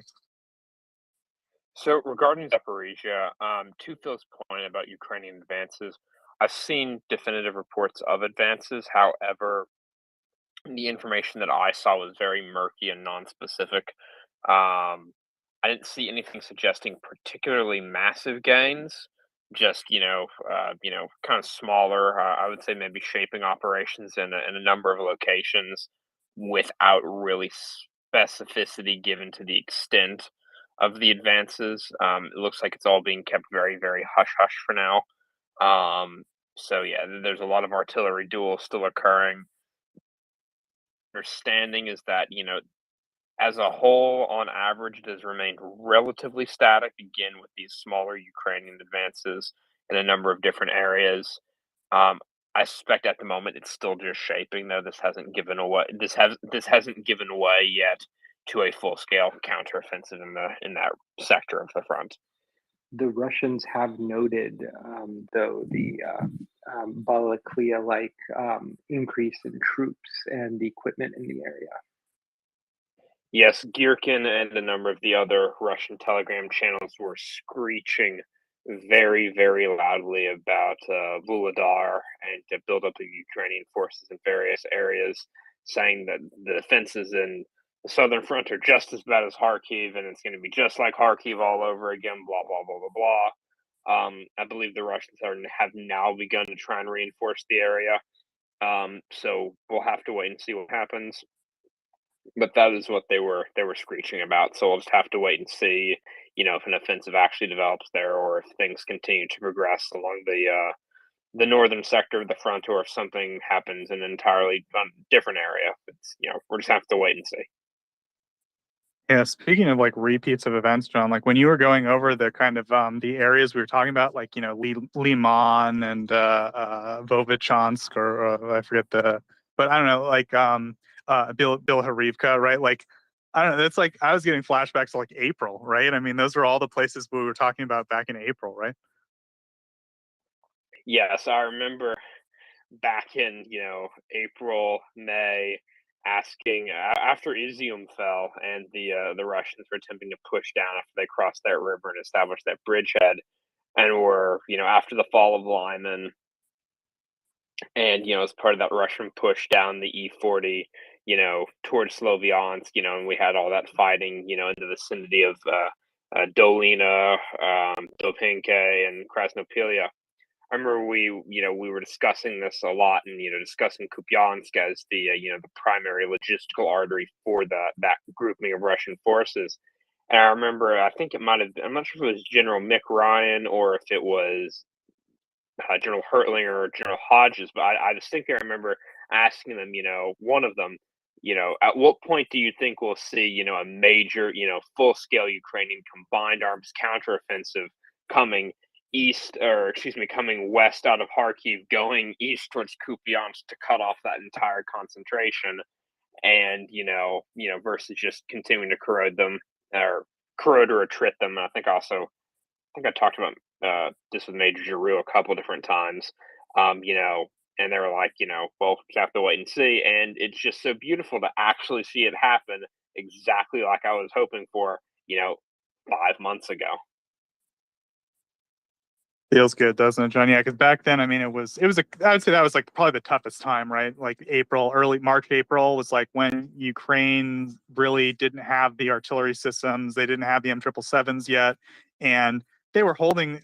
I mean, they were doing a great job holding as much ground as they could and making the Russians pay as much in shells and in blood as they had to get ground. And even back then, it was pretty clear like Ukraine was slowing down the Russian offensive to the point where eventually they weren't capturing enough ground for the price they were paying. And if you did the math, like you could quickly realize like they couldn't take Ukraine. Like eventually it would grind to a halt. It would just, back then without the M777s or the HIMARS or anything like that, it would have just been really, really bloody for the Ukrainians to have to sit there and handle it, right? To just take all those punches. But back then that was kind of the tough time, right? It was like we were watching them, heroically hold places like Liman, right? Liman was like a bridgehead that they held for like almost a month and a half, I think, in heavy fighting. And so I don't know. It is like you said, it's very it's gratifying to see not only, as you said, like a real counterpunch to somewhere that we've identified for a long time as an important logistics hub and artery for Russian forces in the region, but then also to see now that we're kind of we're moving back in time, right? We're moving back to getting back the gains that Ukraine lost during this brief moment where they had to endure, the overwhelming Russian artillery advantage. And now, I mean, in only a few months, we're back there, right? Now we're now talking about regaining those territories. So I don't know, pretty impressive on Ukraine's part, I think. Absolutely. That's right, John. Just wanted you to agree with me real quick. Okay, so we'll go to hands. So I think it was Jeff, Marlon, Noah, Ian. Jeff, please go ahead. Greetings all to the moderators in the group. Thank you very much. Some comments and then some topics for further discussion that dovetail with what's currently being done. I think going back to some previous stuff that was being said, I think Yehuda has it right. And I think that Ukraine and Kherson will stop at the river rather than try to cross it. Back even earlier than that, thinking about 2K without equipment, I think it's more like 10K without equipment after leaving Izium. And that's going to be very hard for the Russians to redeploy those troops with anything other than just, as somebody said, I think it was Joseph said, hand grenades and AKs. Thinking about that area, I don't think the lines are necessarily contiguous. I don't think Russia has been able to reestablish a contiguous defensive line across that area. And so I suspect, and one of the reasons why we may not be hearing a lot, is that there's a lot of kind of swirling stuff going around with everybody in everybody else's back pocket right now. And so some of what Ukraine is having to do is kind of sort that out, aside from the rest and resupply. But we'll see how that develops. Thinking about what Adrian was saying and Phil were saying, Zaporizhzhia, that front, and in particular Melitopol, I think is a key strategic decision point. And so we'll come back to this in a second. I think in order to understand where Ukraine is going to be going with the next phase of the counteroffensive is looking at what makes the sense strategically and temper that with tactical opportunities that they get presented. Now, we don't know a lot about what those tactical opportunities are, and that will shape the rest of the operation. But strategically, the two places that stand out most in my mind right now are one place way up in the north, Trotsky, and then Melitopol in the south. And I think there is good reason to believe that with some of the stuff people are saying, alluding to, Russian folks in Telegram screaming about buildup around Zaporizhzhia, that there is good reason to believe that the Ukrainian MOD is thinking along the same lines. And either of those pays a really big dividend in terms of what it does to Russian logistics. They can take, and I've seen some stuff talking about Ukraine pushing towards, I'm butchering the names, I know, Trotsky and Savatov. I don't think Savatov doesn't give the Ukrainians as big a payoff as Trotsky does, because if they can take that, or even just anywhere along that rail line that runs down roughly slightly northeast, southwest, down to where Severodonetsk is, that cuts off all that supply to those Russian positions that are basically from Severodonetsk east, or west rather, and to a certain degree also potentially cause problems for the Russian dispositions elsewhere in Luhansk, because everything that has to basically go through Rostov-on-Don. And so that would be a very big coup if they could do that. And then similarly, if you can take Melitopol, you actually seriously undermine Russian supply coming out of Crimea. Because from what I saw, there really isn't a good line directly from Crimea going directly towards Kherson. And that most of everything they're doing all through that southern part of the oblast is running through Melitopol. And that also is, as you guys were just mentioning, that appears to be where Russian command has relocated. So if they can make that a problem, I think we could see some very big dividends. So anyway, having articulated that, I'll throw out the question is, Trotsky or Melitopol, which do you think that they might be aiming for? And what are your thoughts about how that would play out if we see an offensive in those directions? Yeah, I would say broadly, I agree with all that analysis. As far as the specifics, John, I think maybe you could speak to that a little better than me. John, please go ahead. So Troitsk or Melitopol is an interesting dichotomy. So I'll try to approach it from a slightly different angle. So if we're talking about, you referenced cutting the logistical routes that, support Russian units operating in Severodonetsk and the Lysychansk and that general AO. If we look at, kind of the road and the rail routes in that area, there is an alternative if you really want to cut those routes, and that is liberating Crimea because that will sever the P-66 and I believe a nearby rail line that runs through Crimea as well to Severodonetsk through Rubizhna and to Lysychansk. So if you can liberate Crimea, you cut that highway, you cut that rail line, and Ukrainian forces are already outside of, in fairly close proximity to Crimea from their bridgehead north of Bilohorivka. So that might be a path of least resistance there. Yeah, definitely it's a shorter route. I think that Trotsky has more implications, greater implications for the rest of Luhansk, and cutting it there. I think they'd have to abandon most of Luhansk outside of the Separatist Republic, because it becomes very difficult for them. They're going to have to be running the supply through the Separatist republics if that gets cut, and that's going to overload what is already, no doubt, a very heavily loaded logistic route. But anyway, so what are your thoughts about Melitopol? So Melitopol is also a very, as you have indicated, is a very juicy and tempting target. The unfortunate thing there is I don't have a good sense of what the state of Russian defenses in Melitopol is. Obviously, I know a lot of Russian commentators on Telegram were describing it as Kharkiv-like. But the thing to consider is that it is kind of physically a much, I'm quickly checking the distances on Google Maps right now.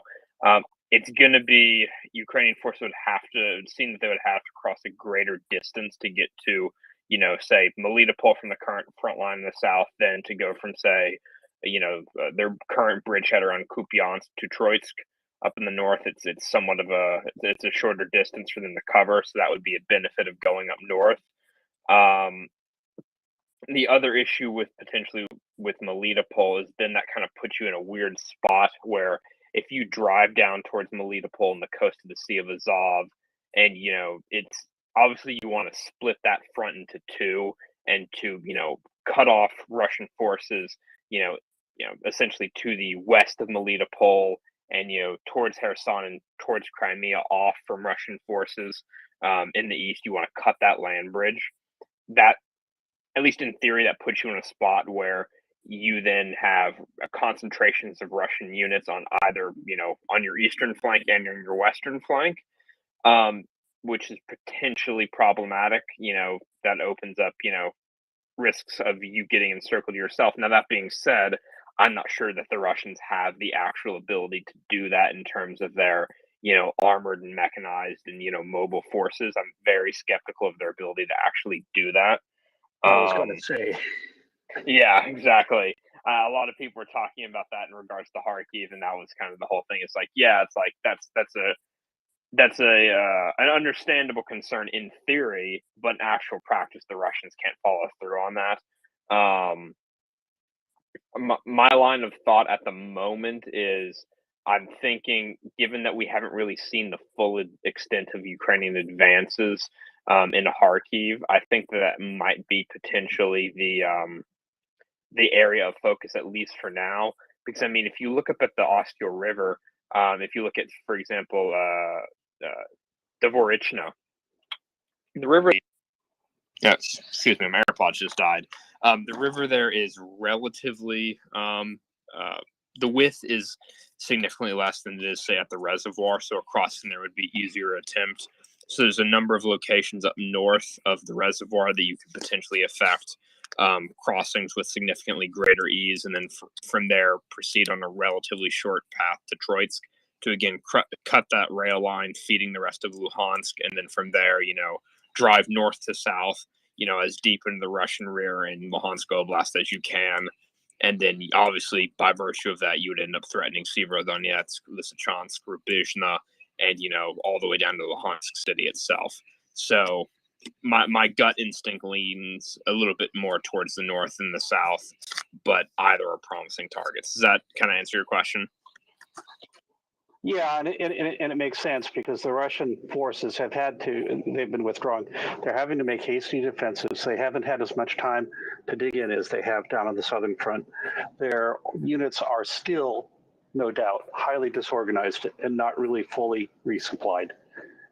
So I do agree. I think that that the Ukrainians would be dealing with a less organized opponent, a seriously demoralized opponent, and they could easily get operational superiority in terms of numbers, I think, pretty easily.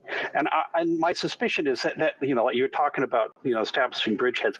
I suspect that they've already got positions across the river all along the I Oxtail. suspect that's And correct. they just Yes. haven't moved yet. Yeah. So they're just waiting for the moment to say, okay, we got enough. Let's take the next step. So yeah, I agree. I think the low hanging fruit is probably northeast, but I wouldn't surprise me. Once again, they surprised us with the whole Kharkiv thing. It wouldn't surprise me if they decided to try a dash from Melitopol. And among other things, one of the things that they have in Melitopol that they don't have elsewhere is they have a very vigorous partisan presence there. We occasionally see bits and pieces of stuff leaking out, but they're having serious problems trying to keep protect their units moving around, and they probably can't move around safely in numbers smaller than a platoon at this point. Outside of possibly the city center, and even in the city, it's very dangerous. So that's one wild card I think that we've got, thinking about what happens and whether or not Ukrainian MOD thinks that they can leverage that into essentially freezing the Russian units in place while the fist breaks through to the north. But anyway, gentlemen, thank you very much. I'm going to go ahead and let somebody else go. Thank you very much, Jeff. That was an absolute pleasure. One thing I might add as a final note on that point is that kind of another wild card in this situation is if Ukrainian forces, during their advance in the north, if they, once they reach the point that they will need to, largely stop and begin to consolidate their positions and consolidate their logistical lines, the wild card there will be, in that time that they take to consolidate, what defenses will the Russians develop in the north and northeast during that time frame, and moreover, will there be any other of these, tactical opportunities, as we saw, in Kharkiv in Balaklia with those two DNR units just, in those woods just up and going AWOL without telling anybody, will, tactical opportunities that offer, the Ukrainians an opportunity to exploit them to massive gains, will those appear elsewhere in that intervening time frame? And will the Ukrainian general staff, choose to, to divert and redeploy forces to exploit vulnerabilities that develop, during that period of consolidation up in the north?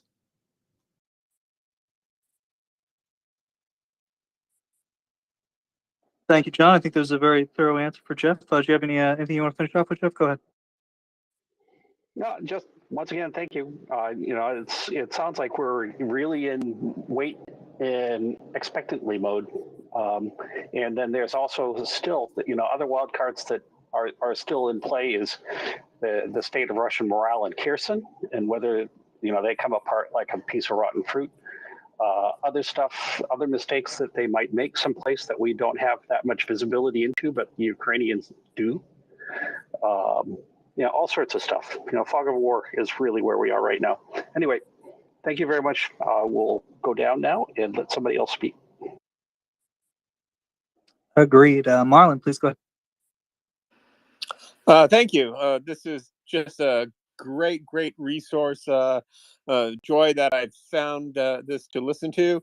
I just wanted to ask or to say something. I remember reading that Ukraine a little while back had asked for 100 of the HIMARS, and of course, we haven't given them anywhere near that. And I think Secretary Austin, when we gave the first 4, was just incredulous that that they would need more than that. They seem to have done pretty good with the 16 that we've given them, and I've been wondering, what's the best way to kind of like motivate the administration besides doing at SecDef to ask them to send more HIMARS? If you all know of any more formal organizations that are advocating for more HIMARS and more equipment for Ukraine from the American public. One of the things that I figure is going on here is there's a lot having to do with this upcoming election, and any additional spending that will come up will be after the election. So just wanted to hear what people were saying or thinking about how we can try to provide a little bit more for them. I think it'd be great if we could get them 32 or 64 HIMARS to cover the whole country. And the Russians probably wouldn't dare come anywhere near the border. I just think that what the Ukraine is doing is incredible. If you think about it, you know, there's not many occasions when the American Army is going to be in a situation to have as little air cover as the Ukrainians probably deal with. I think that in light of that situation, that we're not really giving them anything in terms of planes, that we should be helping more on things like the HIMARS, and of course the vehicles that people are talking about that they need down for Kherson offensive. That's it. I probably rambled on a little bit. Any thoughts? That's fine. Yeah, thanks, Marlon. So yeah, we're definitely huge advocates here of obviously getting more heavy weapons to Ukraine, specifically the HIMARS system. Before HIMARS came, it was like almost all we talked about. CJ would come on here and go, "You'll all see when we get HIMARS there, it's all going to change."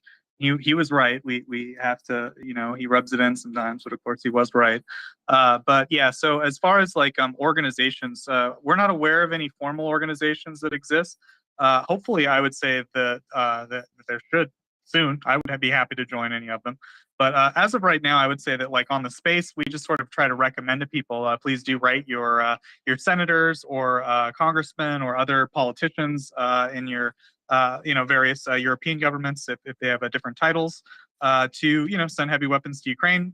We tend to say try to bring up specific systems like HIMARS. I think that if a grandma from Iowa writes her senator and starts asking specifically that the HIMARS system be sent to Ukraine, I think that would give any senatorial staff like pause to me anyway. Like if I just like this grandma's asking for HIMARS, like that to me is kind of unique. So it's obviously hard to say exactly how much of an impact it can really make writing a letter, but I think that it does make a difference. We have, heard, positive stories about feedback from different members of parliament in, England and other European countries, and also congressmen and senators from the U.S.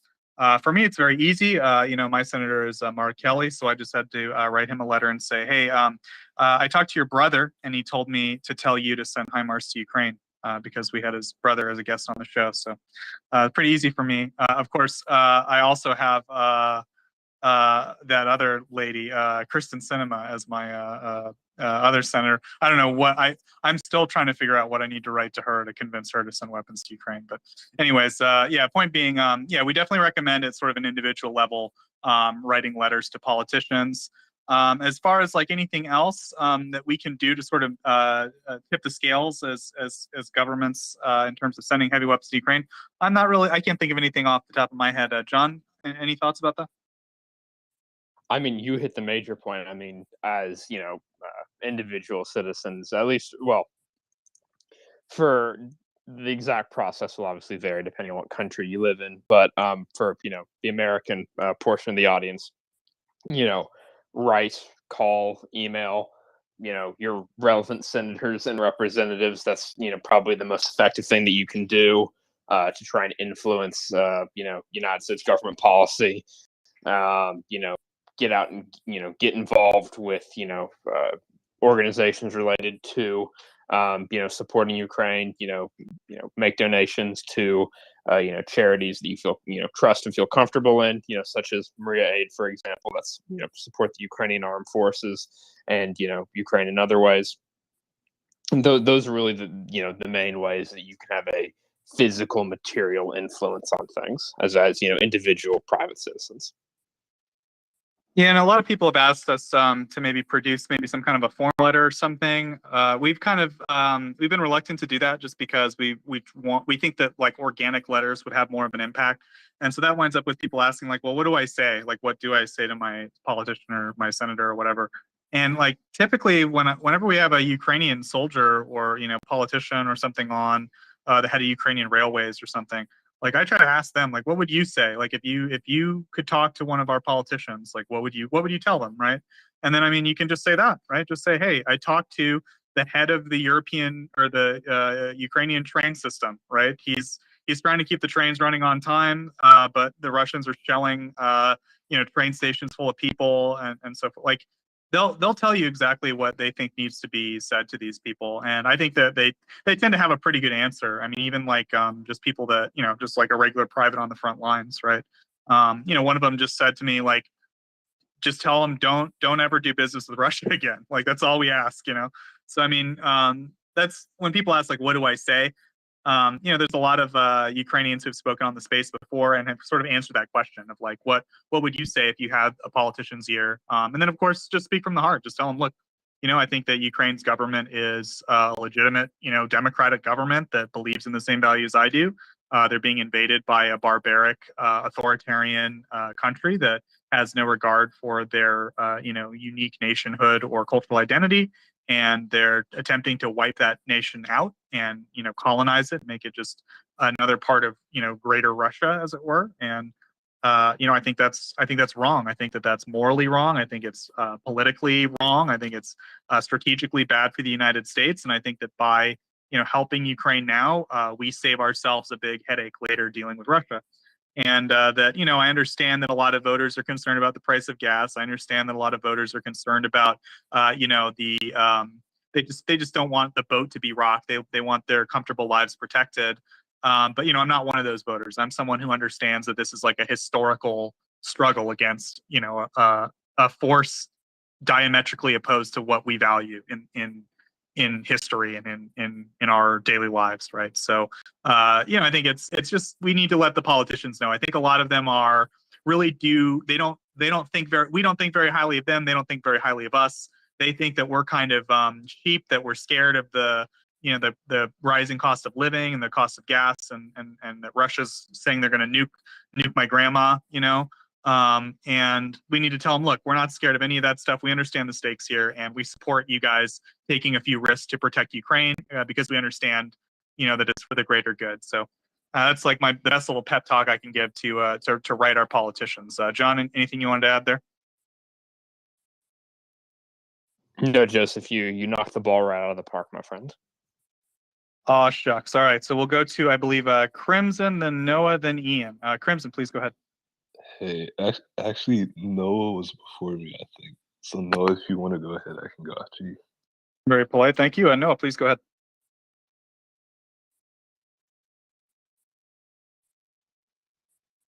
Thank you, Crimson. So what I was going to say is in regards to like logistics and like numbers regarding not mainly the Russians, but like, kind of the Russians and Ukrainians both, but the amount of armor that's been captured by Ukraine in Kharkiv Oblast throughout their entire counteroffensive in that area, I would say that it would give Ukraine options as to where to deploy that captured armor and if it's too battle damage, they could obviously just strip it for parts and then either use it to re-equip their forces or reuse those parts on other tanks that need specific parts, mainly like the inside parts, like new like if tanks breaches are damaged, they can just take a breach out of that tank and then use it in a different they can take the breach out of the badly damaged tank and then reuse another breach, like that kind of sort of thing. Just like salvage them for parts is what I'm trying to say. But yeah, I could, once they do that, they probably could have more armor because they've captured if I've been looking at Oryx's numbers, I feel so bad for him because he's been doing this all by himself, and it's like, oh, I can't imagine the mental stress that he's been going through. But yeah, the Oryx numbers are insane at how much armor Russia has been, the amount of armor that has been captured by Ukraine. I think it's somewhere around like, I want to say like hundreds.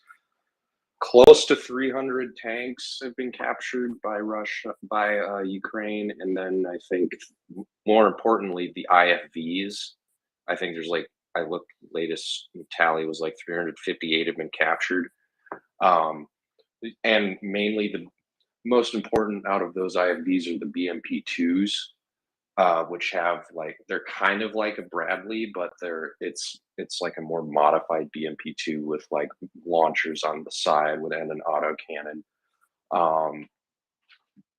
Yeah, I would probably say that Ukraine will probably use the captured armor in an effective counteroffensive either in the south or in the east, or maybe, I don't know, maybe I've heard it like push a counteroffensive toward Mariupol or something. Maybe, I don't know. It's just my 2 cents about it. Yeah, absolutely. All that information you gave is correct. Ukraine has captured a pretty absurd number of tanks. Kind of an iconic video of a sort of a down-home country boy from Ukraine, or really an older guy who was saying like, yeah, I saw all these tanks, I moved one to the back and I was like trying to stay in it to keep it for myself. But, those guys in the 92nd, they told me I had to give it to them, and, oh, well. And he was like, I had trouble driving it, but, a tractor's a tractor, and I got it moving. So just like a lot of fun stories like that. As we don't know for sure exactly how many are usable, but like the Ukrainians have been throwing around this like 2 brigade thing. They've been saying like we got 2 new tank brigades out of that. So I don't know if that's like totally accurate or not, but that's like maybe some indication of like how many of those 300 tanks were immediately usable. I don't know how many tanks that would be. I think, yeah, I don't know. John, what do you think about that 2 brigades thing? Do you think that's like a real thing, or just something that the Ukrainians were kind of joking about or throwing out as a random number? Go ahead. I think that's seems to be accurate. CJ and others were discussing, at least 1, maybe 2 brigades worth of artillery pieces were captured relatively intact. So yes, it's a massive amount of equipment that has been abandoned and subsequently captured. Not all of it's going to be usable, and some of it will likely have to, go back for, maintenance, repair, and, validation to, verify that it's actually in usable condition beforehand. But either way, this is a staggering material loss and a staggering material gain for Ukraine. Yeah, I think the most important thing is, it's all there, right? Like, assuming, like John said, they don't have to take it all the way back to the rear lines for like, or, to Kyiv or whatever for maintenance. They just took these places like Kupiansk. Now they've got these guns like already ready to go, right? And ammo for them ready to go. They don't have to drive it there. They don't have to like, set it up a new logistics line. It's already there and ready to go. The question is like how much of it is, and that's like the $1 million question, how much of it is usable and how much of it do they have to, as John said, like repair and recertify, and how much of it can they immediately use? And I think it's also a question like how much does Ukraine intend to use this as like actual viable military equipment, or as CJ pointed out, like some of these artillery pieces probably aren't very good on their own, but you could use one, for example, like you shoot the crappy artillery piece, the 152, the old Soviet piece, and Russia's now getting shot at by it, and they've got a choice. They can shoot back with their own artillery and try to counter battery it, But by doing that, they expose their position. Then you use your good artillery, your M777 or whatever, and then you counter battery them, right? So in other words, you use it almost as like a decoy. And if they don't fire at it, oh well, you've got free shots. If they do fire at it, great, you can counter battery with your better, superior gun. So that's maybe one way they could use these things. But in any case, it's like a huge boon to capture all that equipment on the front line. I don't think it's unrealistic to think that Ukraine might get 2 new brigades out of this, or at the very least, they'll turn certain brigades into armored brigades and mechanized brigades as a result. So really cool stuff. So thank you very much, Noah, for pointing that out. Anything you want to finish up with? Yeah, I'd also like to mention the amount of, besides equipment, the amount of ammunition dumps that Ukraine not only has destroyed, but also has captured in that vicinity is insane. I mean, there were pictures going around of like 125 millimeter anti-tank heat shells that were all neatly lined up in a row. And then there's like a massive amount of artillery shells that are in boxes and then in crates. I think there might have been tank rounds in there, but yeah, the amount of ammunition that Russia lost to Ukraine is going to be insane. And I think the Ukrainian Defense Ministry Twitter tweeted that we will repay each of these Russian shells back to them in full, or something along those lines. Yeah, Ukrainian Defense Ministry never one to hold back on Twitter for sure. So thank you very much, Noah. With that, I believe we will go. I know John's probably trying to sign off pretty quick here, so we'll maybe, if anyone has any questions for John, maybe we'll try to briefly answer them. We'll give him a chance to sign off here. So I think we'll go Crimson, Ian, then Dan. Crimson, please go ahead. Hello, everyone. Thanks for having me up. I just wanted to respond to a couple of points that were made earlier about the Kharkiv and sort of northern Donetsk and Luhansk region. So give me a second. Let me switch to my notes. Okay, can you guys still hear me? Yep. All right. So I wanted to say, someone had asked sort of like, what did people feel was happening with some of the announcements that were made of Russia sort of vacating certain towns and cities? I think one thing that was happening is that there were partisan actions that were happening ahead of Ukrainian forces actually reaching certain cities. And so I think in the sort of void that was left as Russian forces in the area were disorganized and trying to figure out what to do, when and where to retreat, and also where to reestablish their lines. I think there were a number of Ukrainian partisans who sort of jumped into that void and raised the flag in a number of cities.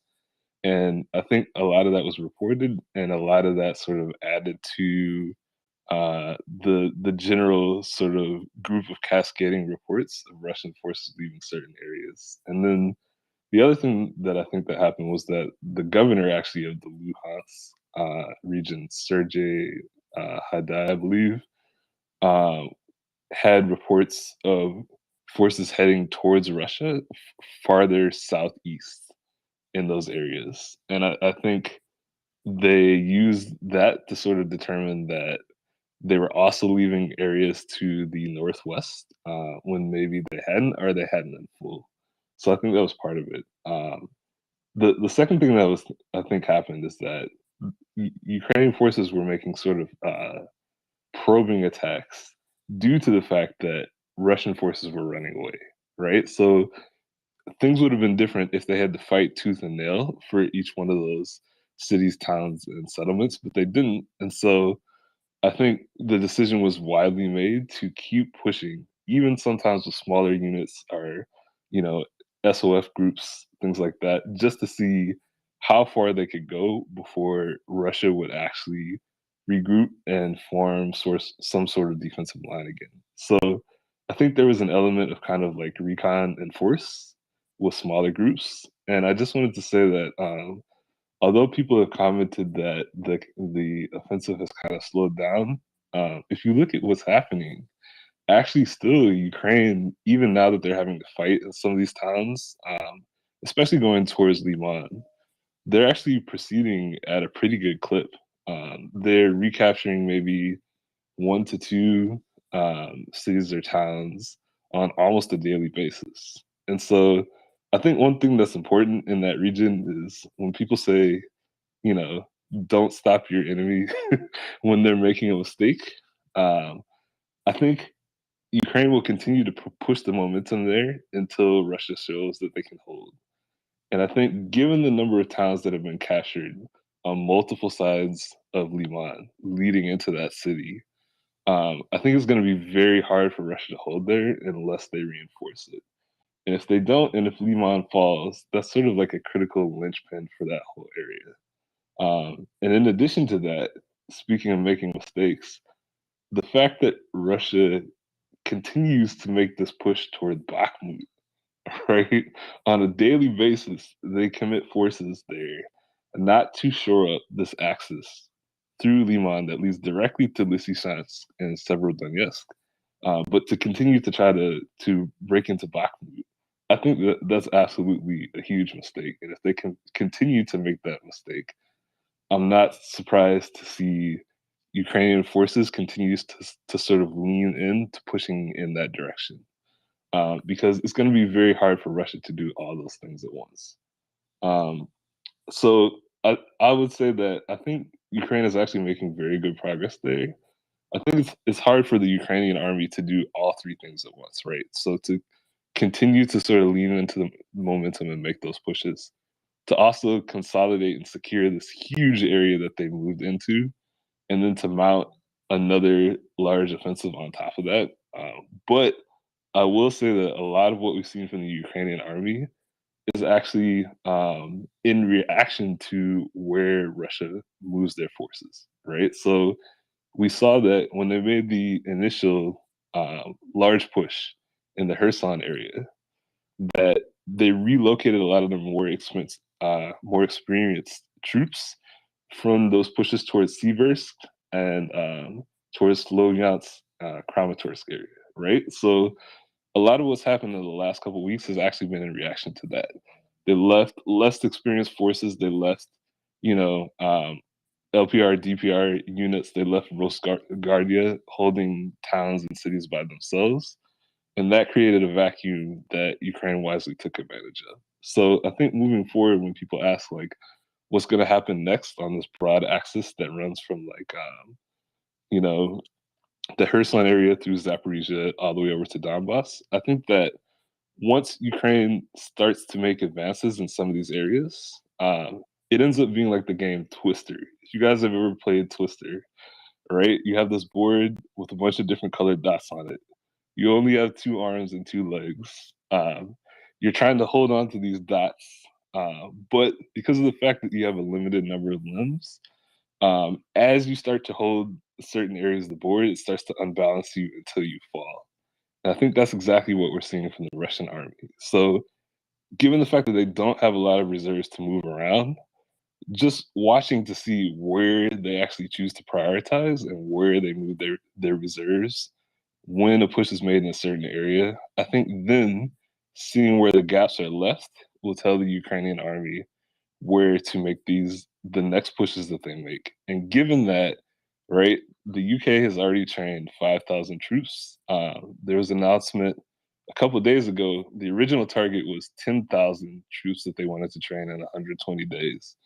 But Defense Secretary Ben Wallace actually said, given the amount of international help that they've had from additional countries signing on to train people, that they actually feel they can go beyond that to train as many soldiers as Ukraine can send them. So I think that given that we're going to see freshly trained troops coming in large numbers of them, like in the thousands, given that we might see new units being formed, that the answer to, you know, will the push happen here or here, may end up being yes to both. But again, in reaction to seeing where Russia moves their limited reserves. And yeah, that was all. Yeah, so thanks, Crimson. I was going to say, like, John's the closest thing in the room to an adult, like, monitoring me on military matters. Normally we would have, maybe more experienced people here. Someone like CJ, who's like an actual, West Point graduate, or Yehuda, who's an actual, officer in the Canadian military, or Major Giroux or Colonel Spencer, and so forth, who could maybe comment with a little bit more erudition on the stuff you just laid out. But as far as like I took it, like I broadly agree with like everything you pointed out. I think, for example, early on, we saw several iconic photos of Ukrainian flags in various settlements. I think, as you pointed out, some of that was partisan activity, and it was directed at trying to, basically scare the Russians, or make the Russians start thinking about, their current situation, and that fed into this larger thing. And then, as you said, Ukraine did these sort of reconnaissance and force attacks, and were able to find weaknesses in the Russian line until they found one, it seems, fatal weakness on the Kharkiv front, and they were able to, it seems, push some tanks through, and the rest is sort of history. And anyway, you went on you made a lot of points there. I'll just say, as far as I didn't really, I was looking for something to say. I agree with all that, but I didn't really find anything. So I think it was great points. My only wish is that we had someone with a little bit more, military gravitas than me to speak to them directly. So thank you very much, Crimson. Ian, I think actually did you serve, Ian? I'm not 100% sure. Did you want to speak to that a little bit, if you were able? Yeah, no, I did not serve. I come from a family with a lot of military, but no, I did not personally serve. Gotcha. I know you work on drones a bit, yeah? Yeah, I work in the film industry, and we shoot with drones a lot. But yes. Gotcha. My mistake. Yeah, no worries. And I was actually I was in the middle. I didn't really hear the question or the comment. Oh yeah, no worries. He just he laid out. He took some notes on kind of the recent developments and sort of the counteroffensive at large. So I was just saying, like, if there was someone with maybe more of a military background than me could speak to it. But anyway, I think he made some great points. But I know you had your hand raised for a separate reason, Ian. So please go ahead if you want to. Yeah, I was just it was in regards to, I think there was a gentleman talking about it was asking for, I guess, some support on how to convince his representatives in the United States to support Ukraine. And I was just thinking about that recently, and so one of the things I just wanted to share was the way I like to communicate with my representatives is, especially in this circumstance, it's letting them know that I'm a undecided voter at the moment, and a single issue undecided voter, and that single issue right now is support for Ukraine. And I think that's what obviously motivates all of our politicians who are incumbents, and that's getting reelected. And when you express to them that that's the one issue that is going to determine who you vote for in the next election cycle, that gets their attention. As I was waiting to speak, I was actually putting together a tweet, and one of the things I thought of was just taking a Kiev Post tweet about the recent atrocities that have been uncovered in his Zoom, and tagging my senator and my representative, and letting them know that this is the issue that will be motivating me to vote this year. And even though I'm a moderate Democrat, I'll be voting for the candidate from whatever party is going to support Ukraine through this war. And that's all I wanted to share. Yeah, thanks, Ian. I think that's a great point. I think it's an excellent strategy. I'm just curious, just for our listeners, have you got any response from any politicians with this, with your approach? I've received a response, I think, from the office that was more of a generic, response, nothing directly from a representative. But I mean, I'm sure that resonates with them. Yeah, absolutely. Yeah, just curious. So if anyone else has any suggestions, I think Ian's suggestion was great. I think he's absolutely right. I mean, I'm certainly of that belief, right? I'm a single issue voter this election cycle. I don't care about anything else. How much stuff are you going to send to Ukraine to help them fight against Russia, right? The faster they can win this, faster this is all over, and so on and so forth. So yeah, thanks, Ian, for that. And with that, we'll go to Dan. Dan, please go ahead. Yeah, sort of continuing on the theme of congressional letters, and there's no such thing as too many congressional letters. We need to start putting in every letter that the central bank funds that Russia has on the account in the Federal Reserve. There's no issue with finding that money. It's there. It says Russian Central Bank. That that top line needs to be changed to Ukrainian central bank. It's the single worst thing we can do to Russia without declaring war. And it's almost at this point the single best thing we can do to help Ukraine, because the government is under quite a bit of financial pressure, and that 240 billion would cover them entirely for like 3 years. I mean, this really just needs to get done. You know, put in 2 or 3 links to the latest endless list of atrocities in Israel and say, seize the Russians' money. Don't just freeze it, seize it. It even rhymes. Yeah, thanks, Dan. Absolutely. It's couldn't agree more. This is something that I know Canada introduced as a bill to actually use seized Russian assets or frozen Russian assets, as you said. I think See, I think freezing and seizure, as you said, are 2 different things. So yeah, seizure would be what we want here, and then giving it to Ukraine, I think would be the obvious choice here.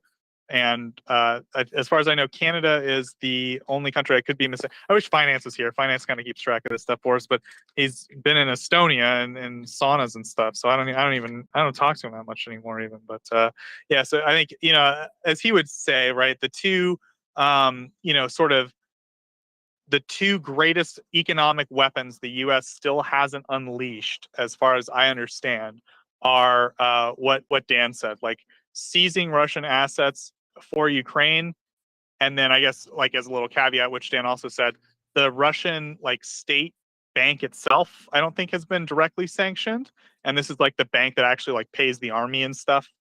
And then the other thing is declaring Russia a terrorist organization, a terrorist state, right? If Russia was declared an actual terrorist state, that would involve sort of secondary sanctions. Anyone who does business with them, a pox on their house economically, right? So that would be a real death blow to isolating the Russian economy. I think there's some concern, right? I mean, we've done this with countries like North Korea and Iran in Washington, about whether or not it could be successfully done with Russia, right? In other words, can we follow through with our threats to India and China and so forth? But so far, I think there's been a lot of support in Congress for it. And so far, Biden has he's expressed some reluctance. So, that seems to be off the table for now, declaring Russia a terrorist state. But I haven't heard any direct no on seizing Russian assets and giving them to Ukraine. So I think that's the next logical step. If we're not willing to declare Russia a terrorist state, we should definitely seize their assets and award them to Ukraine for, reconstruction and even, direct military funding and so forth. I see no reason not to. And as Dan said, I mean, their budget is not in the best position. Their economy is obviously being attacked directly by Russia. This is part of Russia's military strategy, and needs all the help it can get. As of right now, they're running on sort of loans and things, and it would be great to just give them this huge chunk of money that could, help alleviate any of their financial concerns for the foreseeable future, and then they could just focus on the military situation. So, thanks, Dan. Anything you want to finish up with? Go ahead. Well, yeah, I couldn't agree with the terrorist state designation more in principle. I think the hesitation is that the law as written would complicate Russian commodity sales in ways that we don't necessarily find to be advantageous, because we need the price of oil and grain down, not up. We want to give as little of that money as humanly possible to the Russian Federation, obviously. But if you just start actually sanctioning India for buying Russian grain, it might send the grain market the rest of the way around the bend, or around the bend again, or however you want to put it. And there needs to be the same legislation that makes it black letter law to seize the Russian central bank funds needs to basically create its own special category of sanctions for Russia at the same time, because the law as written doesn't quite work for our actual goals. Yes.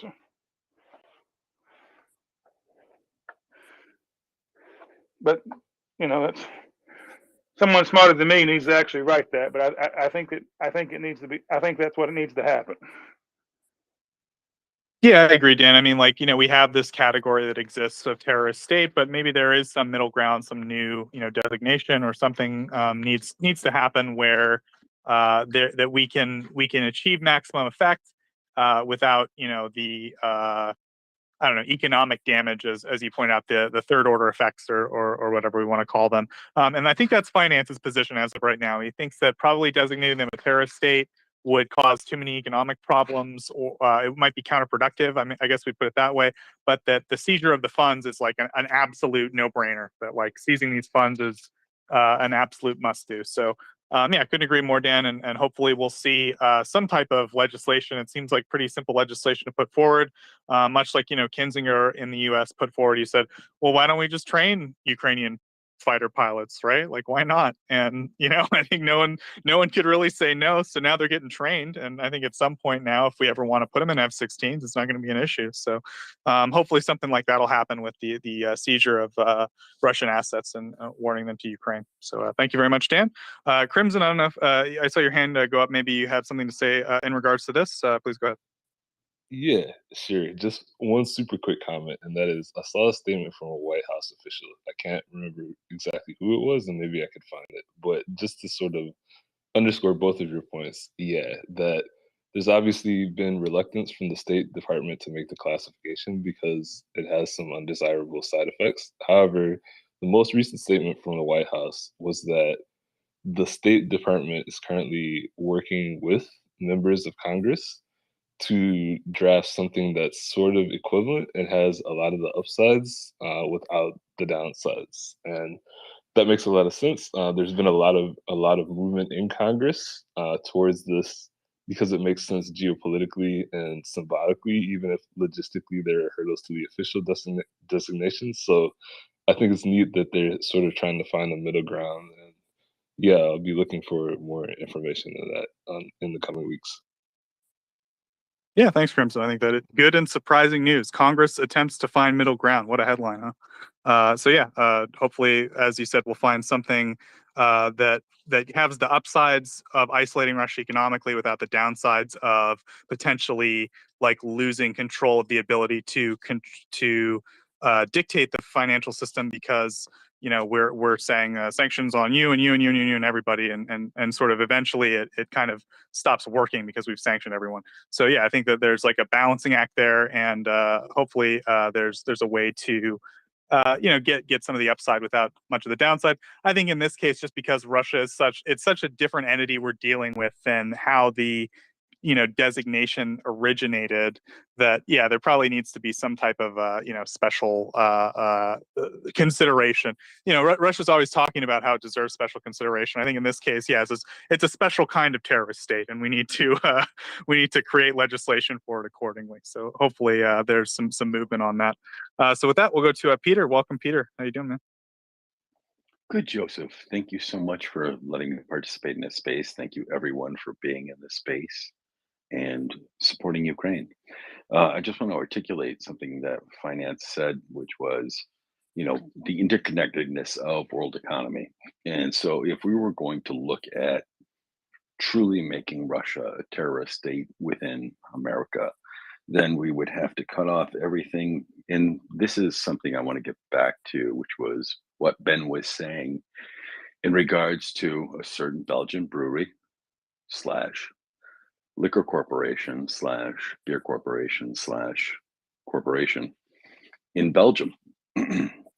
And that is InBev and all of their associated products. So if you were going to go ahead and make Russia a terrorist state, you would have to sanction Budweiser, Corona, Hoegaarden, Stella, Beck's, Jupiler, Lef, Brahma, Goose Island, Spaten, I should say Spaten, Bud Light, Lowenbrau, Husserldorf, Labatt, and the list goes on and on. Michelob, Diebels, Herbin, Dutch Gold, Castle Lager, Bud Dry, the whole shebang.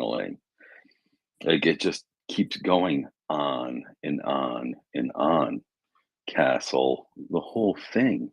Like it's just, and so all of those would all of a sudden be interconnected with the Russian economy because of that brewery, Lef, which is owned by a Turkish subsidiary of InBev.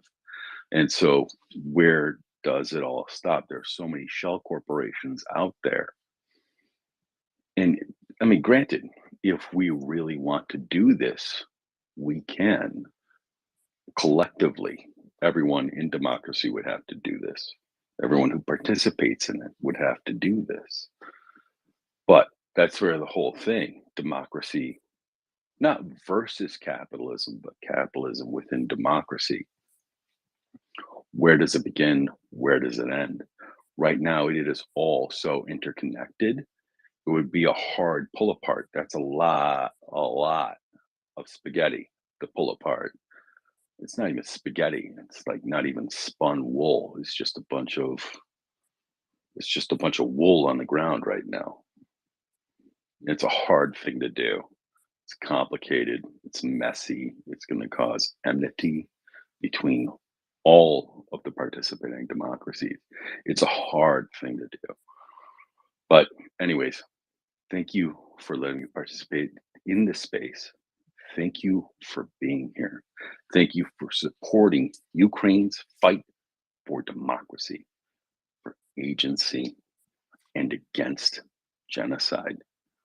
You're all lovely people for being in this space. Thank you. Bye. Thank you, Peter. Yeah, couldn't agree more. It's those are the stakes, right? So thanks, Peter. And with that, we will go to Phil and then Shaggy. Phil, please go ahead.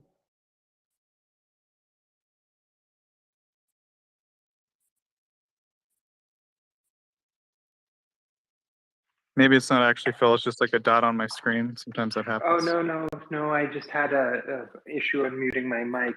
There was another issue that I've seen in the press and in the Twitter sphere, and that's if you designate them a state sponsor of terror, what happens is the U.S. becomes eligible for reparations for the terrorist activities. So the payments won't go directly to the Ukrainians, but instead will go to Americans because Americans are designating them a state sponsor of terror. And I think that becomes a pretty big issue too, because we don't want the money from the war to come to America. We want it to go to Ukraine. And that was the only point I wanted to make. And with that, I am going to go to sleep. Thank you, guys.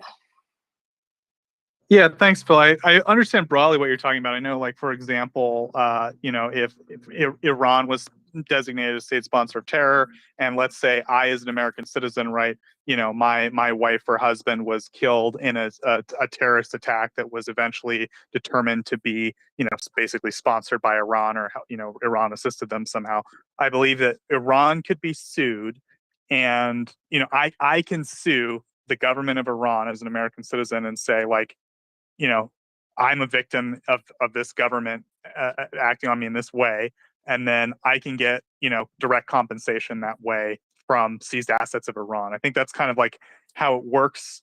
But yeah, to that point, I'm not really sure if it would deprive Ukrainians of specific rights, but I think it would, in the sense that, like, let's say, for example, I'm an American, and my I don't know, my husband, someone was killed directly in a Russian attack or something. I think that you could theoretically, in that legal framework, like sue the Russian government as an individual, which I don't think would have a lot of like practical effect, but it would have like a lot of symbolic meaning, I think, to have like a court case like that. But yeah, I think, good point, Phil. Like, I think there's definitely some legal nuance there in terms of, and I wish I knew more about the actual legal designation. We actually do need an expert on that, because even finance kind of shies away from that, so they don't know a lot about like financial, like U.S. Treasury law and stuff. But I don't know, maybe Peter Doran knows a little bit about it. But anyway, I think it's a good point as far as what is the optimal strategy. We are getting to the point where we've put a lot of sanctions on Russia, and there are a few obvious steps we can still take. For example, the seizure of Russian assets and giving them to Ukraine. But we are getting to a point where it's becoming kind of a more nuanced or more technocratic question, like how do we turn the screws here? And so it would be nice to have some experts on international finance law and Treasury Department and stuff like that to speak on that. So I don't know, maybe we can try to tune our antennas towards potential guests or something. Try to DM some people. I don't know. Well, I'll try to look into it. I'll see who I can talk to about it. So yeah, thanks for that. I forgot who I was talking to, so sorry. Shaggy, please go ahead. Good morning from here in the UK. Right, yeah. Good evening. Good evening to you guys. Right, yeah, I think there should be a difference between being defined or designated as a terrorist state versus being designated as a state sponsor of terrorism. I don't know if there is that delineation at the moment, and maybe go for obviously the state sponsor of terrorism first of all, which will be a slightly lower level, and including that sanctioning companies or disallowing companies from doing business in Russia. That list that guy mentioned before, there's a hell of a lot of them. They've had 7 months to get out of Russia. They must have done plans and looked at it and how to do it. So yeah, they should. If they haven't, they can lump it, and if they have, they just need to enact those plans before you go to use a dodgy word, the nuclear option, and designate Russia a terrorist state. But yeah, I'm not a finance expert or a law expert, but I do think that's kind of what Congress is working on at the moment, trying to come up with this this package or this law that would kind of rather than just pressing the nuclear button on the economic side of things, which as the other commentator said, would mean like India and people who buy grain off them will be a bit stuffed. Yeah, I think America needs to do it first, obviously, but it's the biggest economy in the world. And once America kind of figures out what law would work, once they've drafted it and got it in, then everyone else can compile on and basically copy and paste that law, and each country can then designate Russia, whatever we want to call it, state sponsor of terrorism or terrorist state or whatever. But that's just my 2p's worth on it. Yeah, thanks, Shaggy, for that explanation or those thoughts. So yeah, as far as I understand, like state sponsor of terror is the sort of actual legal designation. Terrorist state is sort of a terminology that the Ukrainians have adopted as a sort of I don't want to say like a play on that, but like as they sort of are taking those words, state sponsor of terror, and just saying, look, this is an actual government that is attempting terrorist objectives. It's just an actual terrorist state, like. And so, yeah, I think as far as I know, there's not like two separate legal definitions there. It's just state sponsor of terror is the U.S. Designation. It's been applied to Iran. It's been applied to a few other entities, I believe North Korea as well, and also. Anyway, I'm not. Yeah, as we both said, we're probably not the best people to speak to this. We'll try to get some more people on who can maybe talk to this, because I know it is a topic that interests people. I certainly miss having finance on during the late night North American time. This is kind of his time right now. I used to co-host with him, so certainly miss him. But yeah, so I think that's like a good point. I think also there's potential there, like for example, there are actual Russian neo-Nazi groups, right? There's the Russian Imperial Movement, and there's also Rusich, which are both like militant organizations of like neo-Nazis that have committed acts of terrorism in occupied Ukraine. That I would say deserve the designation of terrorist organizations. I don't think we have to say that Russia's like their sponsor. I guess the implication is obviously they are, but I would at least designate these neo-Nazi groups, terrorist organizations. I'm not really sure why they've sort of managed to fly under the radar of a lot of these designations somehow. But anyway, yeah, I think there's definitely still some room to be had there. As you pointed out, I think that the U.S. and partner countries, other countries, are kind of taking a slow, very methodical approach, right? I mean, time's on their side. There's no reason to like overextend too quickly or to rush headlong into this. There's plenty of time to carefully plan this out. It certainly would be nice if we could, come up with some economic judo move that would stop the Russian war machine tomorrow, but that's just not how reality works, right? This is going to take up to a decade, I think, to really, sink in deep. But, once it does, the damage is permanent. Russia will never be able to recover from this meaningfully in our lifetime, right?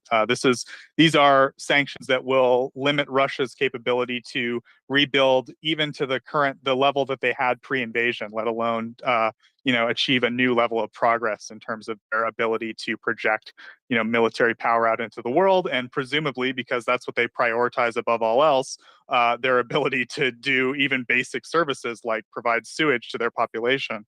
So, all that being said, I think that so far the U.S. has taken a pretty measured and reasonable approach to the economic sanctions. Do we want more on the space? Of course we do. Can we reasonably expect more? I think we probably can, but we're relatively patient when it comes to this stuff, and we've been pretty satisfied with what's been done so far. And hopefully, I think that the thing that we'd really, really, really like to see is there still are some German companies that are giving certain machine parts that are very specialized and important. And if those specific companies just tell Russia to go kick rocks, like Russia's actual like Russia could actually collapse, like their whole civilization could collapse if they don't get their ball bearings and their like die and tool machines and their software updates for this stuff. Like they could actually crumble to ruin. So there are a few things that I really would like to see in terms of their certain industries that need to tighten the screws a lot. But overall, I would say I'm pretty pleased with the general direction that the sanctions have taken. So any follow-up there, Shaggy? Go ahead.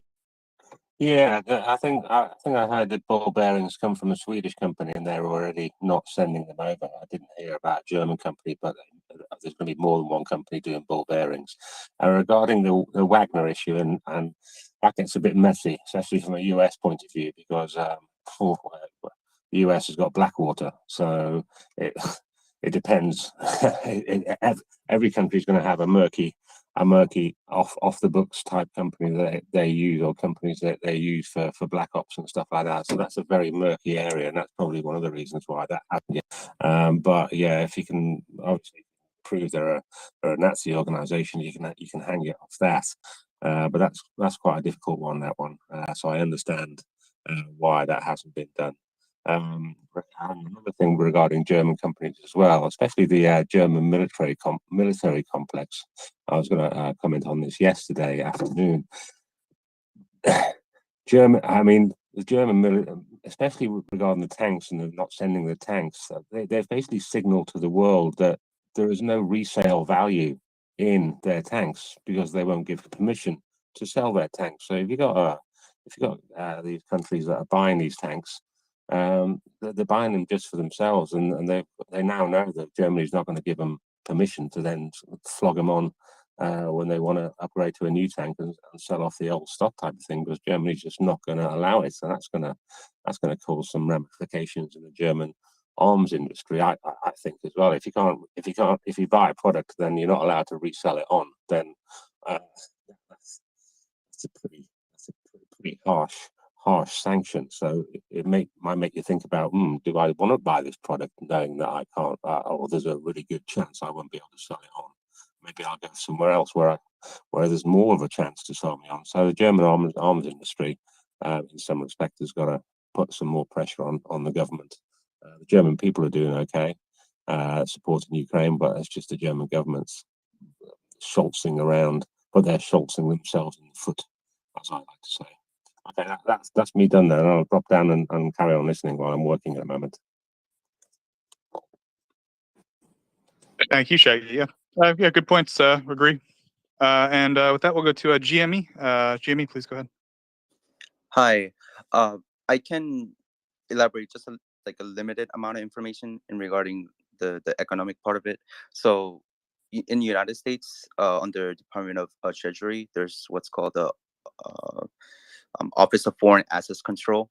So, for example, let's say if someone who's designated on the list takes out an insurance policy, pays premiums, and let's say if they incurred a loss and if they want to made whole or get reimbursed for it, but if they are on a list, they will not receive any kind of reimbursements or even refunds on the premiums. So basically, there are compliance managers just to specifically address that. So sometimes if it hits on a list, they might have to investigate or research just a little bit to make sure they're not on the list.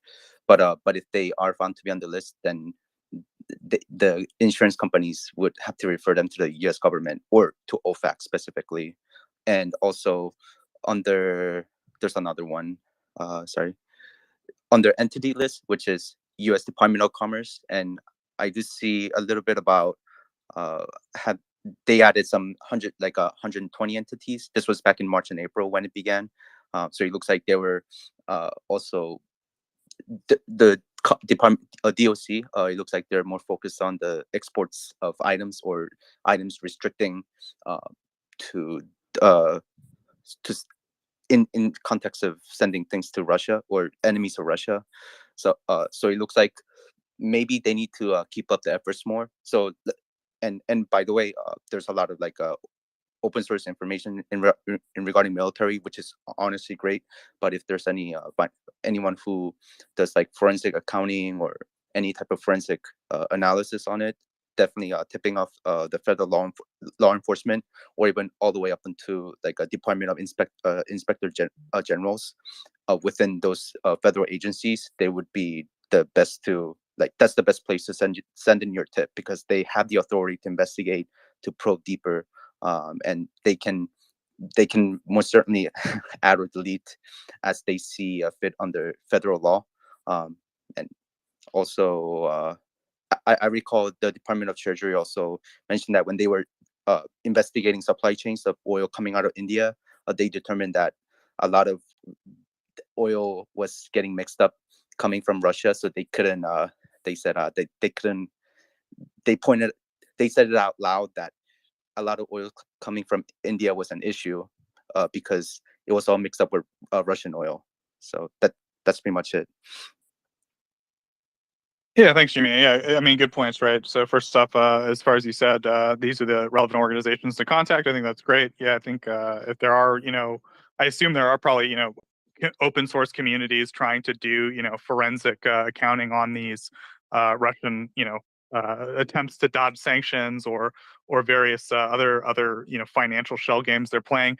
And more power to those guys, because that's very difficult, time consuming, expensive work, right? Like it's not something that you can easily just get. Like if I'm a company and I need that done, that's going to cost me hundreds of thousands of dollars. Or if I'm the government, it's going to cost so much time and resources. So hopefully there are people out there. I haven't met them who are tracking Russian funds.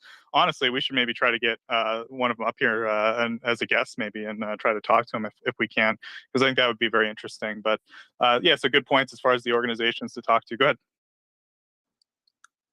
No, definitely. And also, if anything, having expanding budget to seize Russian assets would be a great way, to those 3-letter federal agencies. They're good at what they do, and not only that they have clearances, but they would be the best people. So any expanding that would be, it would be great, really. I mean. Yeah, I will say I got a couple of DMs from people. So I will just mention them. First, someone mentioned to me that the Russian Imperial Movement is currently designated a terrorist organization, which is great news. So thanks, Internet. And then as far as U.S. seizing Russian assets, I've been told by at least 2 people that there's no legal precedent for the U.S. to say, okay, country A, you invaded country B. That's against international law. So we're going to give your money to country B. There is a precedent to say, okay, country A, you had a revolution and now you have a new government, and now we're going to give your money to new country A, right? In other words, the same country, but a different government. So there's no legal precedent. It would have to be a new, law, and that law would have to pass sort of the constitutional concept of property, which might be kind of difficult.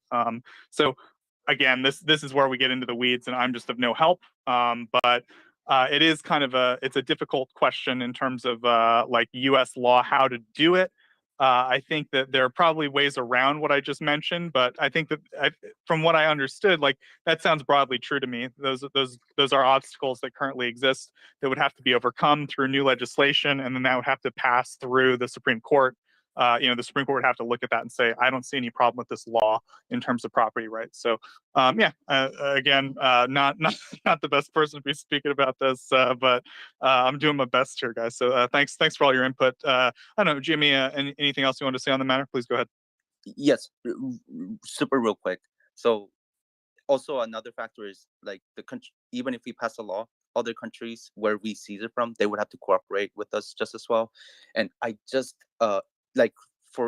if we have Interpol cooperate with it, that would be a huge win. Like having the EU, like pretty much it's all about cooperation to get anything done, really. So yeah, having convincing Interpol to sort of make that happen. Pretty much majority of the EU is part of Interpol anyway, so have them keep track of it as well, not just have all the burden on the US to do it. And plus it's their jurisdiction anyway. I mean, it's not like, even if we make it a federal law, it's not like I mean, sure, we can put arrest warrants, or we can do that all day, but we still need a team, or we need allies to make it happen, which is really important. So yeah, no, and I appreciate you if you DM Joseph to get that out. Yep, definitely. Yeah, absolutely, Jimmy. And I think one other thing you pointed out, just very briefly, I'll mention is, as you pointed out, Russia's economy is not like, if Russia was exporting high-end semiconductors, it'd be pretty easy to figure out, oh, these are Russian, right? But they're exporting like oil and like timber, and gold. That stuff, it is possible to trace it to some degree, but like it's hard, right? And it's also going to be tough to like tell people not to consume it, right? It's very like fungible on the global market. If party A doesn't want it, party B is going to be happy to take it, and so forth. So it's not the easiest stuff to restrict in the financial system and so forth. So it's definitely a challenge. I think so far, it's been handled with a lot of smart strategies, but it's a monumental task to be sure. So thank you very much, GME. And I'm going to squint my eyes here, and I'm like, Herm, is that you? I think it is. Go ahead, Herm. I'm sorry, just one last thing. Go ahead, as far as the investigating the supply chain line, like in the context of oil in India, like the Department of Treasury can go as far as they can, but they will run into a roadblock where they just can't find more info, or whoever they're trying to talk to just won't cooperate at all. Then they will probably determine, say, they're just getting it from wherever. They don't like, they're indiscriminately just getting it, even if it's somewhere from like Russia, and they don't.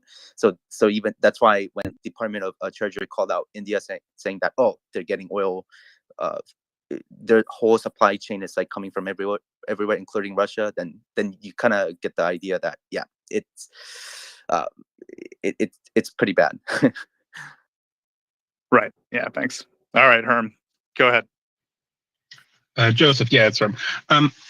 You mentioned earlier there was a list of a very narrow list.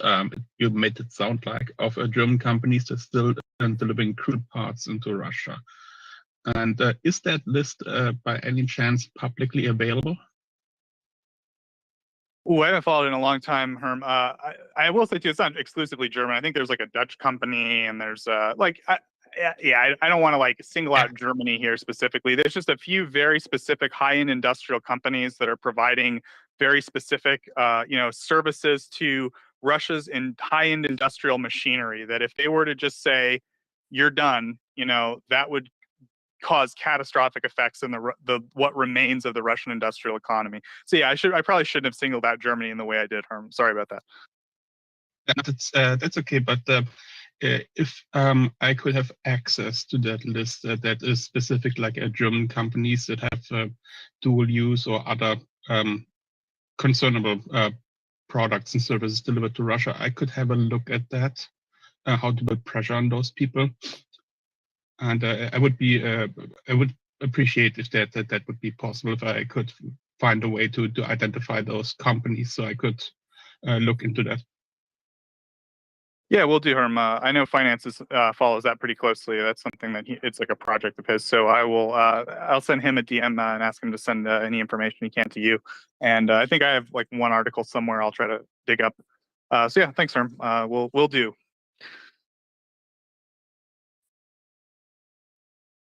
Okay, I think I finally got through all the hands. You know, ever since John left me, I've been going through hands. Didn't have time to process that I'm all alone up here, but I am. But actually, I do have Audrey up here, so I was going to ask Audrey a few questions. But real quick, I would ask if people could please retweet the space, let people know we're here. We run 24 hours a day. We talk about the Russian invasion of Ukraine, the genocide against the Ukrainian people. We do everything we can here to support Ukraine and their current fight against, you know, this Russian aggression and imperialism and colonization of their country. And of course, we support MriyaAid.org here. We want to try to send as much non-lethal aid to Ukraine as we can. We think MriyaAid.org is a great place to go because it's run completely by volunteers. That means there's no overhead costs, no administrative costs. They're not paying anyone's cell phone bill with your donation. They're not paying anyone's salary. They're not paying for any meetings or office space or anything like that. It all goes directly to buying a bandage or buying a tourniquet and then sending it directly on a shipping container over to Ukraine. They know military units there that need this stuff. They're getting it to where it needs to go. And yeah, we think they're a great organization. So please visit MriyaAid.org. And if you're financially able, please contribute what you can. I'm sure everyone in Ukraine appreciates it. And of course, if you do have any questions for me or anyone on our panel, please feel free. You can press the microphone button in the bottom left-hand corner of your screen, and we'll do our best to answer your question. So, Audrey, I don't know if you're still available, but I see that you are still up here and you are not like on a bus or something. So I was wondering if you had any updates of either you're working on a documentary involving footage, I assume combat footage from Ukraine, or just footage from the war in Ukraine, I should say. And then also just, you know, you are in contact with someone in Ukraine. So if you had any kind of updates about the situation there from the ground, if you could please share, go ahead. Hey, thank you, Joseph. Yeah, I just brought my coffee so I can talk a little bit. And by the way, congrats on doing a great job as a host and excuse me, and also getting this radio personality talent. I love it. I heard you speak for the first time when you came on the space for the first time, and you've blossomed into an awesome speaker, and I love to see that, Joseph. So congrats. Well, so yeah, I'm in contact with my best friend, partner. She is, as you know, I mean, for people who weren't probably didn't hear it last time I said this a few months ago, I think. So she is a filmmaker, never picked up a weapon in her life, and she, and if you go to my latest tweet, you will also see her. And she decided that she wanted to, after the war started, she volunteered helping our refugees, and then she decided she wanted to volunteer in the army. She was actually, by a very weird, horrible coincidence, she was initially as a civilian, she was helping people, she was basically helping elderly people and children with civilian vans to leave places that were under attack. And she was actually in Kramatorsk, exactly an hour after the rocket attack that killed 50 people. So she saw the aftermath of that. So when she took a group of survivors together with the driver, she took them to Western Ukraine. Then she fought a little bit and decided to volunteer. That was the moment when she decided that she should volunteer for the military, because she saw pieces of people. And I don't say this casually, as I said earlier, I think some people here expressed deep grief, and I feel this grief, but I think I'm burying it so I can talk about it as much as I can, and probably I'll process it after Ukraine's victory. So she saw pieces of people, and she's a very sensitive, kind, honest person that always wants to help. And yeah, something clicked in her, and she volunteered. And she trained with the National Guard. She's an active duty member of the National Guard unit now, with a rank and everything. So she's a contract soldier of the Ukrainian military, and she was sent to Luhansk during the most horrible stage of the fighting, although even now I understand that in that area it's very tough. But she was in that period where before HIMARS arrived, and when the Russians had artillery superiority, and they were lobbing like 60,000 shells a day, while the Ukrainians could only manage 6,000 or 7,000. And yeah, she stayed in Zolote throughout for over a month, throughout all the shelling, and for the last 2-something weeks of that month, they were almost surrounded. The Russians were on 3 sides of the town, and they were among the last units to leave the town. And also recently I found out she got injured. A shell blew up near their car, and it overturned. She didn't want to tell me that, although we saw each other in Kyiv shortly after. She told me only when she went to get an MRI. Physically she was okay-ish, but she got a concussion, and that's a problem with artillery, that almost every soldier that is on the front line gets a concussion because shells or mortars explode very close to them. So this is definitely something that Ukraine will have to deal with long term. As for now she's in the Kharkiv region. I can't say more. And I don't know that much either, because she's very good at AppSec. She trusts me with everything. I have the keys to her house. I have her property documents and basically her entire life, so she trusts me fully. But when it comes to the military stuff, she's like, well, I'll tell you later. And sometimes I get a lot of my info from MriyaReport, and I kind of sound out, does this sound accurate to you? And she says, yeah, that sounds about right. So and also, I mean, I learned from the veterans here that if you have someone you care about in the military, one of the dumbest things you can do is to ask them about how their operations are going. It's important to just be supportive, say that you believe in them, which I do. I don't just say it. Say that you love them, say that you want them back safe, and that's all they need, and that you're thinking about them all the time, which I always do. So, you know, that's like the best approach when having someone you care about in the military. So I don't know that much about what she's doing now, but from what I'm speaking with her, a lot of the things that appear in the press tied to atrocities are being confirmed. And I believe that in the coming time, we will see, unfortunately, more and more cases. I don't even know how to qualify. Let me just skip over this subject because I don't know how to speak about it.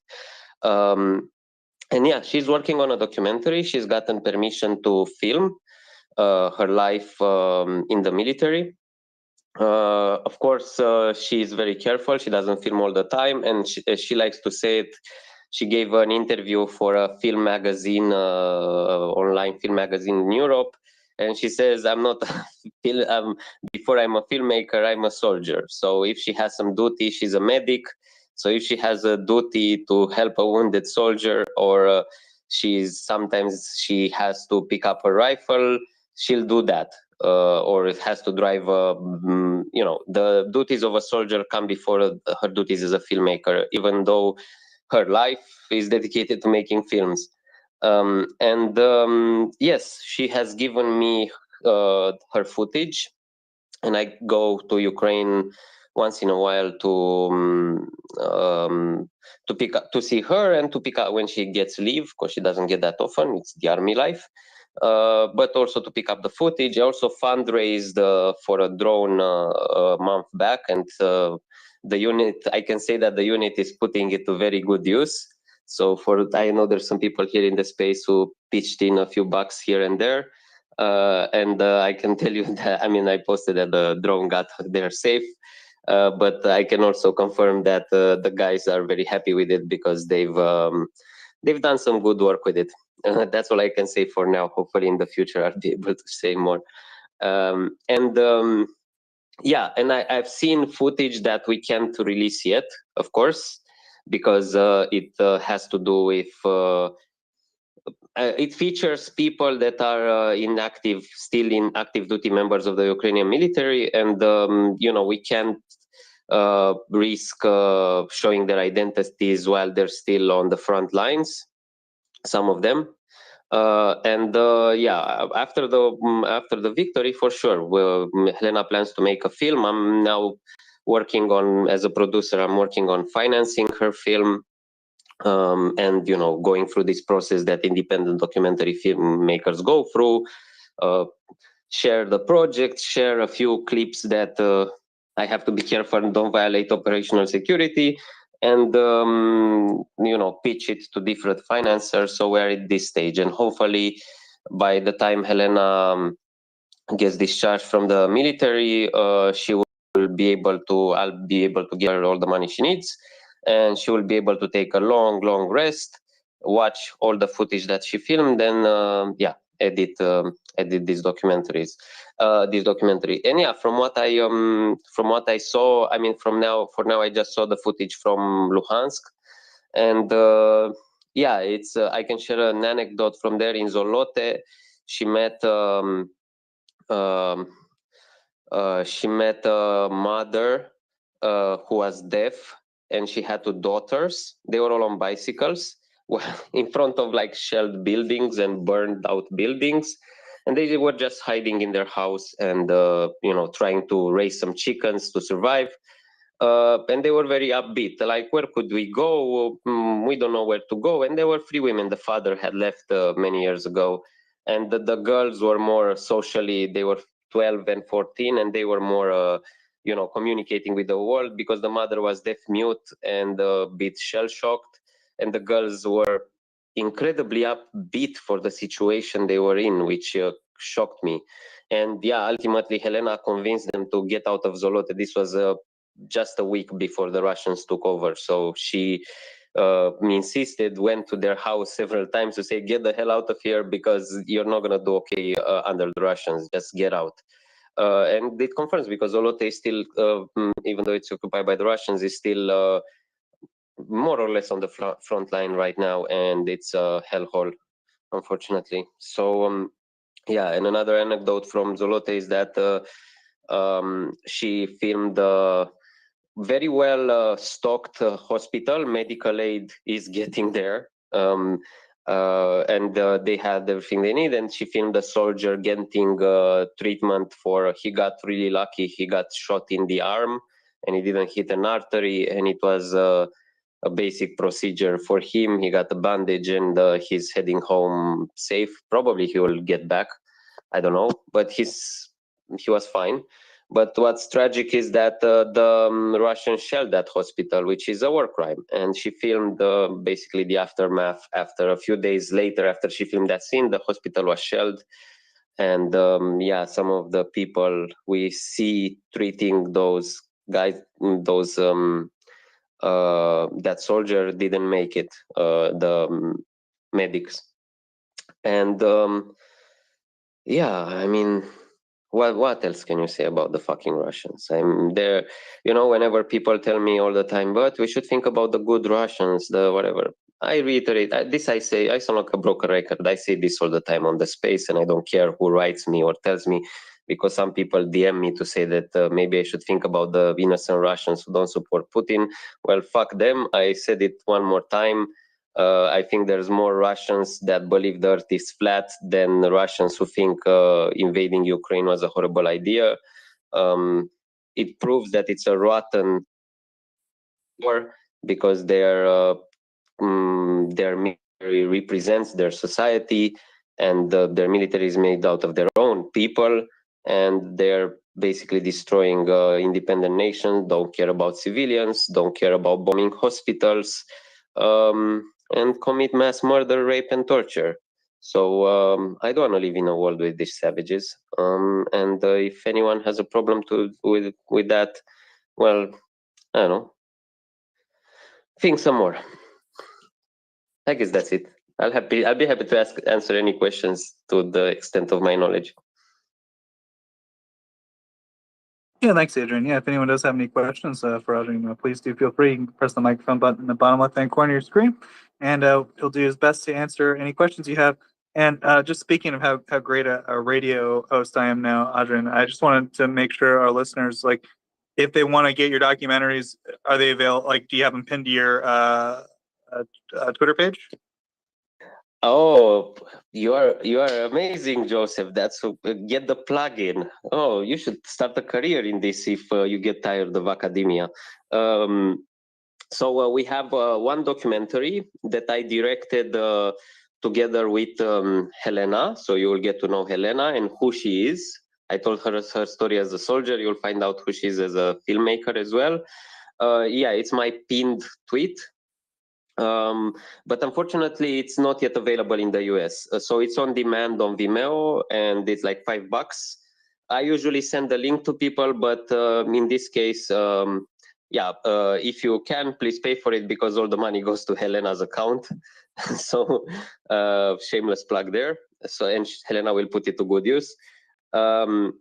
But unfortunately, it's not available in the US because we did make it with a producer and a sales agent, and our sales agent only allowed us to show it in Europe because in the no all the world except the US and Canada because they hope to distribute it in the US and Canada someday. So I don't know, just between us, try a VPN. If you're in the US. If not, I will definitely let people know when it's available in the US as well. But I think someone from the US told me that they managed to watch it with a VPN. So just set it to anything that's not US, Canada, and Germany. It's also restricted in Germany because it's restricted until Germany sends Leopard 2 tanks. I'm kidding. It's restricted in Germany because we're going to a festival there in October. So after October, it will be available in Germany as well. All right, too much talk. That's about it. All right, don't worry, Adrian's producers.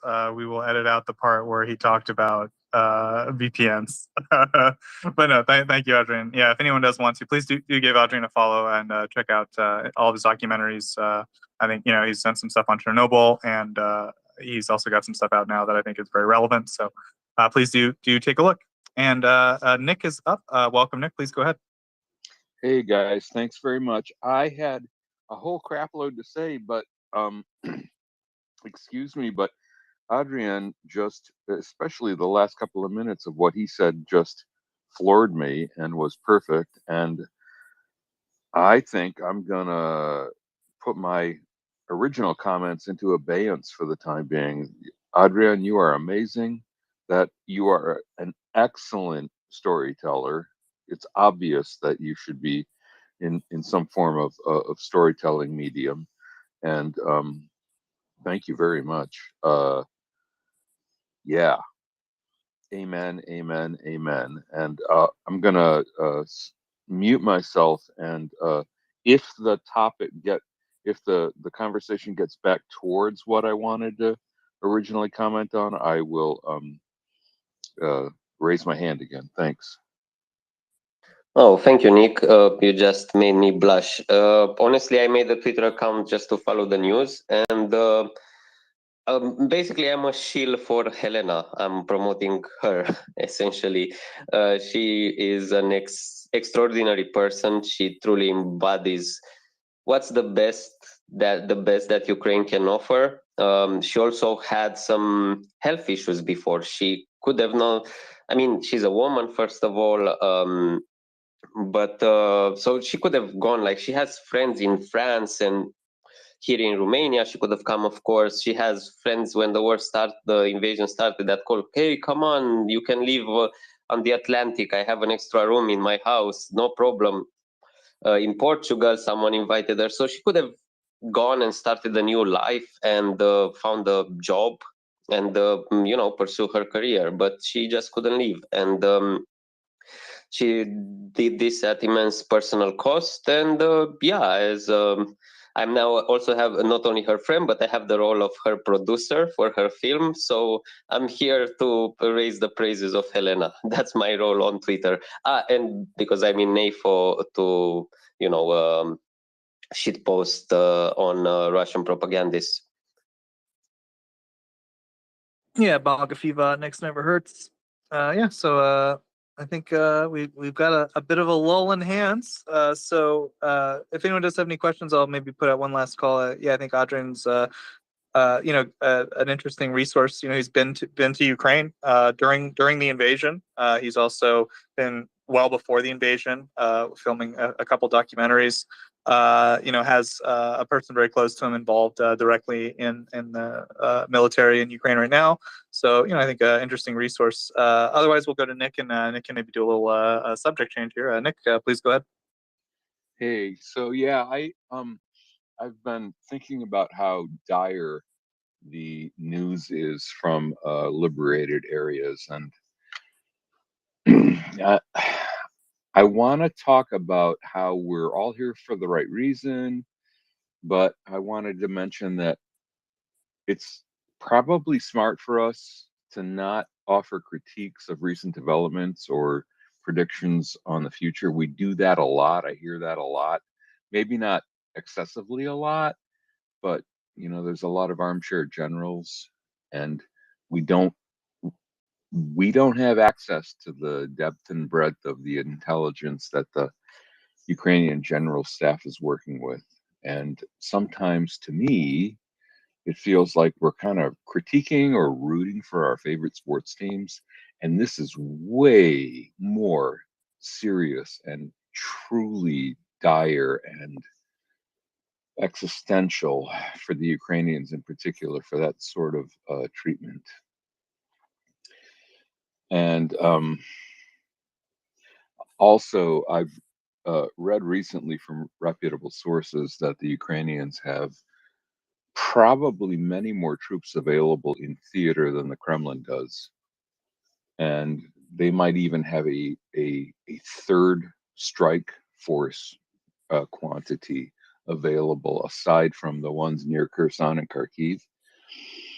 And if that's true, and it's not in action yet, I don't know if it's because they don't have the equipment necessary, or whether they have the logistics necessary to trigger it into another counteroffensive. Which and the obvious one would be, Kharkiv is maximum east and Kherson is maximum west, so the obvious third place would be central, and that's where the Zaporizhia nuclear plant is. So, having said all of that, please write your parliamentarians and or Congress people to ask for more, even more, yet more, constantly more equipment and logistic supply to Ukraine, because if there is enough, if it's true that there's enough, and it's probably, the numbers bear it out, that there's more Ukrainians available to fight than are actually equipped or supplied to fight, we must supply them. We must equip them. They are doing they're not just saving our country, or their country, excuse me, they're saving everything we value. And if anyone heard me, the little speaker icon on my phone is frozen. Did anyone hear me? Yep. Yes, we did, oh, Nick. Cool. Awesome. Yeah, excellent point, by the way, about the armchair generalship. It's something that I've struggled with myself. I am no military expert. I studied military tactics at the National University of Drama and Cinema of Bucharest. So my knowledge in this field is limited. But I read a lot of history, I guess. But yeah, I've been noticing on Twitter, but also Twitter is kind of a bubble in a sense.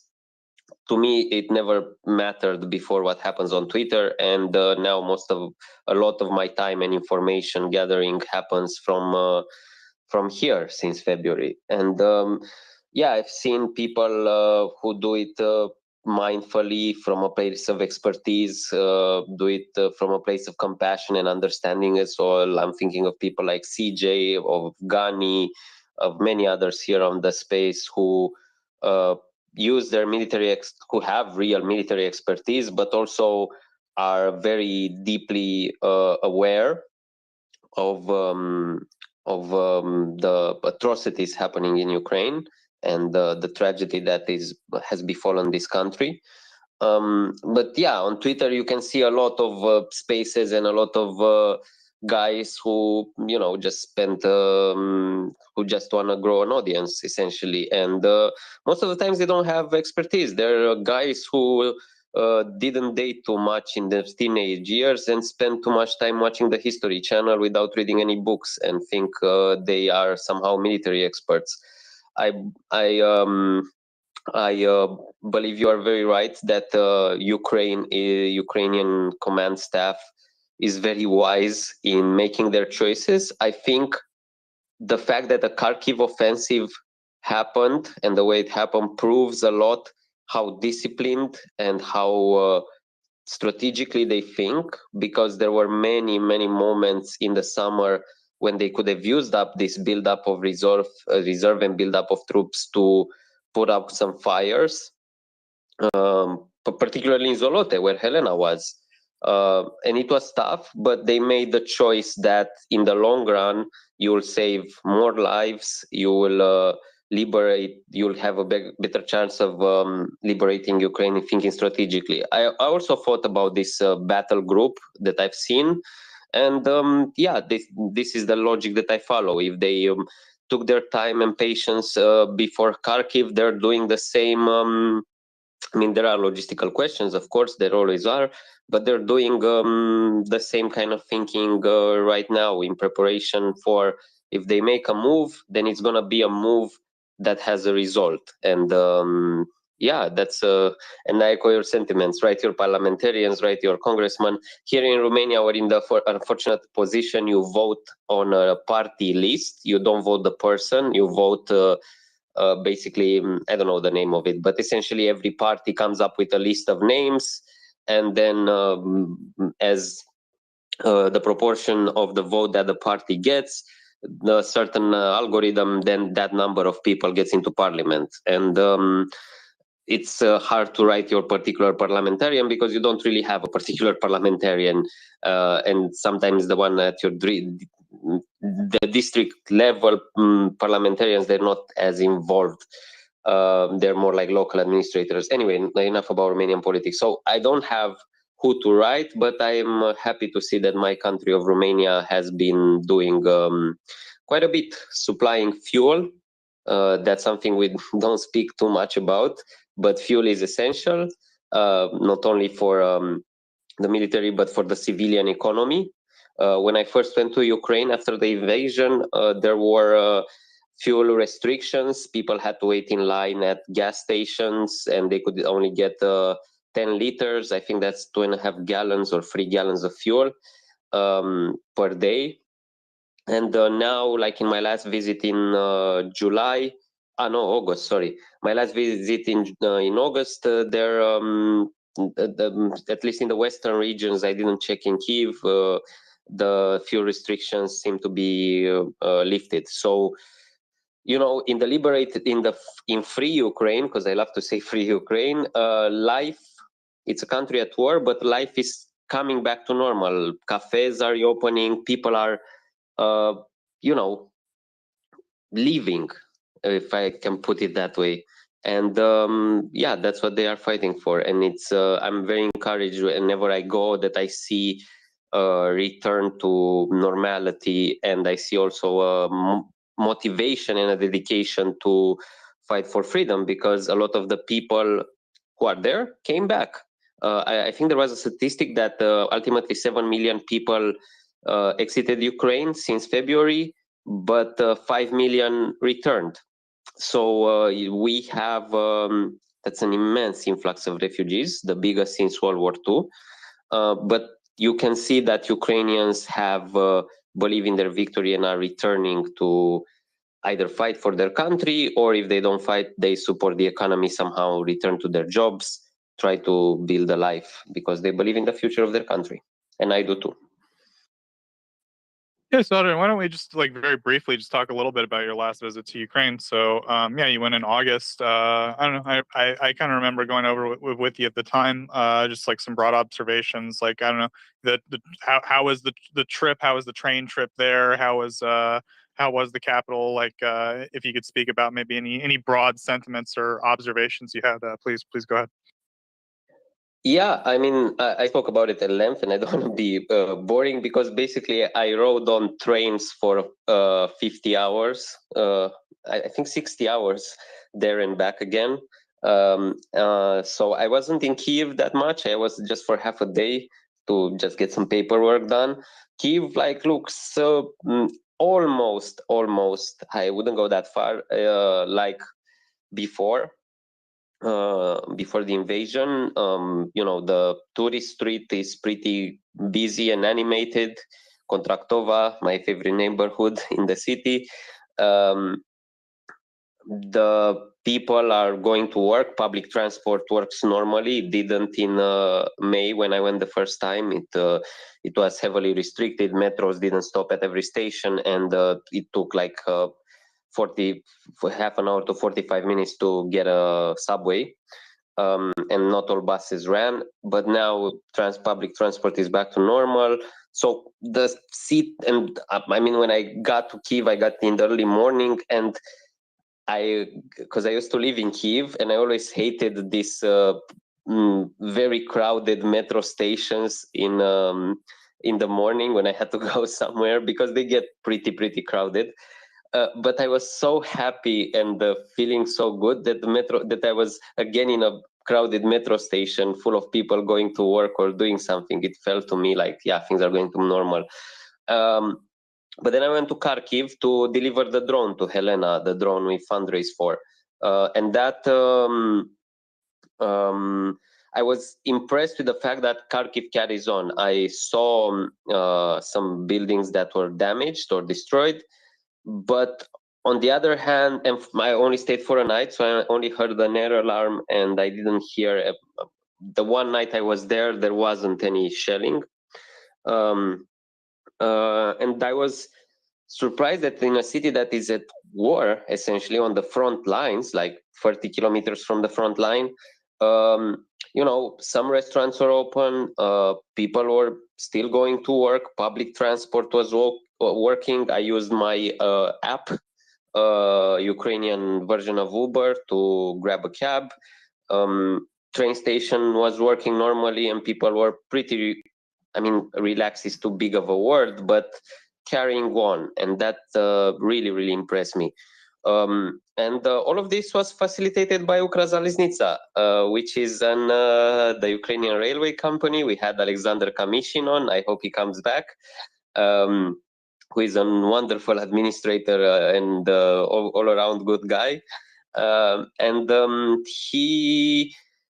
trains ran on time. Ukraine has a few modern express trains with like a bar area where you can use your card to pay for a coffee or a sandwich. That works with very clean toilets. I'm repeating myself, but it's important to repeat this. With very clean toilets, with nice smelling soap, with disinfectant for the toilet seat. Why I'm saying this, because it's a country at war, the train arrived at time, and they had great facilities for the travelers, and the attendants were wearing all nice uniforms, shirts. And these are conditions that I don't see in trains in Romania. And we're at peace, and in the European Union, and in NATO, and and in some other countries. Honestly, I rode trains in Spain and a few others. I'm not gonna rag on other countries. I'm just gonna rag on mine. Let's just say that in spite of a brutal war, Ukrainian Railways is doing a fantastic job of keeping basically the vital veins of the country going. But I also think it has a psychological role in giving people confidence. The fact that you have a predictability that your train will arrive on time, in my opinion, is something that gives people this feeling that they are gonna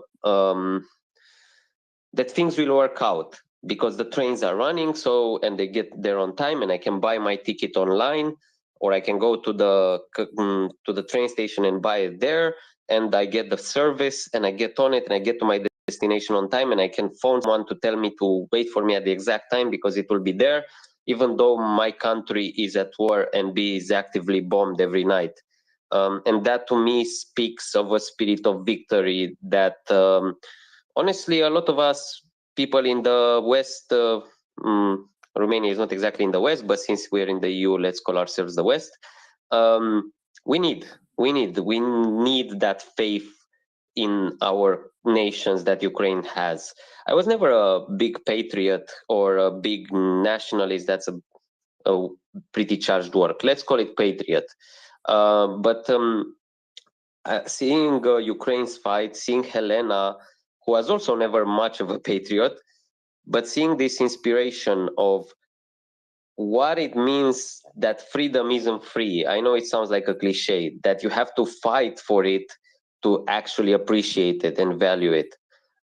Kind of made me think that I care more about my own country now, because I understand that no matter how much I complain about the politicians, about the bad roads, about the bad trains, about the corruption and everything else, ultimately we all have to work to lift up a pickaxe, lift up a shovel, build something, do something, because that's the only way you are actually gonna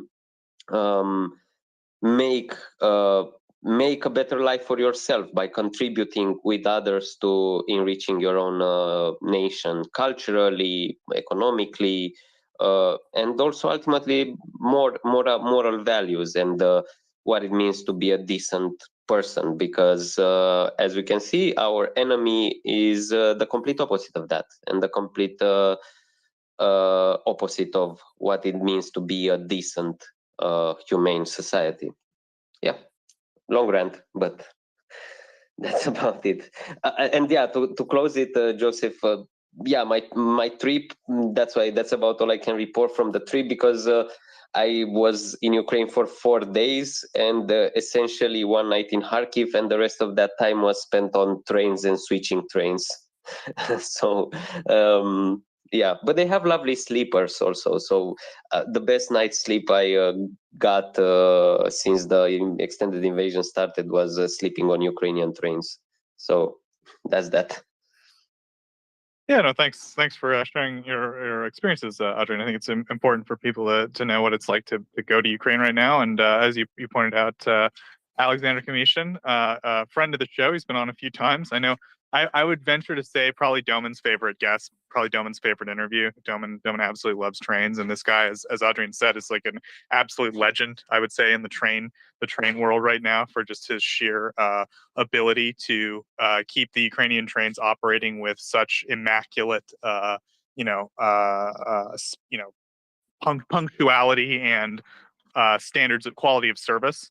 And it's kind of funny, like Ilya Pomerenko recently, who's a famous Ukrainian war correspondent journalist, was riding the train out recently, and he said, going to the front or whatever, and Kamishin replied, like, oh, how was the train trip, right? I don't know. This guy's like, so he wants to make sure everyone's having a good train ride. Like as Adrian said, I think it really is important to the morale of the country. Like it's something that I don't know, really resonates with Ukrainians, that this guy's so dedicated, and also that the train line itself is running so efficiently and effectively, and that to some degree, like there's like a metaphor there with the country, or that like if the train line is running or if the trains are running still, then the country's running still, right? There's some kind of a resonance there. So yeah, Adrian, go ahead.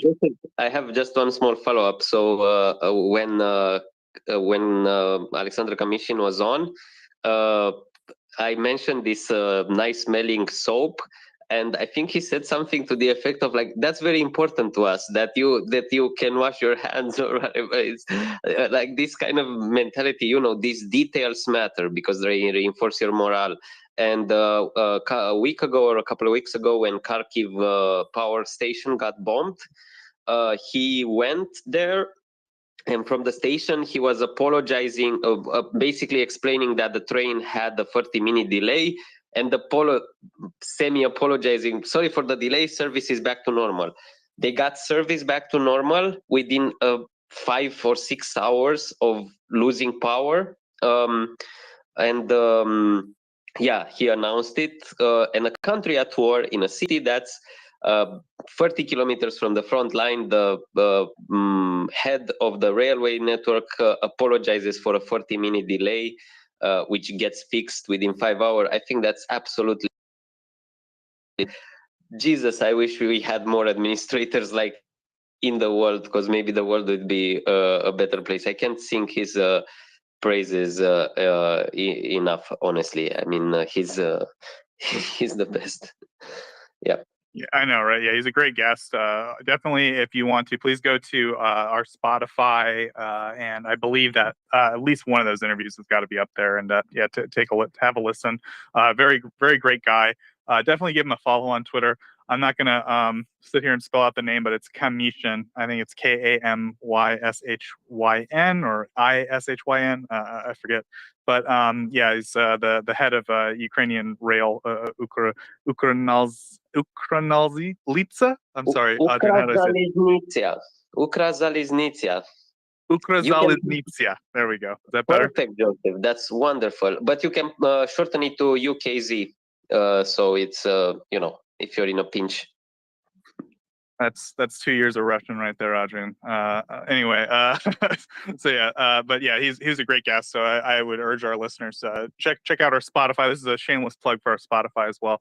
I'm sure one of the interviews is on there. Great guest. Definitely follow him on Twitter if you can find the handle. I'm sorry I can't produce it for you guys handily, but yeah, great guest. And thank you, Adrian, for sharing not only the story about the trains, because that was only one part of the story. You also explained a lot of other things. I didn't know you visited Kharkiv, actually. That's interesting. So yeah, with that, we've got a couple of questions, I think. So I know Nick had a question. I thought someone else did, but it looks like they dropped down. So Nick, please go ahead. Hey, I just wanted to laud Adrian for his granular detail. That is the stuff of a great storyteller. I mean, I myself don't like any sort of scented soap, be it dish soap or laundry, but the fact that Adrian can tell us exactly what it's like on a Ukrainian train, that's magnificent. I can't laud it highly enough. I wanted to close though by reminding everybody, as Joseph did just 20 or 25 minutes ago, that if you really want to support Ukraine, one of the swiftest and easiest ways is to click onto MriyaAid.org. I did a modest donation myself tonight, and it took me probably 30 seconds. That might actually be overstating it. It could have been 25 seconds. It was super quick, and they send non-lethal and medical aid to Ukraine without any overhead because they're all volunteers. And everybody in this space, if you don't already know, and if you haven't already visited MriyaAid.org, really should. And if you've got a spare $5 or $10 or even $2 or whatever your currency is, wherever you live, give a little bit, because a little bit goes a long way. It's something between $20 and $30 for a state-of-the-art tourniquet, and that tourniquet can be the difference between a mother or father soldier returning home to their children or perishing by bleeding out on the battlefield. So please, if you have any spare cash, and honestly, I did it without any spare cash, but I did it because it means something to me. If you have any spare cash, if you don't need dessert tomorrow night or a Bloody Mary in the morning, please forward those funds to Mariya Aid, even if it's $7 or $12. It can make the difference in someone's life, and we do here care about that. And I'm sounding super freaking preachy, so I'm going to stop. Thank you. No, thanks, Nick. I always appreciate a plug from one of our listeners for Mariya Aid. Yeah, we definitely appreciate it, and it's everything you said is true. You know, Mariya Aid's a great cause. It's run by volunteers who were part of Operation Unifier, which was Canada's effort to train Ukraine, the Ukrainian military, and get them prepared after 2014. And basically, those guys, they know all about military procurement. They worked in the military. A lot of them worked in military logistics, and so they go to the Ukrainian military because they have connections to the units that they help train, and they say, "Hey, what do you guys need?" And then the military procurement officers from the Ukrainian military and these former military procurement officers from the Canadian military talk to each other, and they say, "Okay, we need this and this and this," and those guys go out and they make sure to get it at the most efficient, in the most efficient way they can. Right now, I know that there's a fundraiser going on at MriyaAid to get more of the Fury drones for Ukrainian special forces. These are specialized drones that were sort of like basically, I think we could say hand built for the Ukrainian special forces.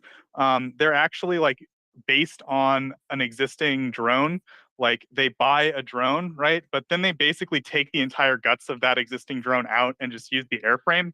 And they're putting basically different guts inside, different controlling mechanism, different electronics, different reconnaissance equipment, different optics, blah blah blah blah blah. They're basically rebuilding this thing. It's just they're using like the case of another drone. And these are like vertical takeoff drones for Ukrainian special forces, thermal imaging, very efficient reconnaissance drones. And so right now they're working on getting more of those to Ukrainian special forces. I assume the ones that were, given before, which we have some video of, and we actually had some guests on talking about it, they were training on the drones, and we had a segment or an interview with those guys, and it was great. That's kind of the main thing that they're focused on right now. But as Nick said, there's a lot of different items that are raised: tourniquets, bandages, mine disposal equipment, firefighting equipment, all kinds of stuff. Please go to the website, MriyaAid.org. There's a lot of details about what they have given in the past, videos and photos of the shipments of the guys receiving it, and also of, what they give and how they do it and everything like that. So please check out MriyaAid.org. It's a great organization. We definitely support everything they do.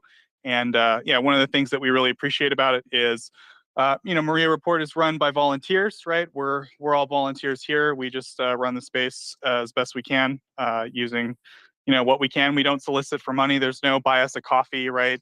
As Adrian said, I think there's a lot of these, so-called OSINT accounts of armchair generals that are trying to build followings on Twitter, and they're trying to monetize this Ukraine stuff, right?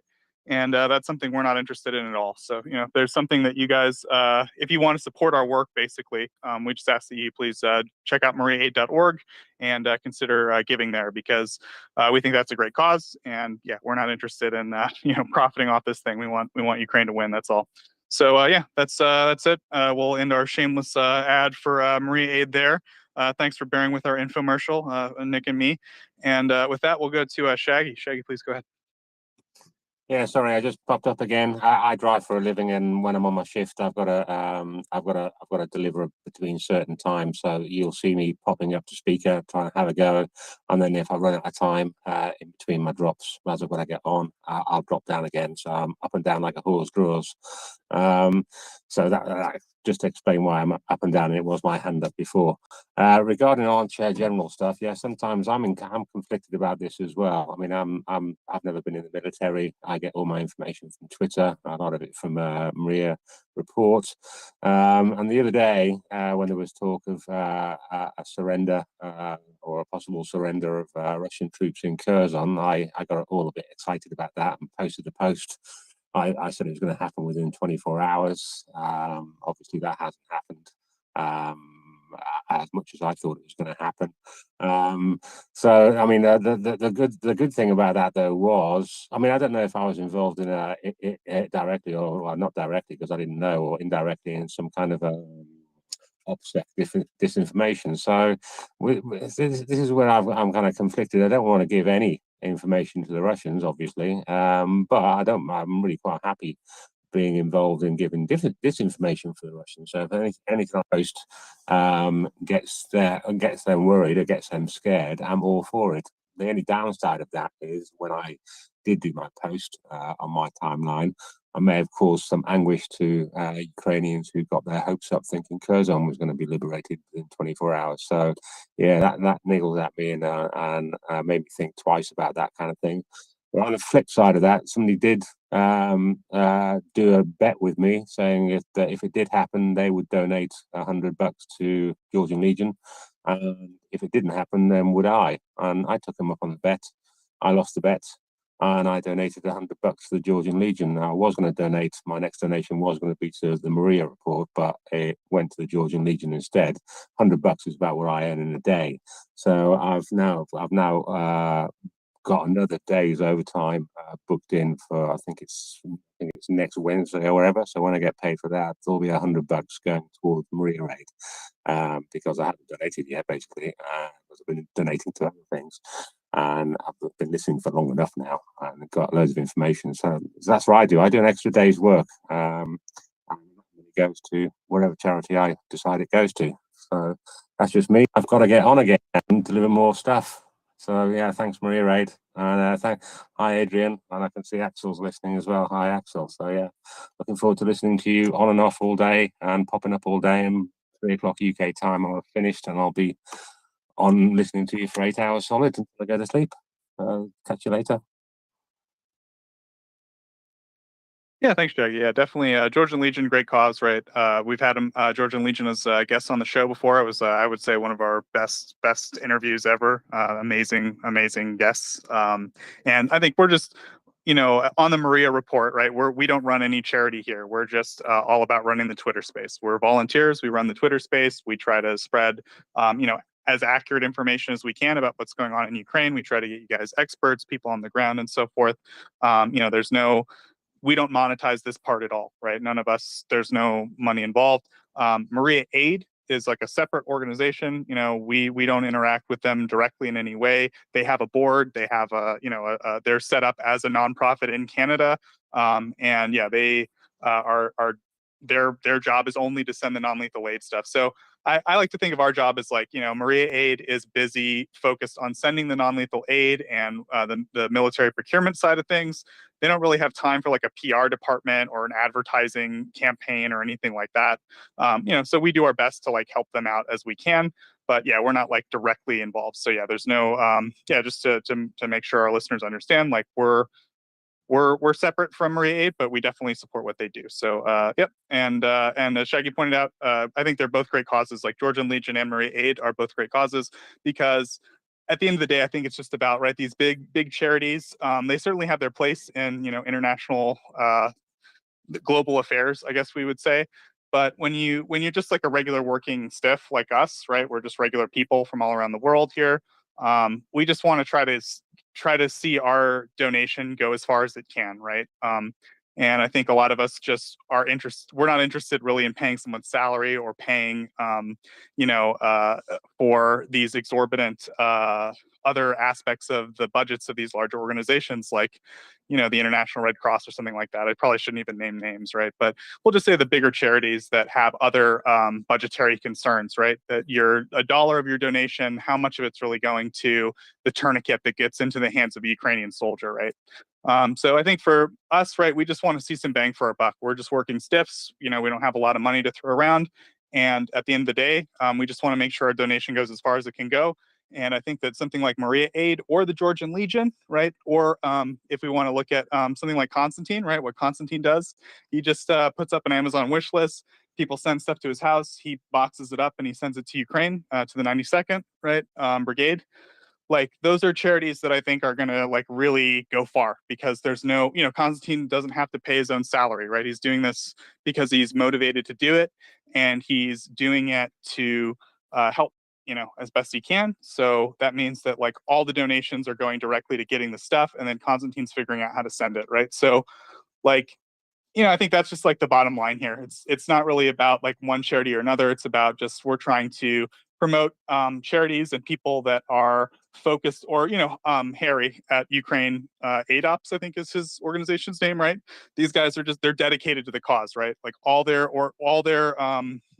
they're not like focused on anything else except taking this money, getting the equipment or vital services that are needed, and applying it to what's needed. So, that's I guess what the bottom line here. So anyway, yeah, thanks Shaggy for all that. And I guess I'm ranting because we don't have a ton of people speaking. So I hope people don't mind my rants. But I got Peter B coming back up to back me up. I always love having you up, Peter. What do you got for me?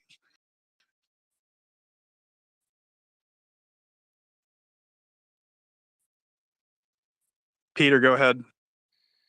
Hey, one of the hardest things to do, especially during this time, is to decide where you're going to give money to. And if you're here, chances are you are. And there are a lot of great places. And so that also makes this space special, which is the MriyaReport, which is not an offshoot or associated in any way with Maria Aid.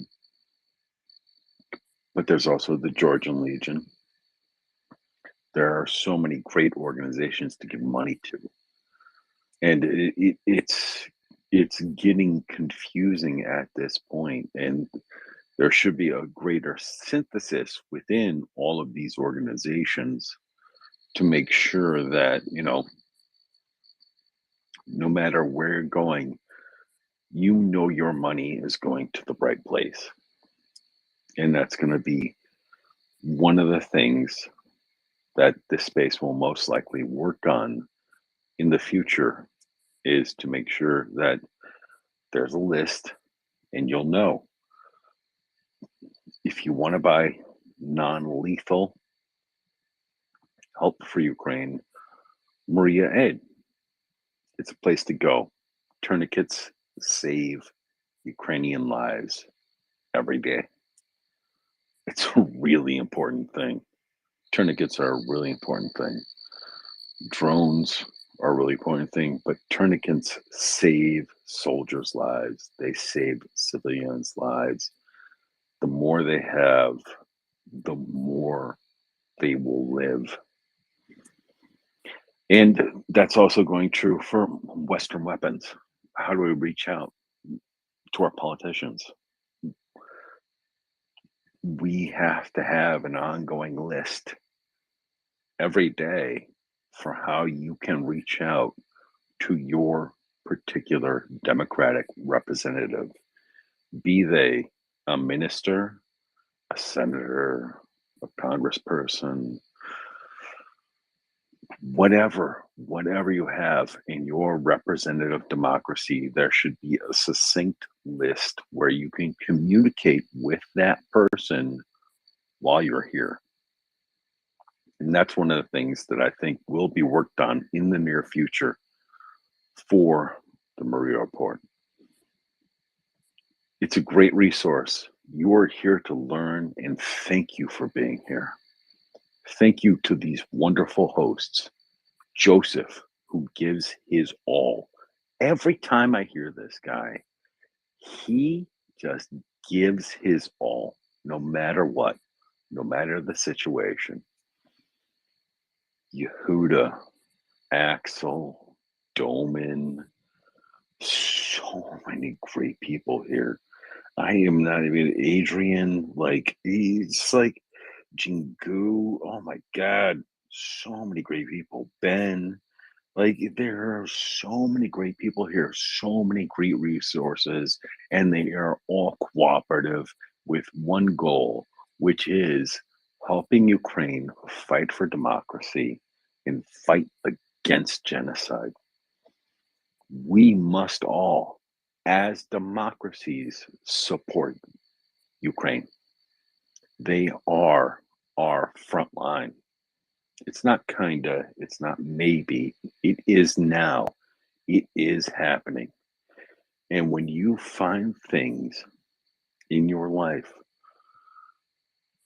that fight against that, fight against them. It's hard. Confrontation is not nice. It's not. But you must, every day, every single way, confront mediocrity.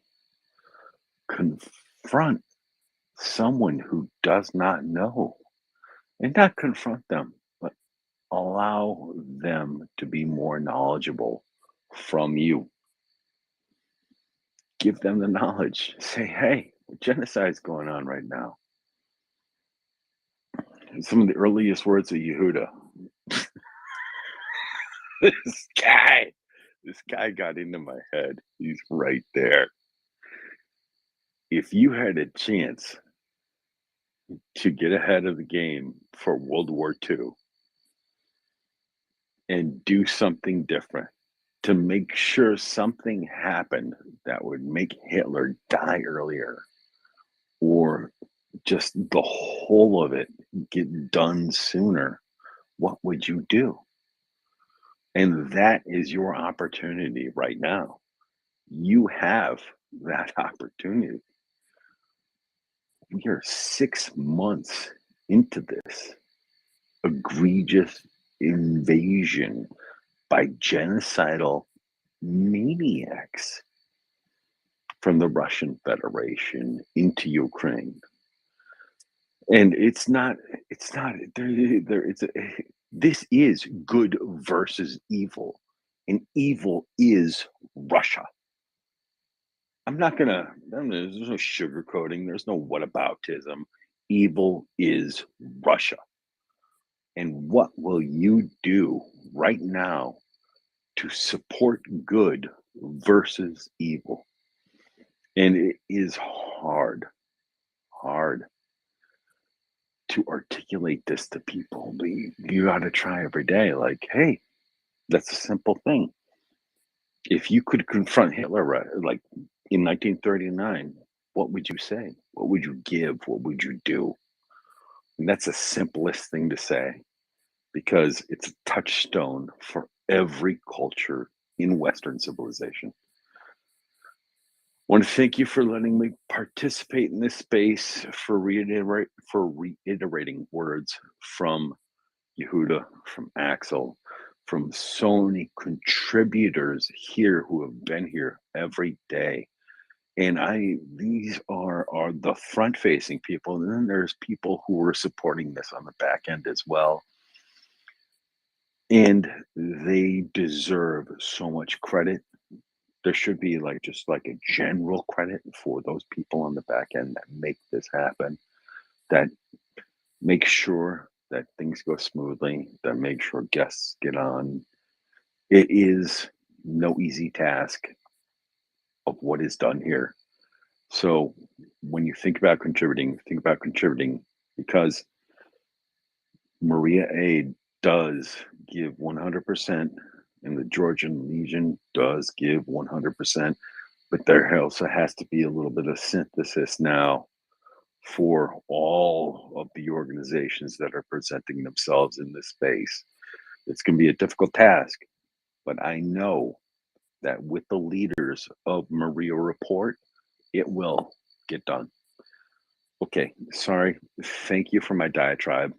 I really appreciate your patience, your understanding, and I want to thank every single one of you for being here. Thank you. Thank you, Peter. And I'm not allowed. Yehuda's assassins will shoot me if I say any more than this. But all I can tell you is, when it comes to the matter of synchronization, it is something we're working very hard on, and we hope to present some very great results soon. So it's being worked on. That's all I can say. And I see red laser pointers pointed at my forehead now, and I have to stop talking. So thank you very much, Peter. And with that, I'll go to Shaggy, then Nightlight. Shaggy, please go ahead. Where's my mic button? There we go. Yeah, I've just sent you. I think you just liked it anyway. I've sent you that link for in the UK. There's a website called theyworkforyou.com where you can send a message. You can pick your MP from a list. And you just put your postcode in, and then you can send messages to your MP. It used to work for when we were in the EU. You used to be able to send it to your MEP as well. Anyway, you can send a message via that, or find out who your representative is, and then send them a message directly. email directly, and then that's how that's how I communicate with my MP, through that website. So I'm not sure if different countries have different ways of doing it, but that's the UK way. So if you're pulling a list together of different ways to contact your representative, add that link from the UK point of view. That's me done. Yeah, thanks, Shaggy. And for everyone listening, it's just theyworkforyou.com. So quite simple website to remember. So if you're in the UK, that is the way that you can look up who to contact and how in your who represents you. So thank you very much, Shaggy. With that, we'll go to Nightlight. Nightlight, please go ahead. Yeah, just to provide some supporting fire on what people have been talking about with the medical equipment on there. Largely this has been a artillery war, and while guys might have body armor, that's covering primarily your chest cavity. And that might save you from fragments or bullets or so on, but it's your extremities that get hit, which is why the tourniquets are so important, because 60% of casualties in a war like this tend to be caused from artillery, and a lot of those wounds are to the extremities and people bleeding out. And if you don't have a tourniquet, then you pretty much got your bootlaces. And since you're in no position to do it yourself, it's probably your buddy if there's one around. And it can make a difference between not just life and death, because maybe a makeshift one can save your life, but whether you get to keep the limb or not and get to return to the battle or not. So, medical equipment like that is super important, not just for the people at the front lines, but also the civilians, because they're just as much a target in this war as the Ukrainian army is, unfortunately. The other caller was saying that, Russia is evil. I think people recoil a little bit from a blanket statement like that. But I mean, the reality is it is absolutely true, because they are. Because you have these Russian propagandists on their TV shows, which are really mouthpieces for the government, saying, hey, why don't we destroy all of their infrastructure and create 20 million refugees and make them all flee to Europe so they don't freeze to death? So they don't have any energy, so they don't have any electricity or gas or oil to get through the winter. For a while I was listening to a lot of this stuff and thinking, as they're talking openly about this, are they ever going to realize, hey, are we the bad guys? And the reality is they have realized it and they're leaning into it. And when you question them on it, they pretty much say, yeah, that's who we are. You should fear us. I mean, that's the mentality of Russia right now. And I don't think it was the mentality necessarily of Russia 10 years ago or 20 years ago. I don't think it was necessarily the Soviet mentality, just because of how, decayed, devolved the political society of Russia is right now. Because there's no guiding principle outside of greed and ethno-nationalism, and they're all just a bunch of grievance addicts at this point. They're just looking for something to be aggrieved about to justify their horrible actions. Someday there's going to be a future beyond this war, and I don't know what Russia's place is in civilization because they're definitely not part of it. So, all I had to say about that. Yeah, thanks, Nightlight. I think those are some great points. I think I agree with you that this is sort of like the Russian id, for lack of a better term. Like, for their own internal reasons, their society is sort of falling apart, right? There's a demographic collapse. There's a sort of lack of trust between basic state services and the populations they're supposed to serve. There's a sort of economic, they never were able to really revive their economy post-Soviet Union. They were able to sort of find a niche in the global economy because China is willing to buy a bunch of these, old Soviet legacy industrial products now, and they're able to do it a lot dirtier than a lot of their competitors. So they have a niche in the global economy. I won't deny that. But the point is, like, they really, their civilization is clearly at a precipice of terminal decline or even possibly collapse. And, I think they looked at that, and clearly invading Ukraine was the choice, a choice. Like, some kind of an existential choice they've made, right? That like we could either look inside and try to address our internal problems and deal with it, or we can maybe delay or solve it by just invading Ukraine and becoming some kind of a great empire again. That's our solution to this problem, right? And so like I guess like my armchair psychology tells me this is what when the Russians are backed into a corner, and I'm not saying that we back them into a corner. In fact, I think that they're just they're facing a demographic, economic, and political collapse of their own making, right? And as a result, they're panicked, they're freaked out, and this is like what comes out in the wash, right? This is the ultimate like expression of their political culture, I guess. This, like, as you pointed out, like, yeah, we're the bad guys, but we're the most brutal, and we can suffer more than anyone, and we're the bad guys. So unless you want to put up with that for the next, forever, you better make a deal with us. Something to that effect. That seems to be their reasoning here, and I don't think they're prepared for, the true, like the true response from the world. Like I think that they have a very outsized view of themselves in the global economy and the global political order. They see themselves as a sort of indispensable political power necessary for the stabilization of all of Eurasia. They see themselves as an indispensable economic resource base that the world can't survive without sort of Russia's massive resources. And I mean, the truth is, it's not really true. I mean, the Soviet Union was based, I don't know. The world can get along fine without Russia, in my opinion, and I think that it's sort of being demonstrated every day. And anyway, long rant. Sorry, Night Light. I totally like rode off your coattails there. But anything you wanted to add to my long rant, to your rant? Oh yeah, no, keep riding on those coattails. They're long. You know what, Russia. I mean, what you're seeing right now, it's basically ethno nationalism. Because they're looking at, they have the same like Russian exceptionalism that the Americans have, like an American exceptionalism, right? But the difference is that the Americans can back it up, where Russia, 30% of the people don't have a flush toilet. They don't have indoor plumbing. It's that kind of thing. So I mean, they have to sell their population to put up with all of this, that they have a place in the world, and they have to do, these things. They need to be oppose the West, and they need to, throw all this money towards their military to be, to remain relevant, so they can sell their population on the fact that they're relevant. And all it really does is just enable the oligarchs to, continue to steal money, and they're just raping and pillaging the Russian economy.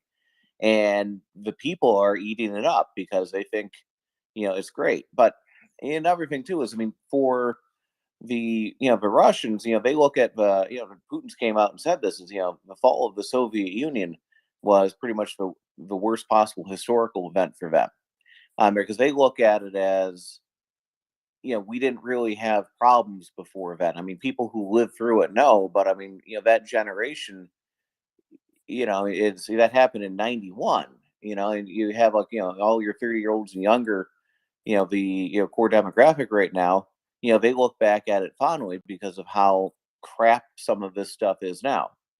It's like everyone kind of looks back at the Beatles and say they're great, but I have mixed feelings about that. But for that generation, they were the best. I'm probably going to get lynched for that one.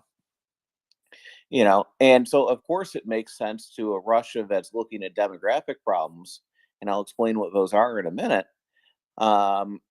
That the solution to all of their problems, really, to unite a decaying country, a country that is losing its place in the world, is to put together, the Soviet Union again, which is what this has all really been about, because that was the last time things were good.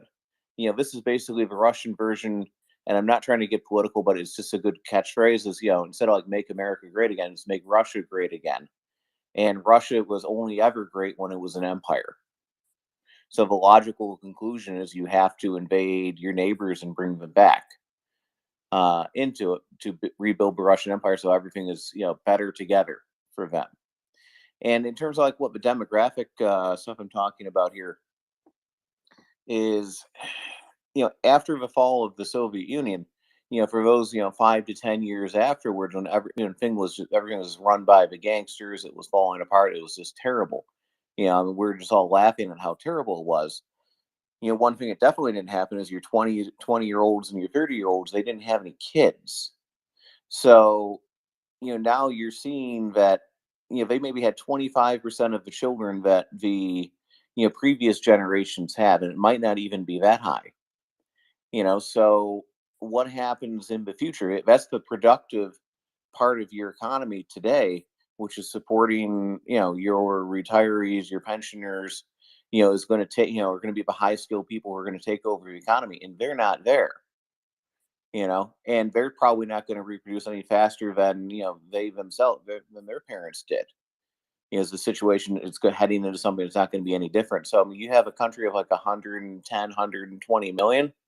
You could be looking at like 70 to 80 million in 20 or 30 years. And that directly correlates to what their GDP is in a sense. Especially since they're just basically an extractive economy. They're not value adding really a whole lot from their population. It's just what they rip out of the ground. They don't need that much for those people. But, they're never getting the value add because they never invest in it because it all goes to the military.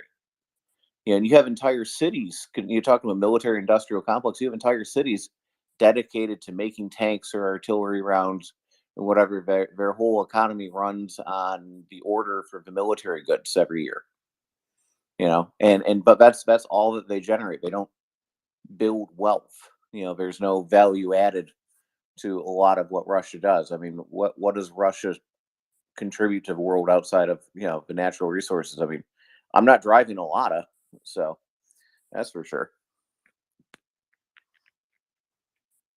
Yeah, great points tonight, Light. Couldn't agree more. So we got a few hands. So I'll go to Anda first. Anda, please go ahead.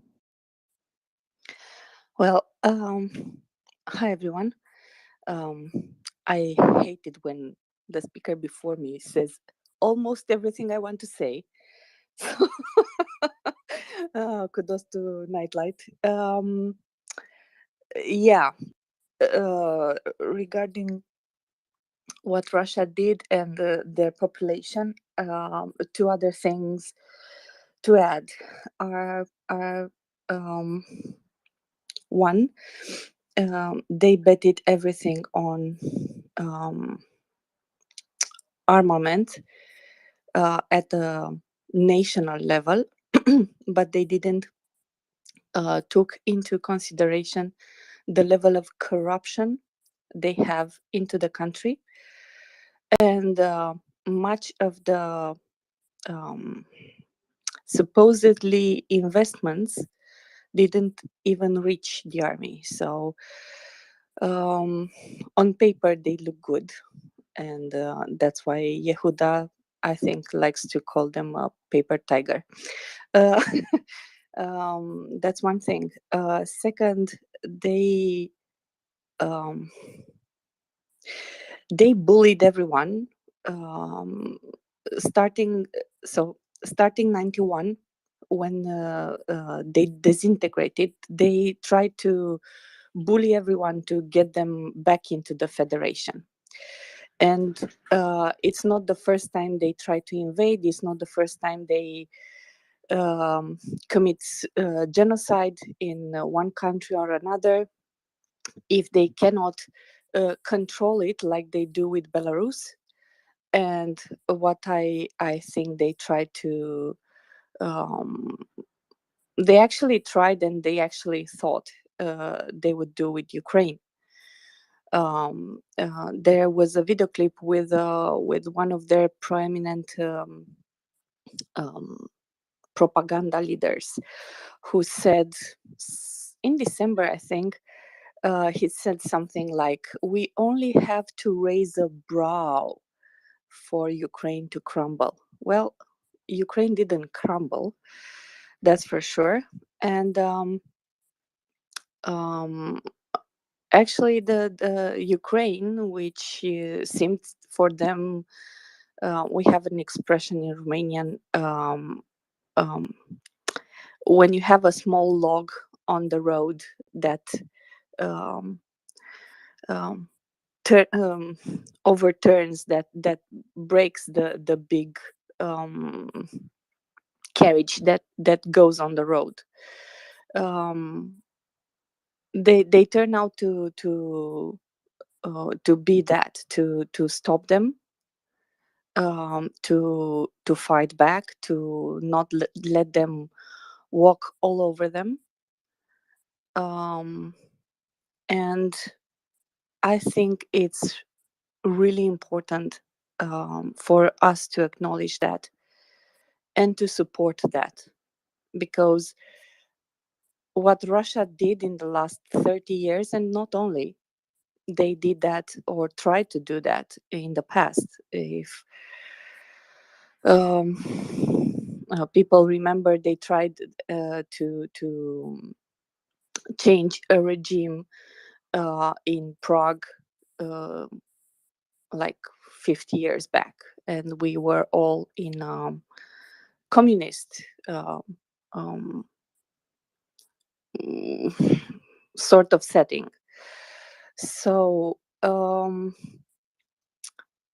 this must stop, and because this must stop, we have to do whatever it is in our power to do, be it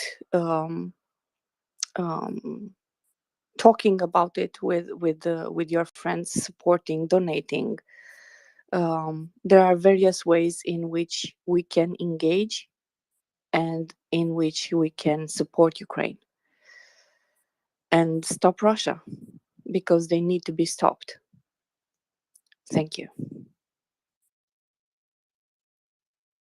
Thank you, Anna. Great points. Couldn't agree more. With that, we'll go to Shaggy, then Nick, then Nightlight. Shaggy, please go ahead.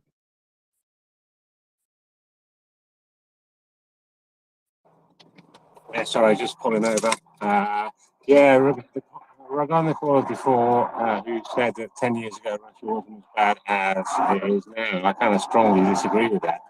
10 years ago, 2012, it was 2 years before Russia invaded Ukraine for the first time, so they were definitely planning it then. 2008 was when they invaded Georgia. If you go to Wikipedia, have a little look and see all the wars that people or countries that Russia has invaded since Russia has been Russia, right? Not the Soviet Union. There's loads. There are years, sometimes a number of years, 5, 10 years between invasions. But that seems to me just to be a consolidation period. So they invade somewhere, they consolidate their power there, they recover their military there, and then they go off and invade someone else, and they keep on doing this. Just this time, it's Ukraine, and this time it's the whole of Ukraine they want to take over, but they've bitten off more than they can chew. So Russia has a history of doing this. It's not just now, it's decades and decades of it, in my view. So I just wanted to make that point, and I'll get that one.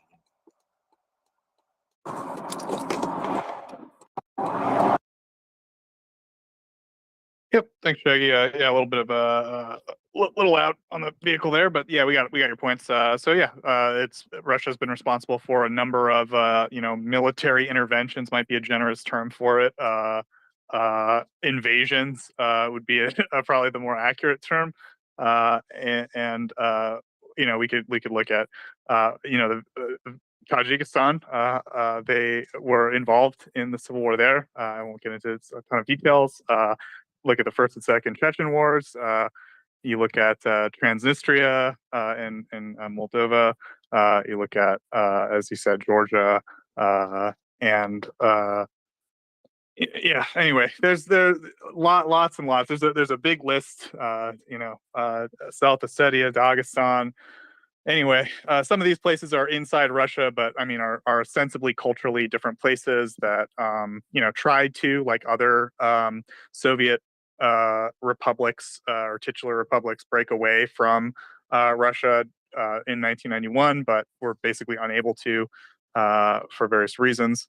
And so Anyway, yeah, Russia has a long record of this as an independent country. As Anna pointed out, we could go back even further than that and talk about, the so-called Warsaw Pact that sort of constantly invaded itself, meaning Russia invaded countries that were ostensibly allies with it to quote unquote restore order, right? So this is a long history of Russian imperialism, and yeah, it's a very long legacy. So I'll let the other people speak. Nick, please go ahead.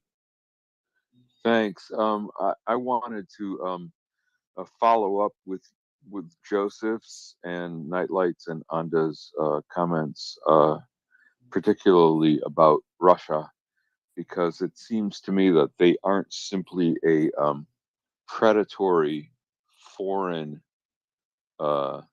adventure, but a parasitic internal venture, and it's going to kill them off, and they fully deserve it. And the only reason that they still exist are their unfortunate stockpile of nuclear weapons. The behavior of the government, if you can call it that, the parasites, the criminal organizations that are networked within a so-called government in that federation are the only reason that they still exist. And they cannot be admitted back into the so-called Commonwealth of Nations until the Russian peoples, and I said that plurally for a reason, because the Federation isn't just Russia, but it's what, 120 other nationalities or ethnicities. They've got to say, we're done with this. We're done. We want to be a modern country, not an 18th century country. And yeah, Anda was 100% correct, and so was Nightlight and you, Joseph. Thank you very much. There's a lot more people coming up, and I need to drop down, but thanks for letting me rant. Thank you, Nick. Yeah, agreed. Thank you, Go ahead, Nick. Nightlight. Yeah. Yeah. Thank you for a shout out there, Nick. Yeah, but Russia doesn't have an interest in being, going back to being part of the Society of Nations. That's not what they want, or they're going to try to get back into. They are burning the bridge and dancing around the fire. What they want is they want a multipolar world where they can do what they want and they're near abroad. And the Chinese are strong enough to support them, and they have a free reign in whatever they want to do. And they think that they'll have enough partnerships with China and India and maybe parts of Africa to get by. And that's what they want. They want a world that's divided into regions, into spheres of influence again, because that worked great for them. So if they don't have any trade relations with Europe, well, really those trade relations were kind of an aberration to begin with anyways. And they can redirect things, and from their perspective, they'll be fine on that. And also in the sense that the Russian Empire, wannabe empire or whatever, is a parasite. I mean, yes, it is. I mean, it spreads into an area. It chokes off its host, and then it spreads. It continues to spread on there. That's pretty much the growth pattern of the Duchy of Muscovy. That really is what it is. But it's been a very successful parasite. I'll give it that. I think there's like 120 different ethnic groups inside the Russian Federation, something ridiculous along those lines. And 119 of those ethnic groups are going to throw to the front lines ahead of the actual ethnic Russians, which seems to be exactly what we're saying. Also, just in terms of the Russian propaganda that's coming out, it really does seem like they're setting themselves up for we weren't beaten by Ukraine. We were beaten by NATO and the Americans. And look at all these English speaking people. And this is something that they're calling out. Look at all these Negroes that are out here. It's totally not. There's no Ukrainians left. It's all foreign mercenaries, which we're fighting now at this point. And what the other thing they're doing is they're blaming the generals a lot. They're blaming the defense minister a lot. And okay, I mean, I understand that, and that makes sense. But and they may not realize what they're doing. But what they're really doing is they're setting themselves up for the narrative of a great stab in the back, right? And that's what happened in Germany at the end of World War One, because Germany itself was never invaded in World War One. They weren't even really defeated in the battlefield. They just kind of gave up because things fell apart domestically, right? And a lot of the old German military folks, they figure, okay, that we were stabbed in the back by the government. We could have won if only the government had let us do that, or if only the corruption hadn't been there, if it only wasn't, the other, in which case they ended up assigning the other role to the Jews. But that's what Russia is setting themselves up for, because at some point they're going to have to come up with a narrative for why they just got absolutely wrecked on the battlefield. And it's not going to be corruption. It's not just going to be, okay, well, we were fighting NATO instead of Ukraine. It's going to have to be an internal narrative, and they're going to blame someone for it. And I don't know who that's going to be, but what comes out of that afterwards has historically been a far more dangerous nation state than the one that existed before. So even though, they are going to lose this war, it's really just a matter of how badly and when, what the flavor of that loss is and how dangerous it gets when it happens, but they will. But the Russia that follows this in 20 to 30 years is going to be an even more dangerous Russia.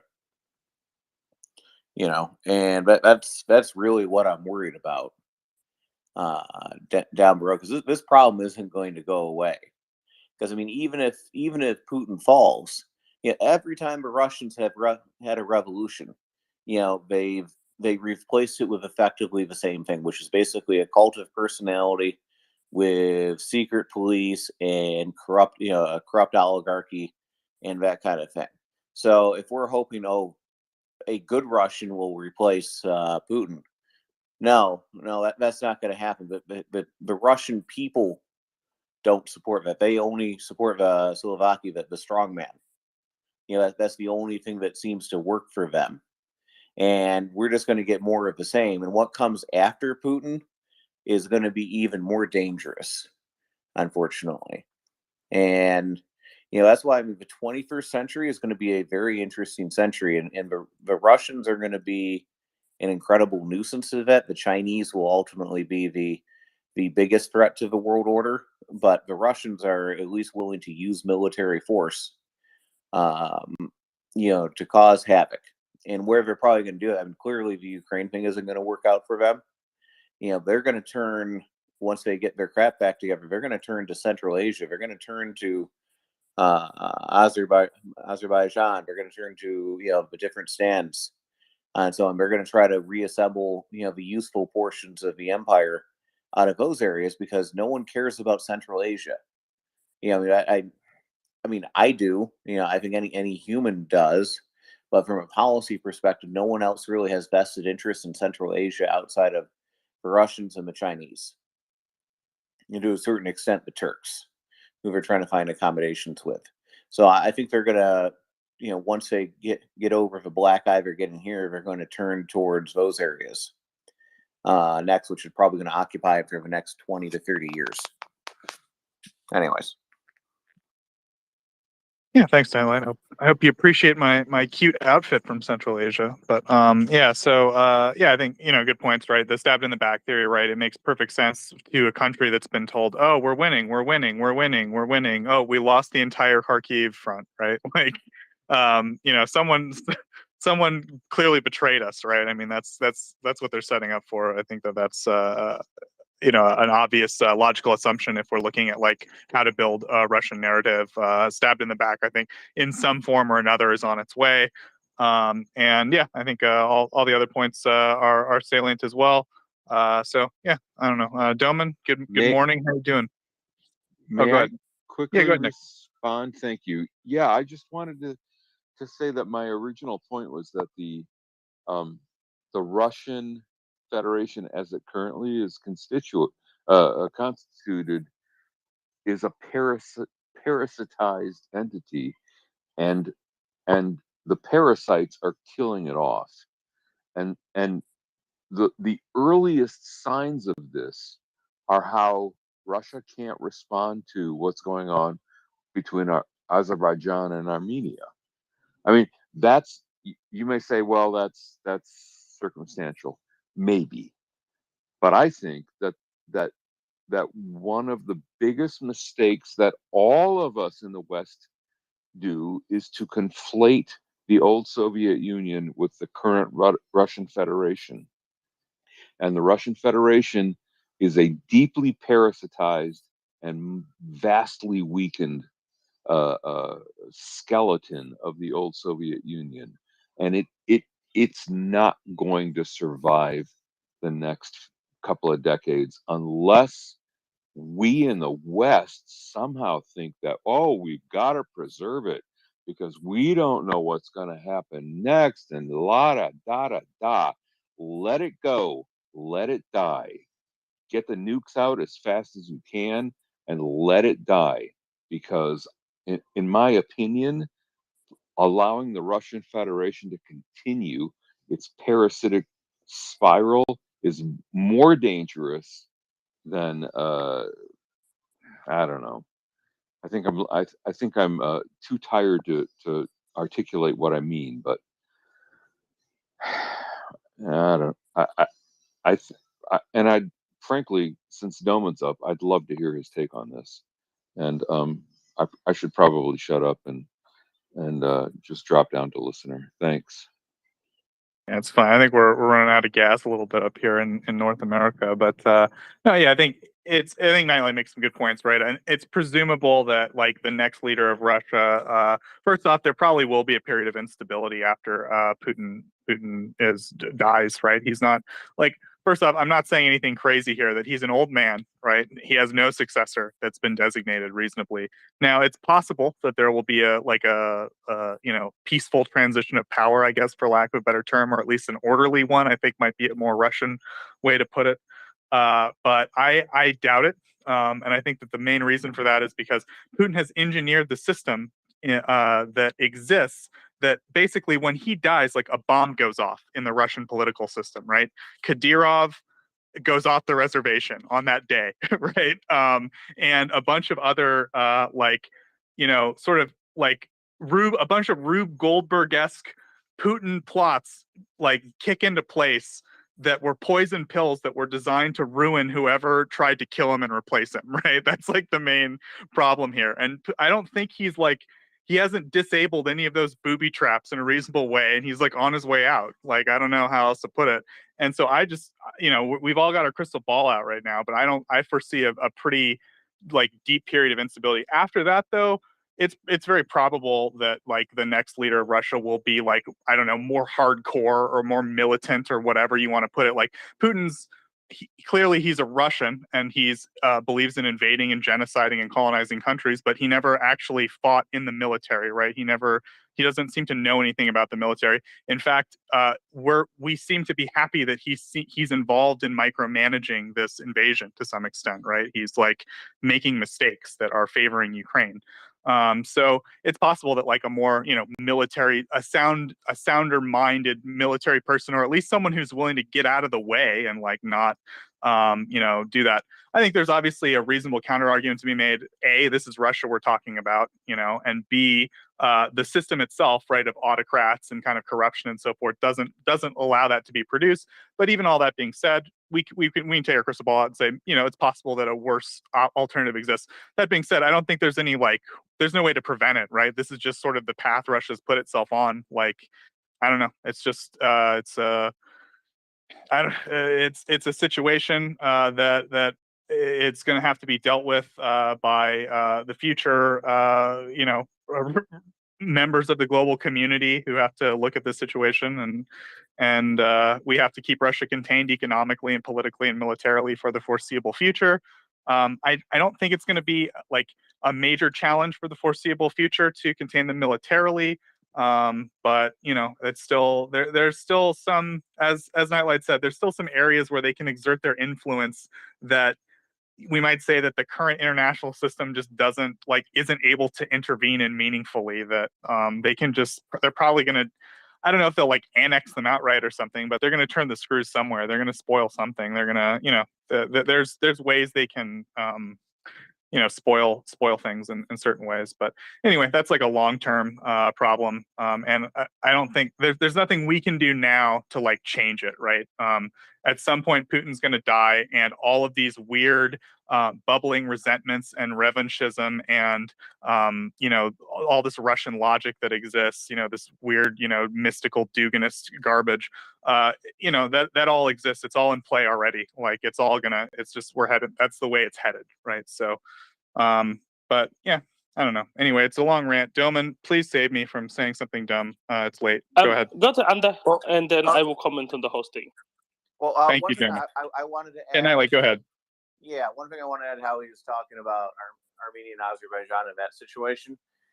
I mean, the only reason that's happening right now is because the Russians are distracted by the war in Ukraine, and the Azerbaijanis really have no respect for them for right now, so they're settling some scores. If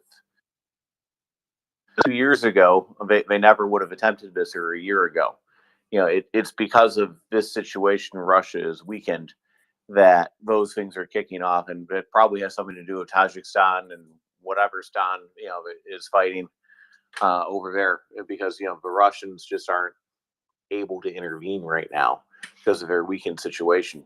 Who knows what that looks like in a few years?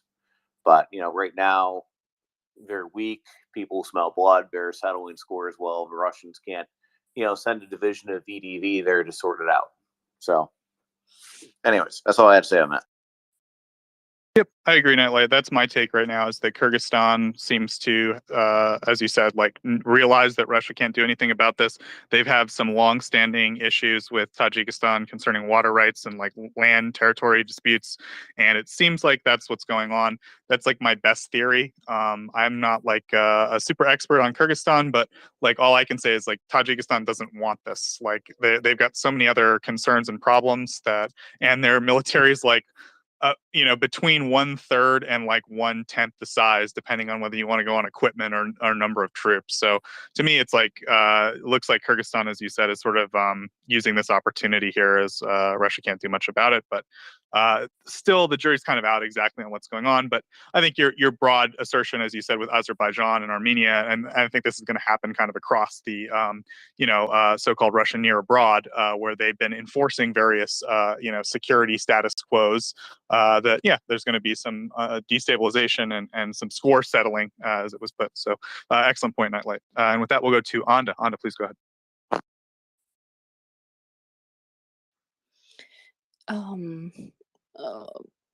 Also on this, I see Nightlight has something to add. I will be short. Two aspects. Nightlight said earlier that we don't know, and he fears what's going to come. And as I don't have a military background, but I do have an economic one. And what I know and what history proves is that without economic any army or any country is not how do you say, is not able to assert itself for longer periods of time. What Russia had during the communist time, and especially their economy in the last 30 years, it's shambles.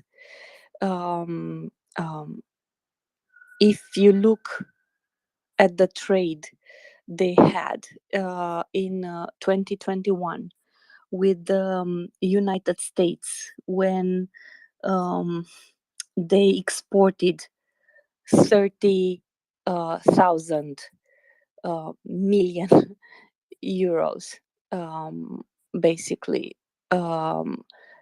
as a sum, which is a lot. And they imported from Russia, from US, only 6,000. So they gained from the trade with US almost 24,000 million euros, dollars. This is only with US. So in 2021, with the European Union, they were the first trade partner. Also in 2020, they were the first trade partner for European Union. So they exported a lot. Stopping them from exporting, imposing sanctions, having companies leaving Russia. On the long term, this is a big blow for their economy, because it's not only that those countries invest in the country, those companies invest in the country, but they feed people. They have workers. Those workers invest in their economy and buy back, and people having jobs where to go. They strive for university and for other stuff, which makes them more proficient. Not having where to go um, pushes you to seek other means of earning your livelihood, right? So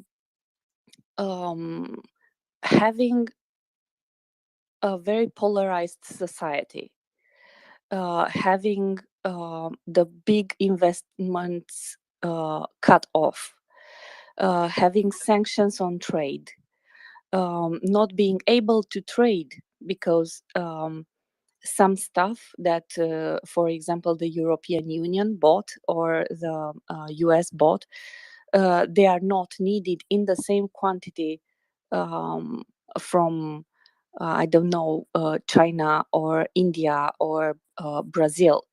So not being able to sell the same amount and not being able to get the same kind of money will add to their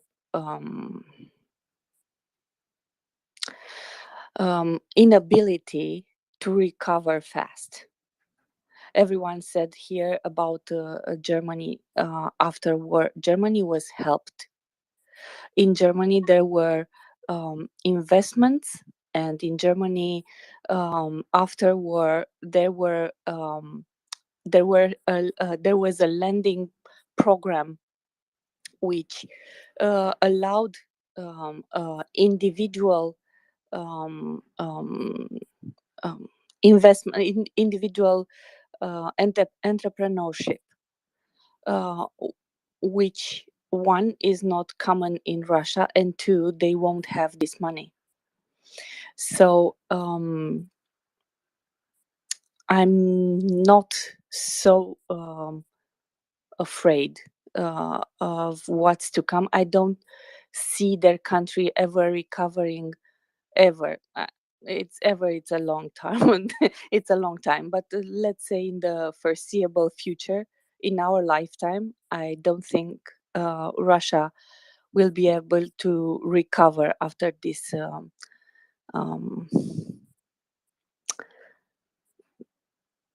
after this. Okay, thank you. And sorry, it was long. Hey, Kanda, I think you're completely right. Russia will not be able to recover from this, not easily, certainly not in the way it currently is. This will be commentary to many things many people have said over the last half an hour. But here we go. Andy's completely right. Russia rebalancing the economy is going to be very hard. Russia's been running a purely extractive economy. They don't have any other economy to speak of. Not really. They don't make stuff. They certainly don't make stuff that makes stuff. What they do is they get stuff out of the ground and send it abroad. They don't even have refining capacity for a lot of it. Even things like steel. You say, well, they have sources of energy. They have coal. They have iron ore. Why can't they make good enough steel for their tanks? Because they don't have the technical capacity. So a whole lot of steel that ends up in the T90s actually gets made, I think, in Italy. And that's why they can't make a whole lot more T90s right now. They don't make stuff that makes stuff. Yes, they can make things at a very sort of 1950s, 1960s level, maybe, some of it, where they still have trained machinists, but what they lack is the capacity to make stuff. Industrial machinery is complex. Modern industrial machinery is very complex. It's not something that they're able to substitute easily, and they will keep having to rely on being an extractive economy. An extractive economy that can only sell to basically one buyer, which is China, is going to make them destitute, because that's what happens when you only have one client, right? Nobody else is going to buy from them. Even the support that they got from places like China and India is waning. We have seen that in the last what's it called, Shanghai Cooperation thing, Shanghai Organization Council. Joseph, what's the thing called that just happened in Samarkand? Yeah, what you said, I think, yeah, Shanghai thingy. Okay, let's call it that. Doesn't really matter what it is, right? You already. I'll look it up. Organization. Thank you, Nightlight. That thing. So you already saw China and India kind of saying, we're not so sure. We're not so sure. I mean, we will support you, but we're not so sure. Please don't do these stupid things. Nobody likes to back a loser. And by now, everybody in the world has realized that Russia is about to lose. Going on, where else were we? Sorry, there are lots of things. Oh yeah, Armenia, Azerbaijan. It's not because Azerbaijan doesn't respect Russia. It's because Russia sold Armenia down the river. Right, Russia sold Armenia down the river to Azerbaijan by virtue of in exchange for Turkey helping them evade sanctions. This is about geopolitics. This is about anything else. That's pretty straightforward. Armenia went in with the wrong ally, and now their purported ally sold them down the river. What else? Central Asia. Central Asia is reorienting towards China, where people in the West are trying to get Central Asia to, be sensible and realize that a more westward orientation might help them in the long run. But fundamentally, Central Asia is being scooped up by China. This is where China and Russia compete. Russia has them. And oh yeah, the last thing, going down 30 years. Yeah, there's probably not going to be a Russia in 30 years anyway. It's much more likely that we're going to go into a round of dissolution of Russia than we are maintaining the Russia that we currently have, because it's not necessarily a very stable regime. And lastly, oh yes, Nightlight, you were talking about how there's going to be this betrayal, internal betrayal kind of narrative. I think you're right. You just used the wrong tense, because this isn't something that's going to come in the future. This is something that's already here in the present. If you look at all of this purported opposition that's currently being raised in Russia from various sides, be that from the mill bloggers, be that from what are they called? City district councillors in a few places like Moscow and St. Petersburg. That's they're already running the internal betrayal narrative. Now, interestingly, they're kind of running the internal betrayal narrative with respect to the actual government, which is interesting, which is very courageous, some would say, but that's already happening. This isn't something that's going to happen in the future. That's something that's already happening. They're already looking for scapegoats left and right. They have been for the last week and a half. Any scapegoat they can possibly find. Okay, I think I covered most of the points. Is there anything else? Yeah, Russia in the next 8 years isn't going to be much.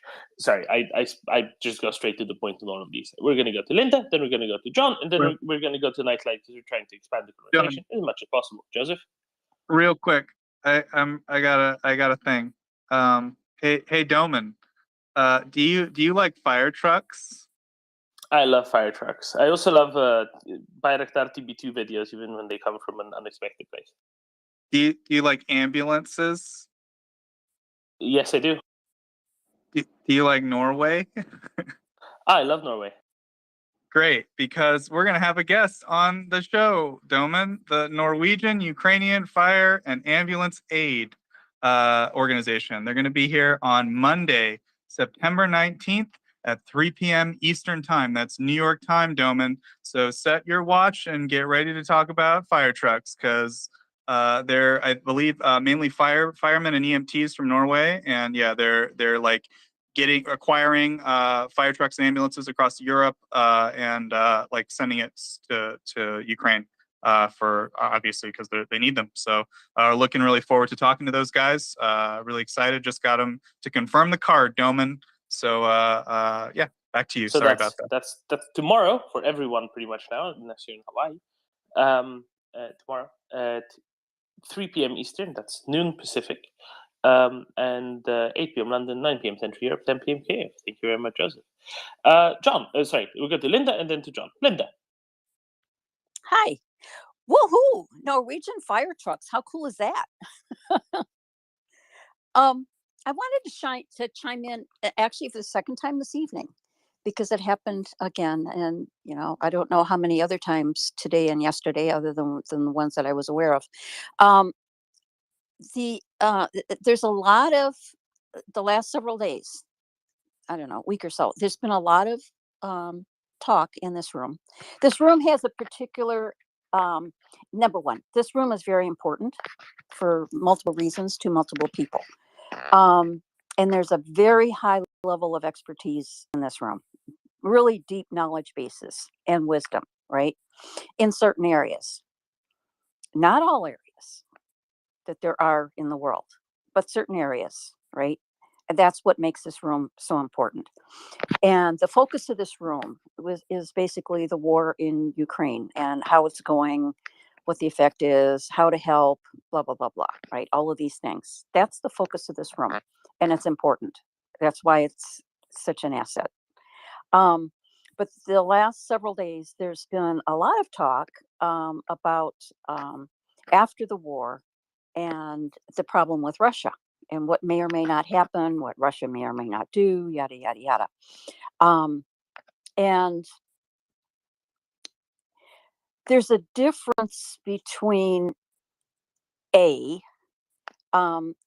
about what is happening, what has happened, and what may happen with regard to going forth after the war with regard to Russia and the kind of threats that it might pose to the rest of the world going forward after